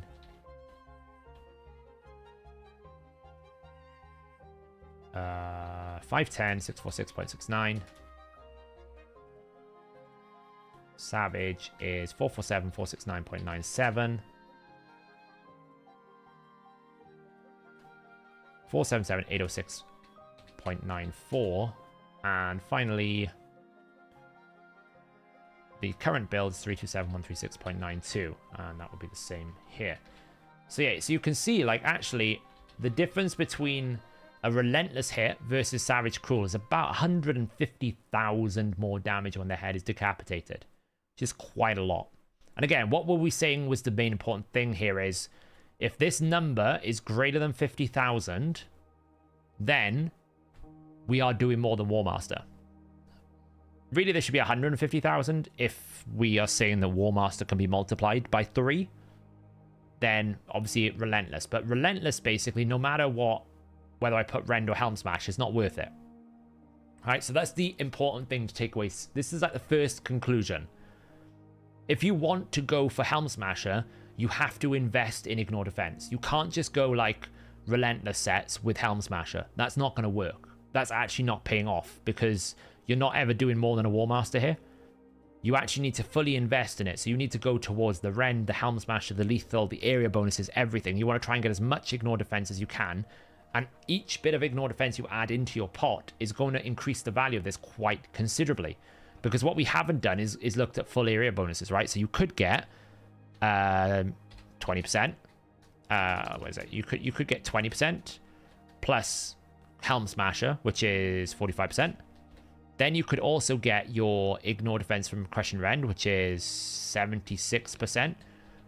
So you're at 76% before you even pick a set. So if you then pick Merciless Cruel, you're doing true damage. Because this can't go any higher, right? So what we should do is kind of go if that is greater than 1, then 1. Otherwise, do this.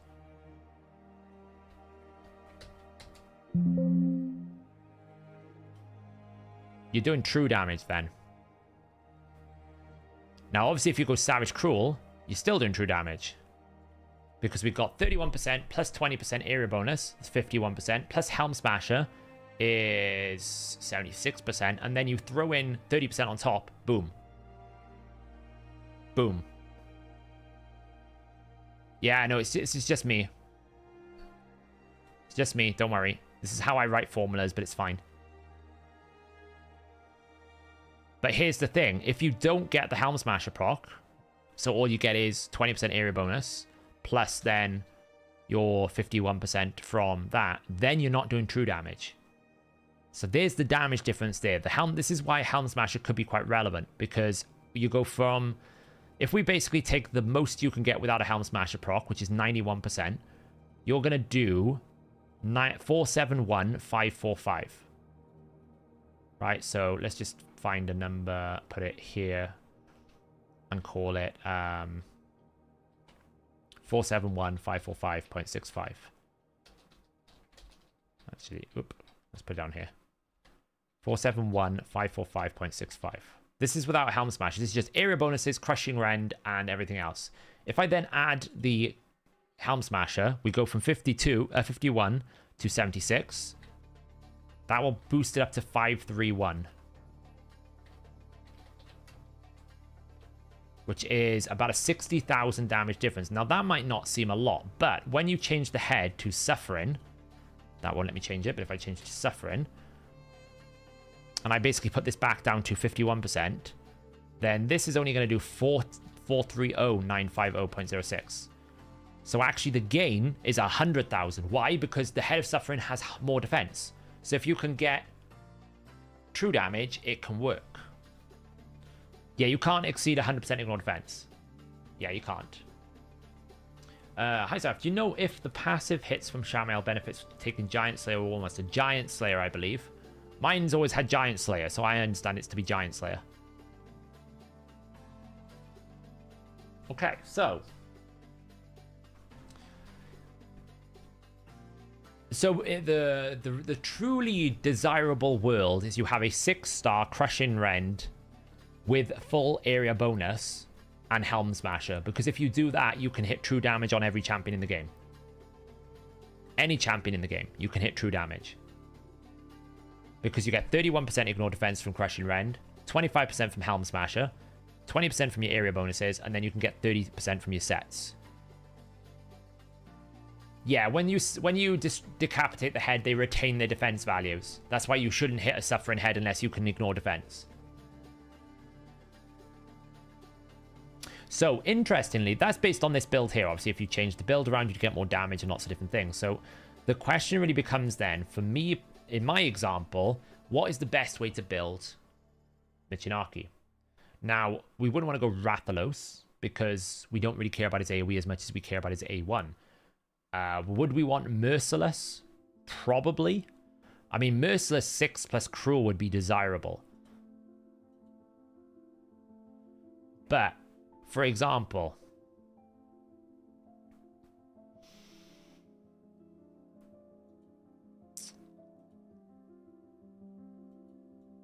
if we go to Michinaki,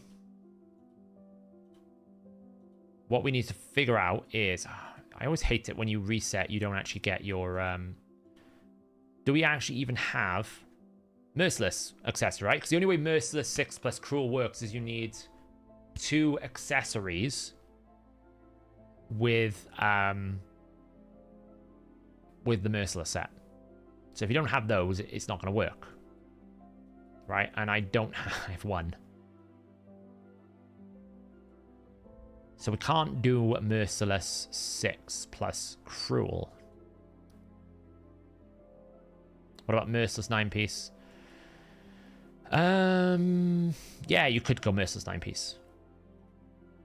I mean, you're not punishing yourself there. You're getting 35% ignore defense. That's fine. Yeah, that's absolutely fine. Yeah, you could go Merciless 9-piece. Obviously, you're going to get bonus stats as well as you climb up those different things. But in terms of like a damage output, Merciless like 6 versus Merciless 9 is the same. But you will lose 5% ignore defense. So you're trading the extra turns for 5% ignore defense. And if all we care about is hitting damage with the A1, well, that's actually punishing you, you know? You're not doing as much at all. It doesn't look like I've got one. Unless it's in my inbox. Don't freak out, everyone, okay? But The inbox is not looking good right now. Ooh, soulstones.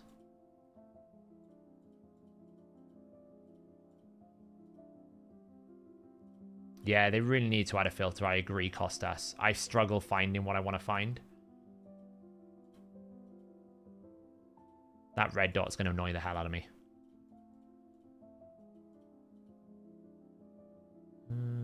Stop giving me... This is the third time this Vitalis Blade Master has shown up in my shop. It's like baiting me. I don't like it. Like, go away. Stupid thing. Yeah, don't look at my... Don't look too much into my inbox. It's a bit of a disaster right now. Do I have any accessories at all that is merciless?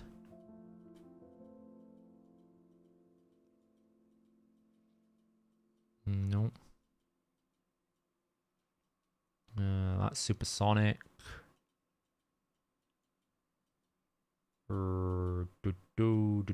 That's savage gear. Refresh. We do have some blood shield.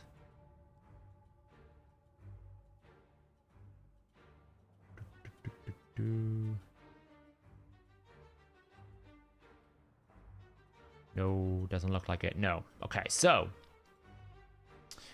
one cannot do a merciless 6+ cruel. So that's out of the question straight away.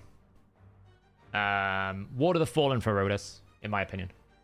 Because Ward of the Fallen interacts with Rotus's passive in weird ways. It does really weird stuff. So we can't do Merciless 6 and Cruel.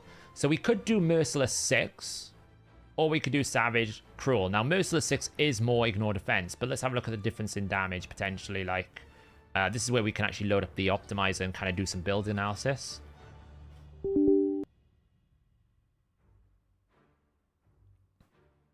We can kind of have a look to see... change update.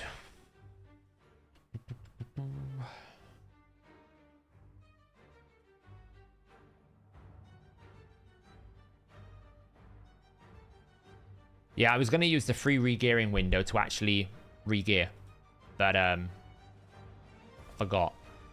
Or I didn't have time.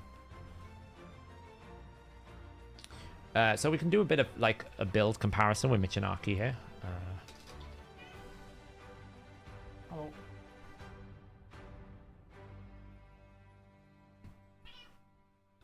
Right, so what do we want to do?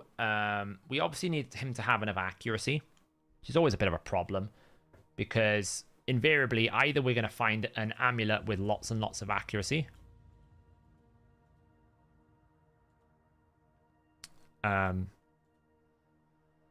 something like, you know, something like that amulet, which we're not taking off her right now because that's staying on her. Because if we can have an amulet with lots of accuracy, then you can do stuff, right? But we don't really have an amulet here with lots of accuracy. Not really. So the one that he's got on is probably the best one, even though it's refresh. We don't really care for refresh. There's not really any sets here that are going to help us. He's in a really, really strong defense ring. That's going to be the best one here. But it probably means he has to stay in this accuracy banner.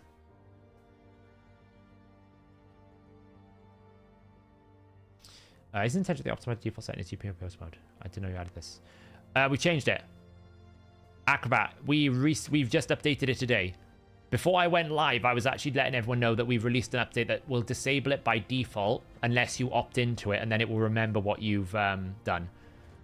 When we tested it internally, it was not having as many issues. But, you know, naturally graphics cards are wide and diverse, and they change, so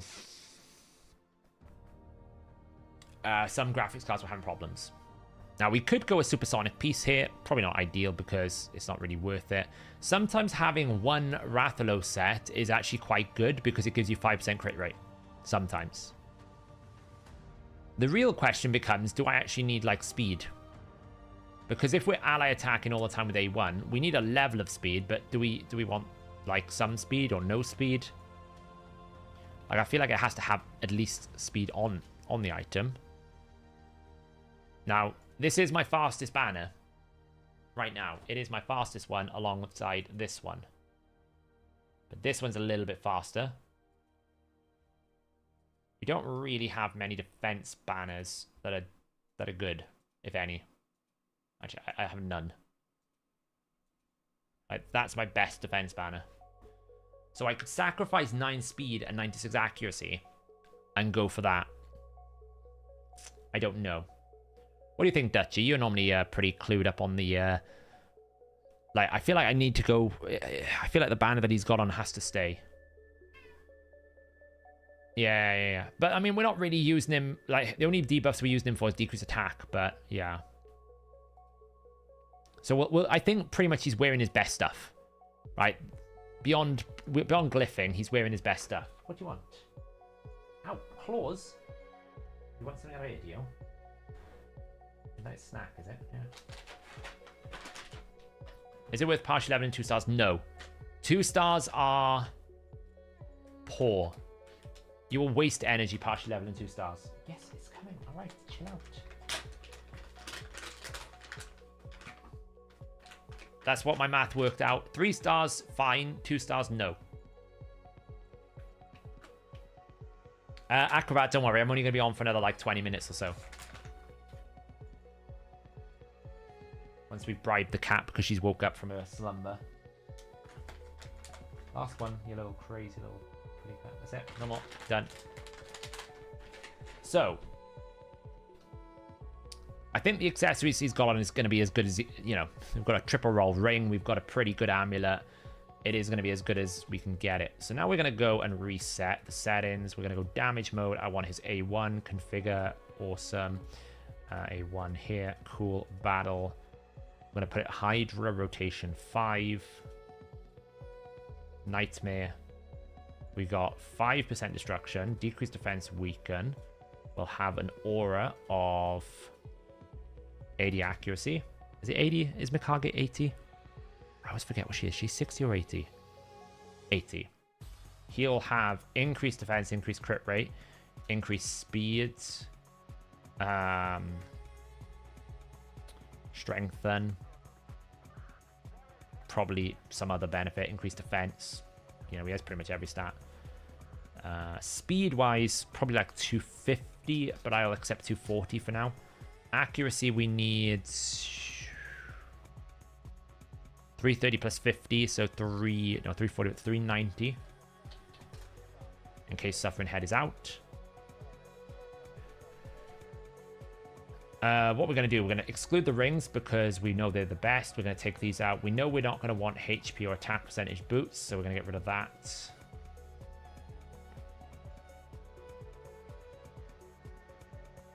Probably not going to have gloves here. Now I'm going to tell it to give me crit damage or crit rate. Doesn't really matter. Or defense percent. I don't really mind. I want defense here. Defense here. Or speed. Defense. Defense. Defense. Defense or accuracy. Crit damage. Defense, right? That's what we kind of want. Sets wise, we will let it decide at the moment. Maybe let's just actually tell it what we want. So let's just try a merciless 6-piece first, because that is going to give us cooldown reduction and it's going to give us ignore defense. We'll try that first. We'll put glyphs of like 4, 7, 5, like 20, something like that. Let's see what we get. Okay, so that's giving us a build of pretty low build because, you know, naturally we don't have as much merciless gear. Obviously, if I was to configure and include Rathalos, if I do this, then obviously it's going to take Rathalos' gear and Farrakhan's gear away from him. And that would get us a little bit better, but it's still pretty low. Low crit damage. So it could be that that's just not worth doing right now.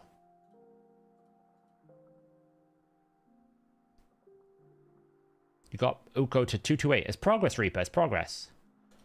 So that's with 241 speeds. So if we plug these numbers into the calculator, 5819.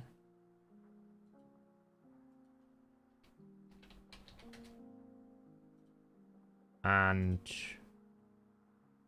196.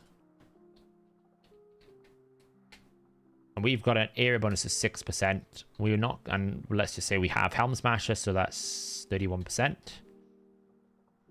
And let's do it against Decay, because I never like comparing it to Suffering. That's just awkward. So the A1s are going to be about 343,186. So I'm just going to put that number here. Let me just zero all of these out a second. 343,186.5 with Helm Smash, sorry. 343,187. Now, there's no point looking at Rend unless you're 6-star, so we might as well just ignore that for now. And the one we want to compare it to was the previous build, which was Relentless, 6%. We had 265 crit damage, and I think 4719 was the build before, right? So we're just comparing two builds right now, and that would have been 181,479.85. So there's the massive difference in those builds. 100, we're almost basically doing double the amount of damage. Even though we're losing 60% crit damage, assuming we land Helm Smasher, of course. But then we're also assuming with War Master, which I suppose War Master should be added on top of this.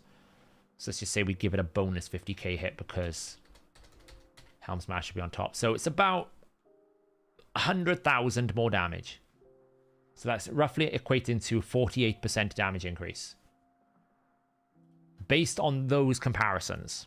Now let's try a Savage. Now let's just try a Savage build. Actually, now let's let it do what the optimizer does, which is find you the best damage build.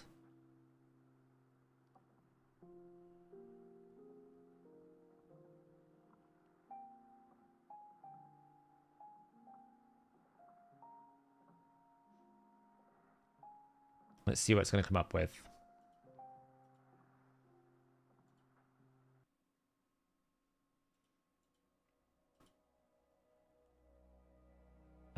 If only Lethal Dose worked in PvP. Well, the problem is if Lethal Dose worked in PvE, the game would break. It's too strong. Imagine you deal 120% damage to enemies. Like, it's too strong. There's a reason why. So this one is lethal on its own. So just lethal. So this one is going to be lethal. So let's compare it now with... We're going to take this one here and we're going to put it to here. So that was 231,480 is the current build. So we're going to go lethal. 25% and that's a 31%. And this one is going to be 6699.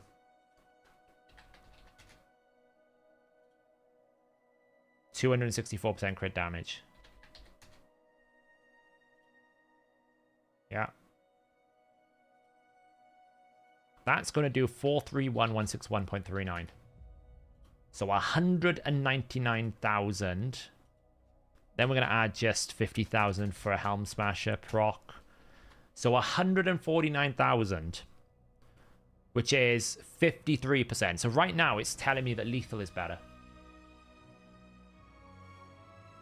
It's telling me that this build here is the best build, which is what the optimizer should do. It should tell you this, right? It should give you this information. But what all of this effort was to basically figure out is if I take the current lethal build and I don't have Helm Smasher, what is it doing? What it's doing, 326,997.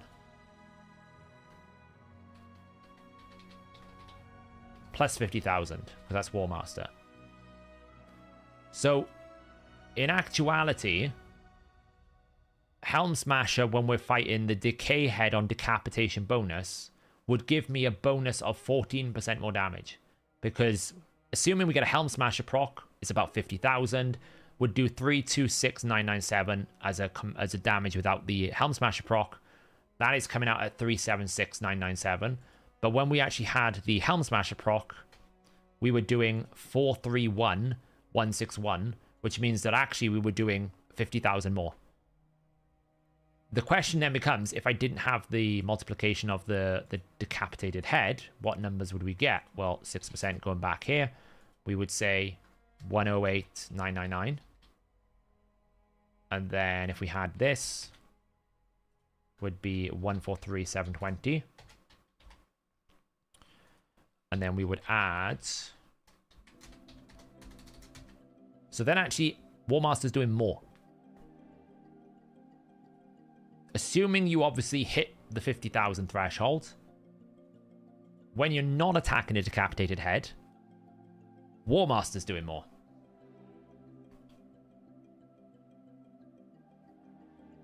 By about 10%.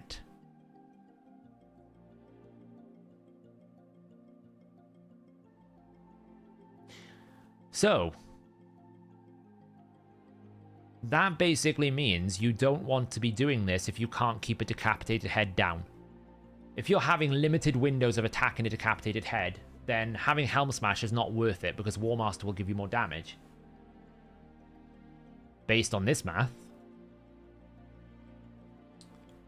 Because the lethal build with a Helm Smasher proc would be 143.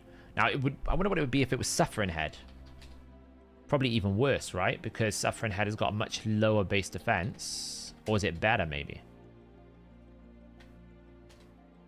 The likelihood is we're not going to hit 50,000 cap here, so... You know, you're probably only going to hit 40,000 on the Suffering Head because it's got a lot of damage reduction. So it's a bit closer. And then obviously if we hit a decapitated bonus on a head there, then it would be... Probably you would hit the 50,000 cap. 205,427. 31% would be 299,318.52. So that would be better.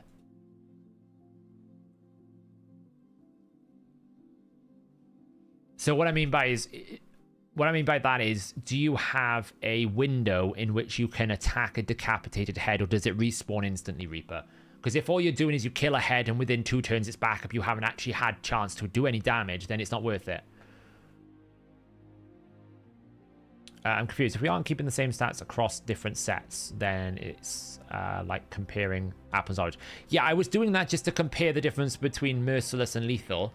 And what I've determined is, for me right now, the Lethal build that it's recommending here is going to be the better one. So what I'm now doing is going, okay, if I had that Lethal build, compare it with War Master versus Helm Smasher. That's what I'm doing now. I'm comparing that specific build as if I've got War Master or as if I've got Helm Smasher, so I can see the difference between the damage output that we would expect.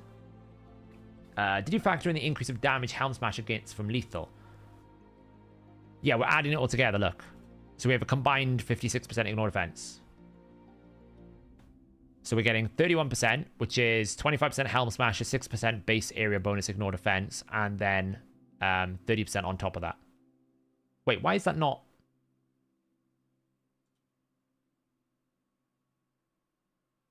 Yeah, it's 25%. Yeah, so 25 plus 25. Wait, hang on. Why is that only 56%?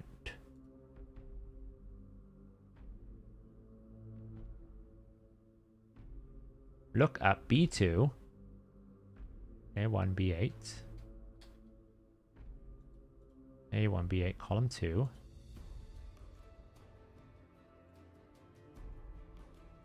I am confused. I should have to, yeah, I should have to a lot more. 0.25 plus 0. No, yeah, 56%. That plus that. 56%, yeah, 56%.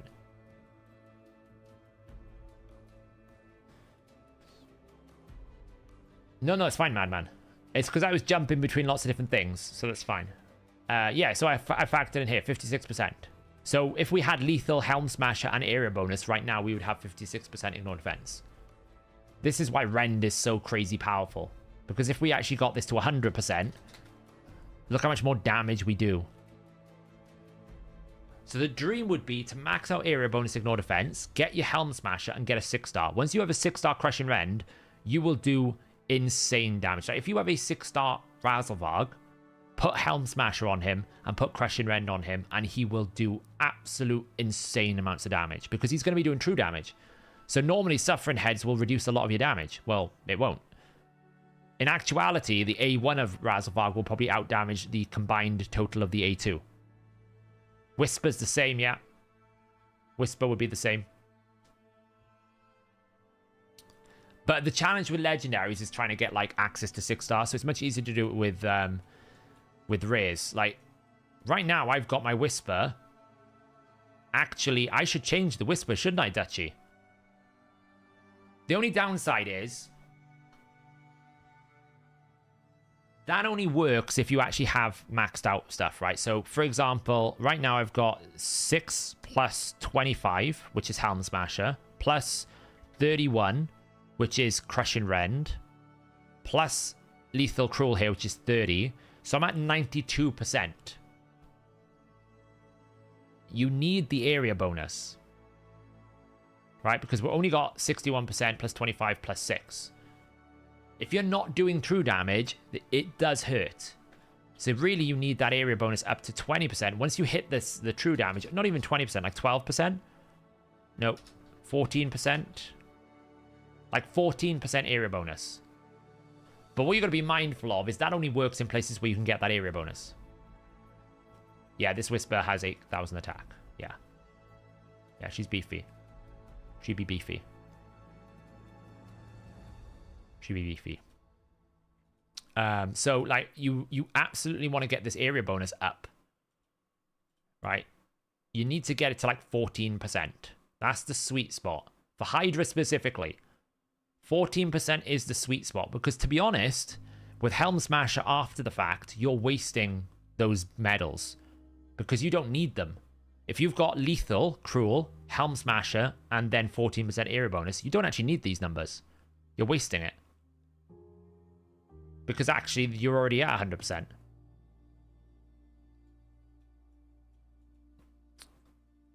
Same as Fire Knight, it's even better. You can save even more when you think about it. Because in Fire Knight, your opponent is of a higher level. Because in Fire Knight Hard, for example, the opponent is level 350. So you're going to get 35%. So in the Fire Knight situation, you'd get Helm Smasher 25%, Lethal 30%. You would also get 35% from Crush and Rend. So you're at, what is that, 75%? 90%. So actually, I should prioritize getting 10% here. 10% there. It would be 29.5. Because it's level divided by 10, so 29.5. 10% here would give you the possibility of hitting true damage with anyone who has Crush and Rend. But this is the thing. It's about Crush and Rend. And that's only really going to work with 6-star champions. So, for example, my Xenogray Blade Master right now, you know, I've done a Fire Knight Hard team. My Xenogray Blade Master is only 5-star, so I can't use Crush and Rend. So you lose a lot of value. Same as Neldor, 5-star. The damage difference between Crush and Rend 5-star and 6-star is massive. It's like over 50%. It's probably the biggest power curve in the game if you get a 6-star Crush and Rend. And I don't have many, if any, 6-star Crush like champions here. Like I've got like a few.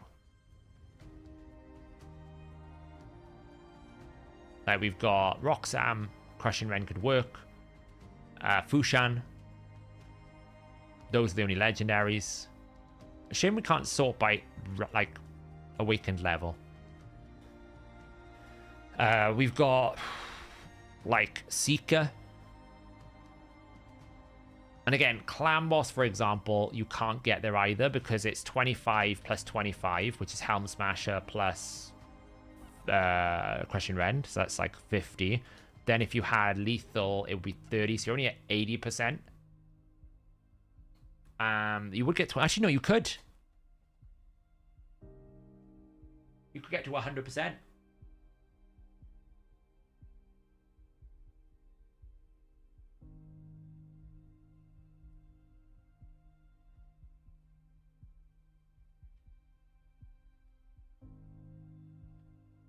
Yeah, I know. I just wish I could do it again. Yeah, you get to 100% on Clan Boss. Not that it matters because it has low defense, but The only reason why I mentioned clan boss is a lower opponent level. It's 250, not 350 or anything like that. So you lose less. You get less on Crush and Rend. So in that sense, you would absolutely need to be Savage Cruel, though. You need 30%. Like, either 6 Merciless, or you need Savage Cruel to do that. So these 6-star souls that I've got here, potentially you could make them all do true damage. If you put them to Helm Smasher. But if you don't have area bonus, so let's just take, for example, Shogun Grove. This is my fear with changing someone like Whisper. Shogun Grove, there is no area bonus for, right? There's no area bonus for it, so you'll get the full complement here, which is 35% from Crush and Rend. You can get Helm Smasher, which is 25%. You can get the lethal combo here, which is 30. So we'd be at 90% with a Helm Smasher proc, but not true damage, which is where Merciless Cruel comes in. If you had Merciless Cruel, you would be at true damage on those areas as well.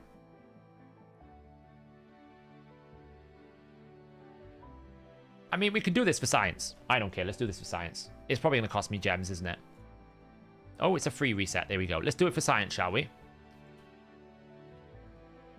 Shogun's the one area that I'm thinking about. Like, Dutchy, are you in Helm Smasher for your Whisper? Or are you in Warmaster? Like, let's do this for science. We want to look at what this slower Whisper does. Okay? The slower Whisper. Which is this one here. This is the faster Whisper. This is the one that isn't 6-star. This one. So it's going to do 161, 166. And then the big hit here is going to do 509. That's without the passive.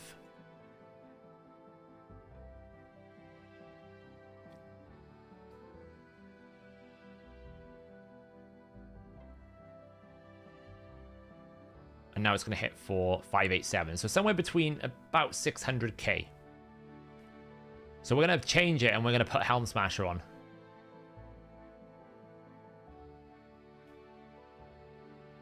I'm going to see what it's going to do. You're in Flawless. Wow, maybe we shouldn't be in Flawless. Let's find out whether you should be in Flawless or not. Let me just take a screenshot so I know what I'm doing.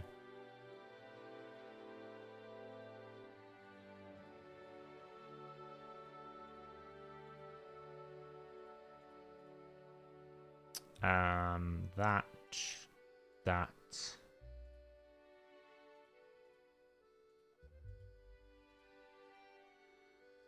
Probably that. I still like her to have some defensive stats, so we put her in that.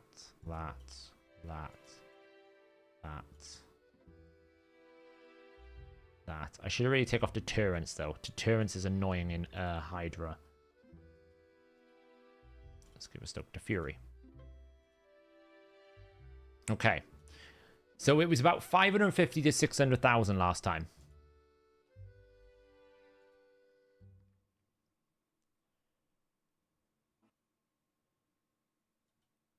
Okay, here we go. Ooh, holy that A3 just did double the amount of damage. Oh,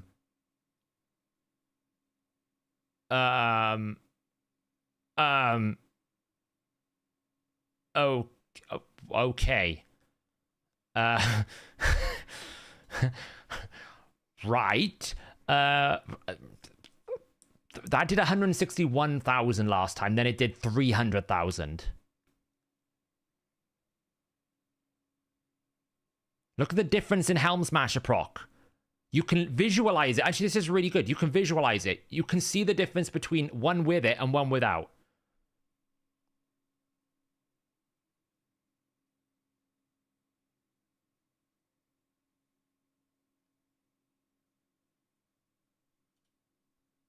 Like, okay.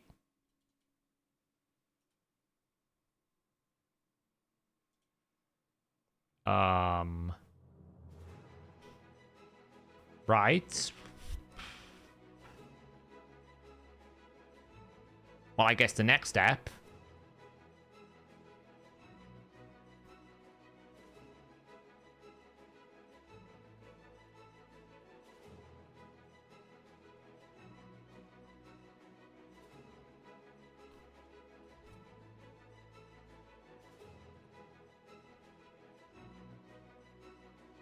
is see how much we can whack right now.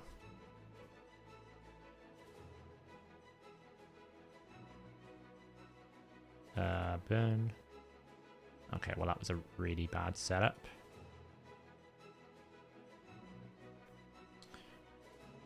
I'm using Scar Tortoise quite a lot, actually. It's funny.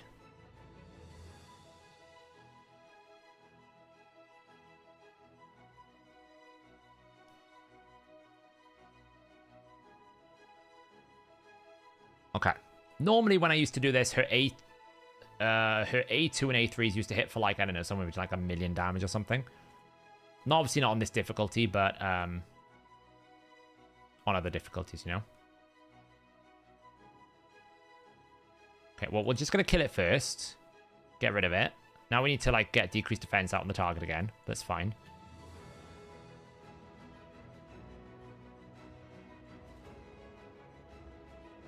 We've got time to do that.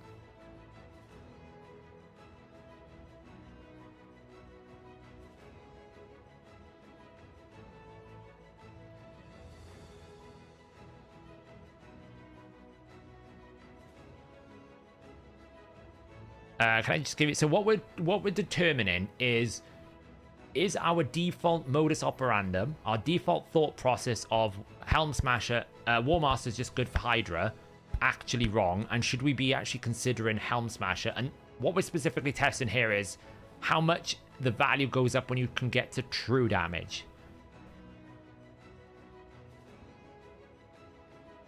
Right, okay, so we don't have decreased defense right now, but we have everything else, so that's about the same, 1.2, but then maybe we didn't get a Helm Smasher proc, right? Because that's what we need to test. We kind of need to wait for Lydia's A2 again. I should have brought another decreased defense option in. Oh, mind you, I've got Mikage. We just hit an 800,000 A1, okay.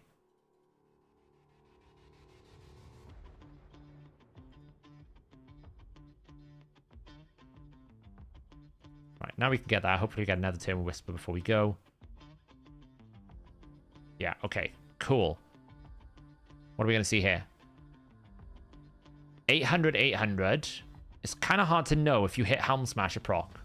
Oh, that was a Helm Smasher proc. 1 million. 1.1 million. So that was a 300k increase.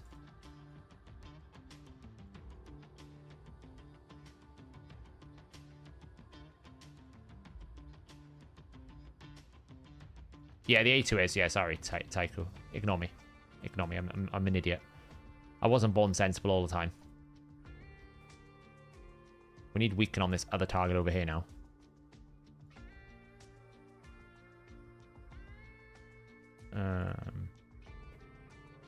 Why is there a Torment Head when I don't want it?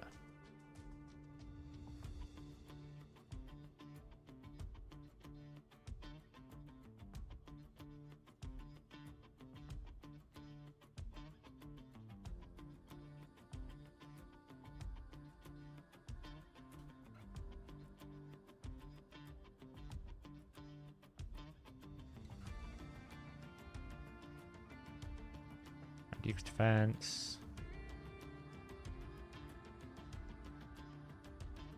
Okay.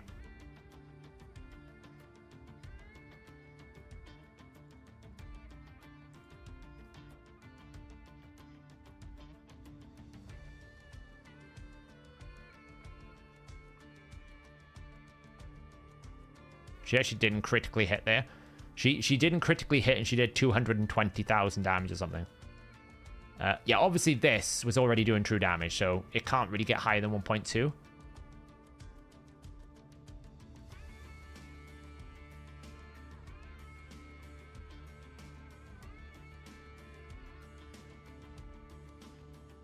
Just need to get background to an ability.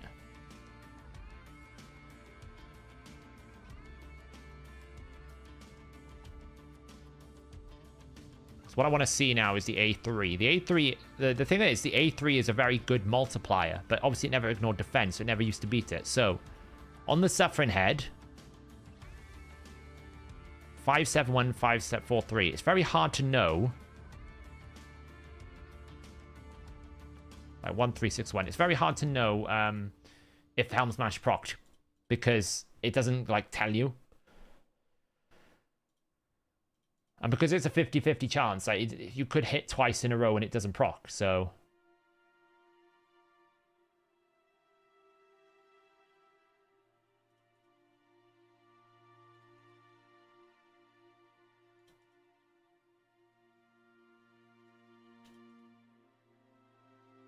She's got so much crit rate buff right now. Decreased defense weaken. Yeah, that wasn't a Helm Smash. It didn't feel like it.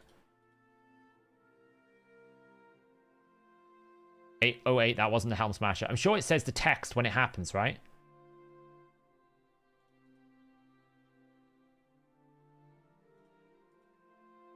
I'm pretty sure it says the text when it happens.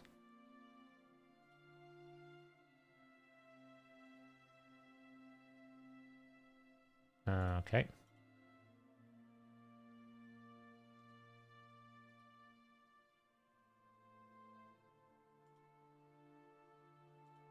Yeah, so obviously that Whisper loses out on the A2 because it's already doing true damage. So to some extent, you're punishing yourself by going Helm Smasher for the A2. But the A3 and the A1 actually does more damage. Oh, man, that's really frustrating. Weaken's back out. That's something.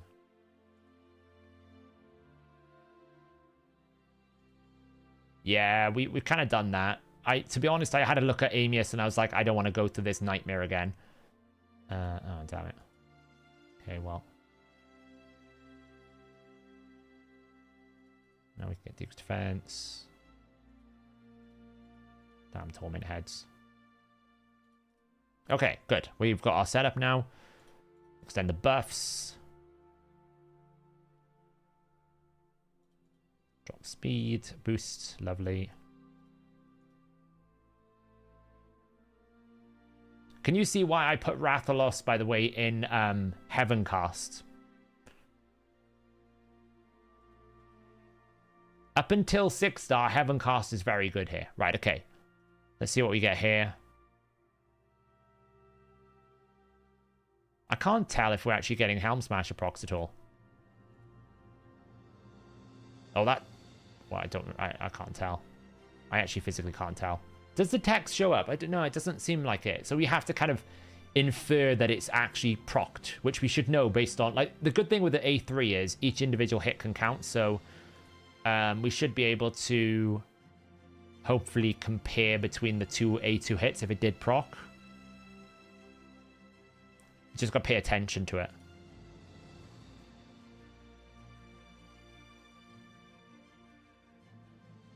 We just hit a 1.2 million. That was a Helm Smasher proc.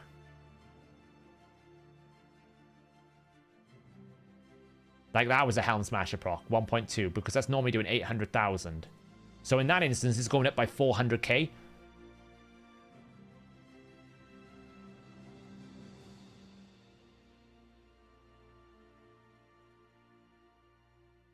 Defense, weaken, layer all back up. We're just switching heads here because we can test it.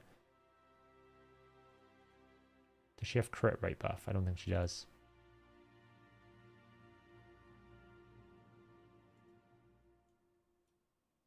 No, she doesn't have crit rate, so I have to do this first. It's annoying. I didn't have crit rate buff, so I would have not crit.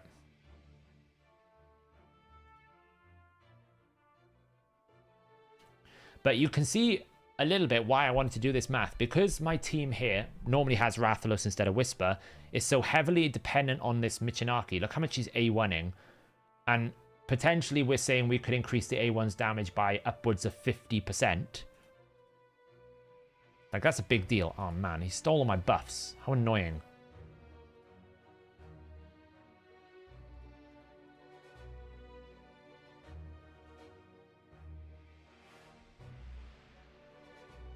Really? Are you serious? Fine.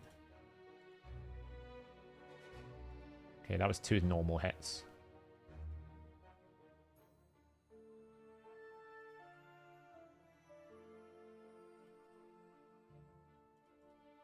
Right, okay, let's try this again. The Suffering Head is the one I really want to test it on, because the Suffering Head has big defense, so you should be able to see a big difference. So that's the head I really want to test it on. The problem is, there's so many buffs in this team, I can't even see, like, what the hell is going on.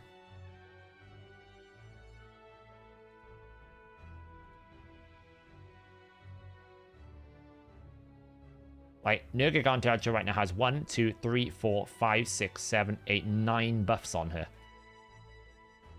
Right, that's going in for 1.3, fine. Because we need the crit rate buff.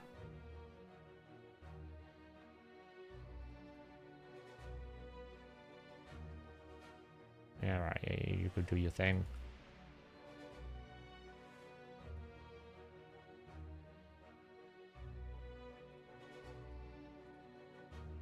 Yeah, I know I can use the info button. But it makes me laugh that there's so many buffs out, you know? You can't really see anything that's going on. Right, so this would be a 1.1 million on the Suffering Head. That's the Helm Smasher proc. There's no way that you do 1.1 million to a Suffering Head normally. So what I want to try and do now is get another A1 to see the difference.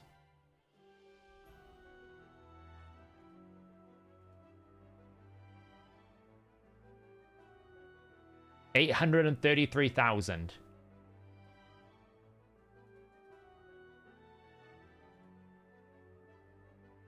$833,000 to 1.1 million.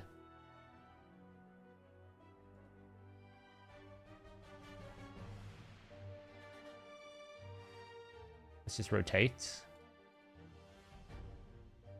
There you go. 558 to 714. So it's doing 156,000 more damage there. 833 to 11. Yeah. So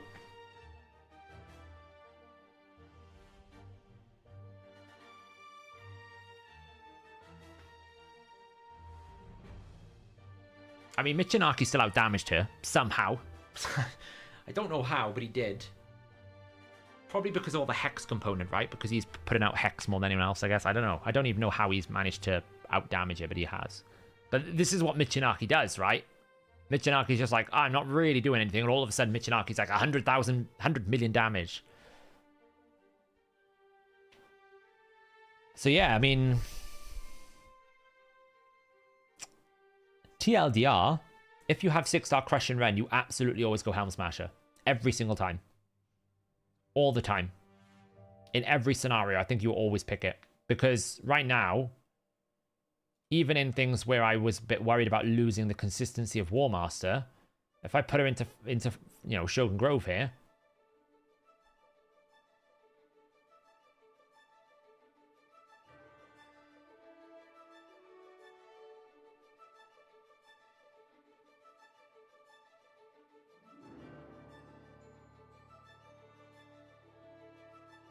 this wasn't hit in half before. Normally, I wouldn't be at half by this point.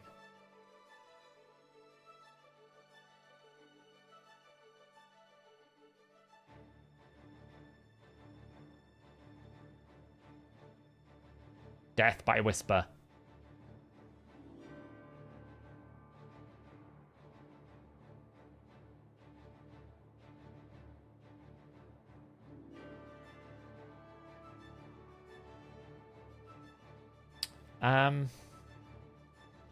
Yes. So, that was fun. That'll be a topic for tomorrow's video, probably, if I can get it all into some sort of coherent explanation.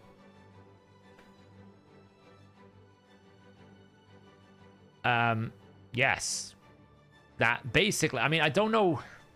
It probably loses more value if you don't have the Crushing Rend. The Crushing Rend is like a big part of this, because you can scale that ignore defense, right? So if we go back over here and we say, okay, well, we don't have the Crushing Rend, we just have... Well, no, actually, because I did the math here based on... I did the math here based on the lack of Crushing Rend. Because if we actually had Crushing Rend on top of this, it would be 62%. It would be even crazier. So even without Crushing Rend, it's better. Does this matter for mid-game players? Probably not as much.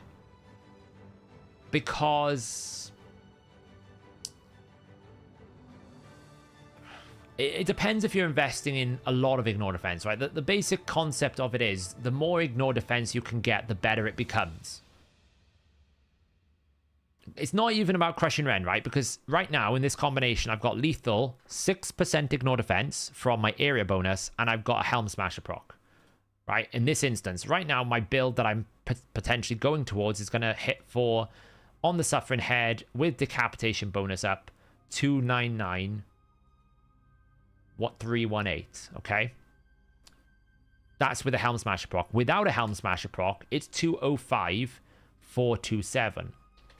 So the Helm Smasher is contributing a bonus 46% damage. Now, obviously, War Master is a component here in the sense that you're going to get like a 50k hit from War Master. But Helm Smasher is still going to be more than War Master. And they kind of happen on the same rate. So actually, Crushing Rend doesn't matter. The difference is if you can actually get 25% and 31%, so you would go to like 62%, then it's going to do considerably more, because now we're up to 557160, and we're doing 171% more damage, right? So the point is, the more you can invest in Ignore Defense, that's when you go towards it. That's what you go towards, right? Good night, Steen. When you have 1% Ignore Defense, is not as valuable. But once you start getting lethal, then you want to go towards Crushing. Then you want to go towards Helm Smasher, because you're putting it all together. So when everything aligns and you hit everything perfectly, boom, huge damage. So I'm just thinking what other champions this is relevant for. Trunda, definitely. If you're doing a Trunda clan boss team, Helm Smasher should be the one choice for you. Absolutely should be in there. It's a bit different for champions like, for example, Krutraxa. Krutraxa already has built-in Ignore Defense on her A1, so you don't need as much. You might not want the Helm Smasher because you don't need it. You want to farm Fae, absolutely, yeah. You know, any champion that has some form of Ignore Defense would add a lot of value. Just give us a second, claim all this. You switch your Michinaki into Savage and Helm Smasher and added 100 million. Exactly, yeah. That's it, Costa. So,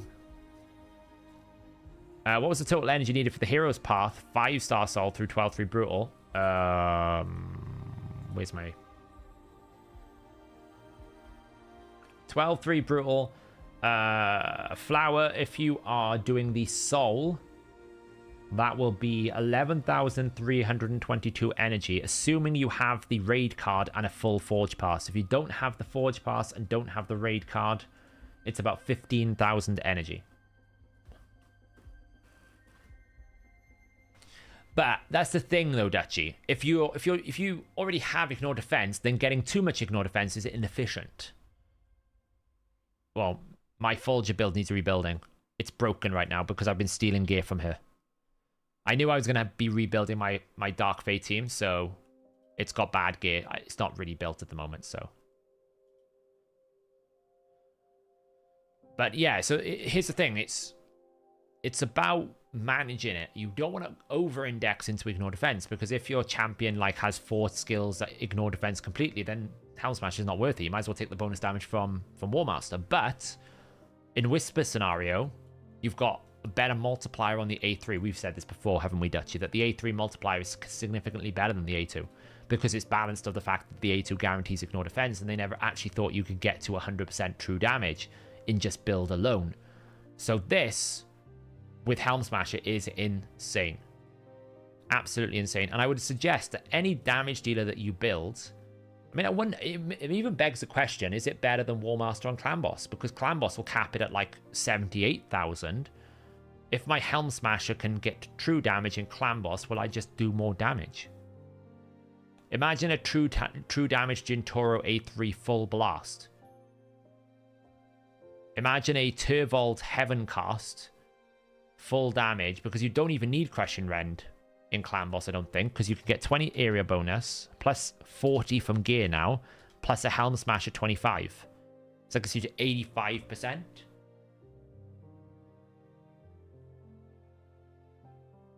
You would still need Crushing Rend then.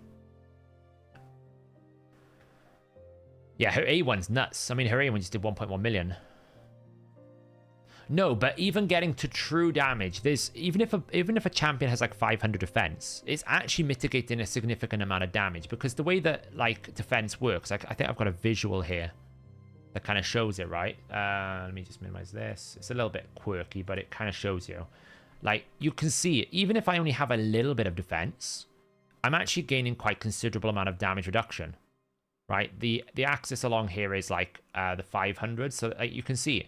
Even if I've got like 500 defense, I'm still ignoring 25% of your damage. Even if I've got 200 defense, I'm still ignoring 10% of your damage. So being able to get to 0 is absolutely huge. CB Cruelty can make up the difference. No, because Cruelty destroys the defense. So unless you can get to 100% defense destruction, no, because it's doing different things. Because if I have, like, for example, 1520, and then I take it down to 1216, which is Cruelty, and I only have, like, 80% ignore defense, I've still got defense, right? It doesn't matter whether it's... it doesn't matter whether you've destroyed it or not. You're still not doing true damage. The goal is to get to 0, because that's when you're doing true damage. That's when you're doing true damage, right? So Cruelty will help in terms of like improving your damage, but it won't get you to the goal of 0%, you know, true damage. It won't get you there.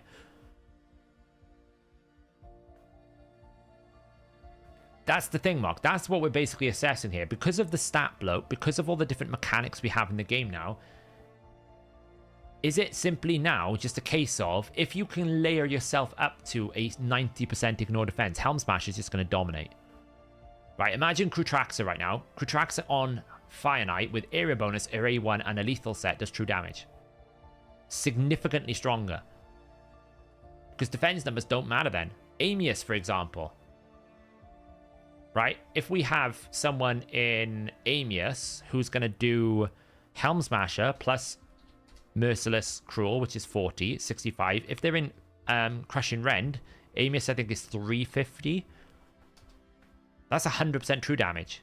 I think Amius is 350.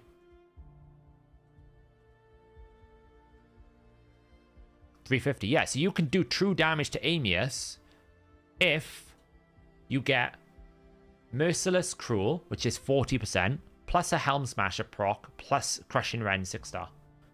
You could do true damage.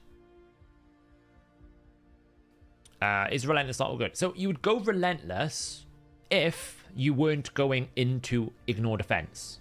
So what I mean by that is, if you wanted to get the extra rotational turns, maybe your gear isn't quite up to snuff in terms of lethal gear. If you can't get a good build in lethal, then Relentless Phantom Touch is the way to go. That's overall more damage for a lower build quality.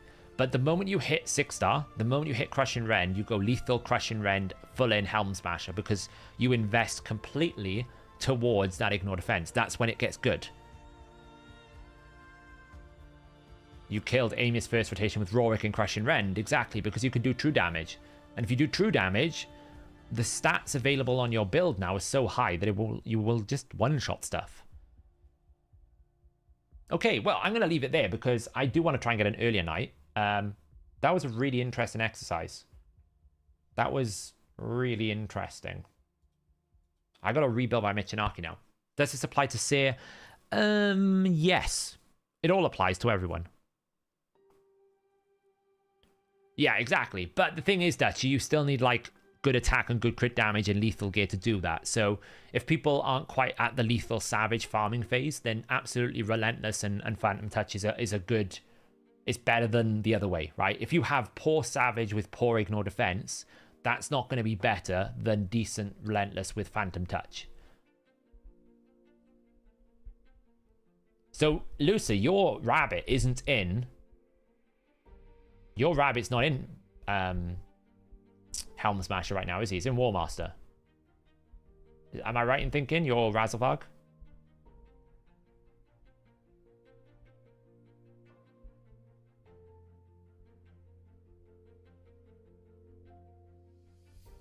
Is Heavencast better than Phantom Touch?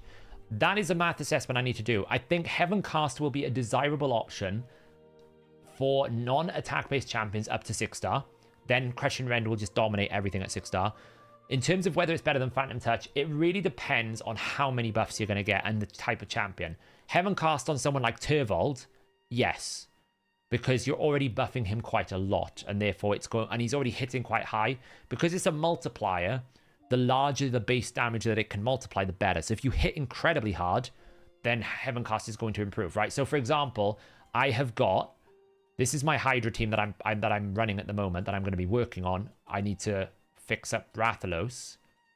I need to fix up my Michinaki, but Rathalos came into this team, and I was trying to decide what blessing do I put, and I was like, well, based on this team,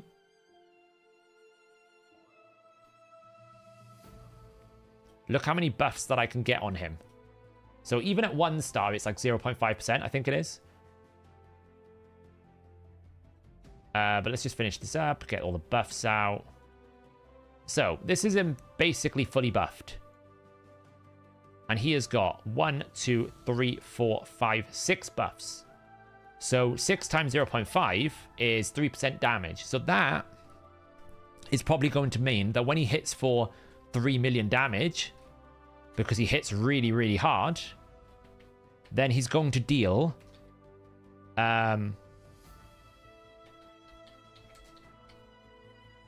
309 million damage. So he's going to deal 90,000 more. So that is probably going to be more than one Phantom Touch proc at this position. So it's all about, can you scale the base damage? Can you get enough buffs? If so, Heavencast. If you can't get enough buffs and you can't scale the damage, Phantom Touch will be better. And when you hit 6-star, Crushing Rend all the way.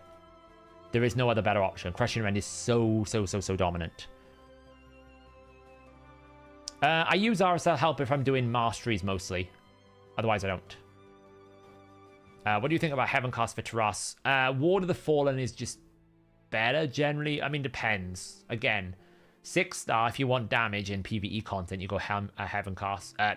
You go Phantom Touch. In Arena, I think Ward of the Fallen at 6-star for Taras is very strong because of the defensive reduction damage thing, right? You basically take 30% less damage. That's really strong. The Phantom Touch bonus is 3.5 times attack, and then it ignores 30% of the target's defense. Yeah, so someone like Ragash is going to benefit more from Heavencast because he's not going to have attack, so it's an attack multiplier. It's really poor for that. So you would definitely want to go for something like Heavencast for someone like a Ragash.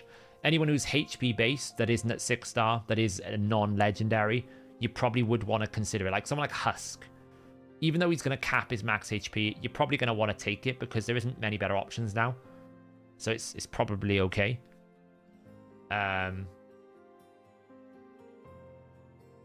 Lusa, I would change it now. I wouldn't wait. I would change it now. Because even at 5-star, I don't think you need the Crushing Rend. I think without the Crushing Rend, it's better. Based on how much your rabbit hits, how hard he hits, I think it's better. If you got 6-star Ragash, would you take Heavencast? No. If I got 6-star Ragash, I'd take Ward of the Fallen for Arena. Night Nobo. I will be going now in 5 minutes, yeah. If you hit 6-star, the blessings in Legendary tier are just too strong. They're just too strong to ignore. You know, when we're talking things like, you know, Ward of the Fallen, basically whenever you attack, you're going to deal enemy max HP damage, or bonus damage to the attack, sorry. But the main thing is you're going to basically have this innate 30% damage reduction. So every time you take a turn, you get 30% damage reduction. It's very hard to kill someone behind a 6-star Ward of the Fallen. Like, I want to put attack in Ward of the Fallen so I can basically make him invincible in Ice Golem. Like, Temporal Chains, you instantly decrease turn meters if they get 3 buffs. Very hard to counter. Lightning Cage is not so good. It's not as good at 6-star. It's pretty good at 1-star. Things like Life Harvest, you destroy an enemy's max HP by 40%. It's huge. Brimstone becomes protected. don't need accuracy for any more 20% sheep. Like, there's just too many benefits. They're too powerful. I wouldn't want to sacrifice that for a chance at a little bit more damage. It's just not worth it. Does physics work for what? Sorry. The question is, would Heavencast outperform a 6-star Crushing Rend on my Turvold? No.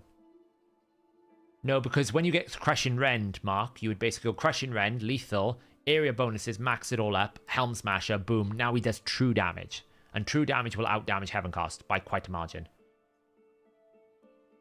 I would take pretty much every Arena Blessing over Soul Reap. Soul Reap just doesn't do what it's meant to do. The issue with Soul Reap is, 1, it doesn't ignore shields. Big problem. 2, it doesn't actually take your targets, the enemy's full HP. It takes their HP at the time of activation. So if you activate at 1 HP, it will only deal damage equal to 1 HP. And then because it doesn't ignore shields, it doesn't kill the target. Thirdly, it also does get impacted by Harima's passive. So it's meant to ignore 100% defense. It doesn't when Harima's on the team. Harima reduces it to half. So again, now it's only doing 0.5% damage. You just tend to find that Soul Reap never executes anyone. It doesn't do what it's meant to do. It just doesn't work. So I just don't bother with Soul Reap. The only ones I put it on, I do have it on a few. I have it on Baron, just because he's a one-hit wonder. If it doesn't kill it, I'm in trouble anyway.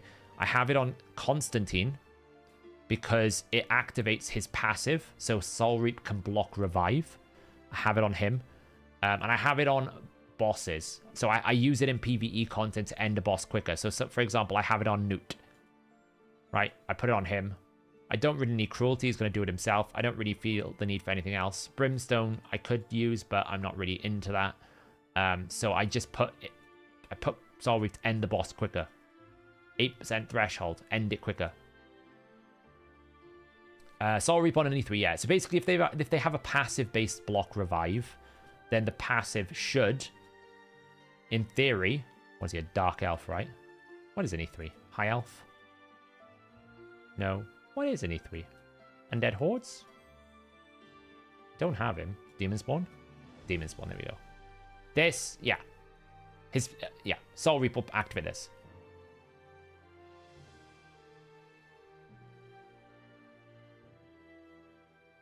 So, anyway, guys, I'm going to end it there for the night. Thanks very much for having a bit of a math session with me. I hope that was informative. I know sometimes math can be boring for some people, but I was trying to, what I wanted to kind of do is show you the process in which we can reverse engineer and calculate, and then what we can find out as a product of it. I think it's really, like, it's opened my eyes a little bit. I'm now thinking about all the different opportunities that we can have that really we haven't been maximizing. So have a good evening, everyone, and I will catch you next week. Bye.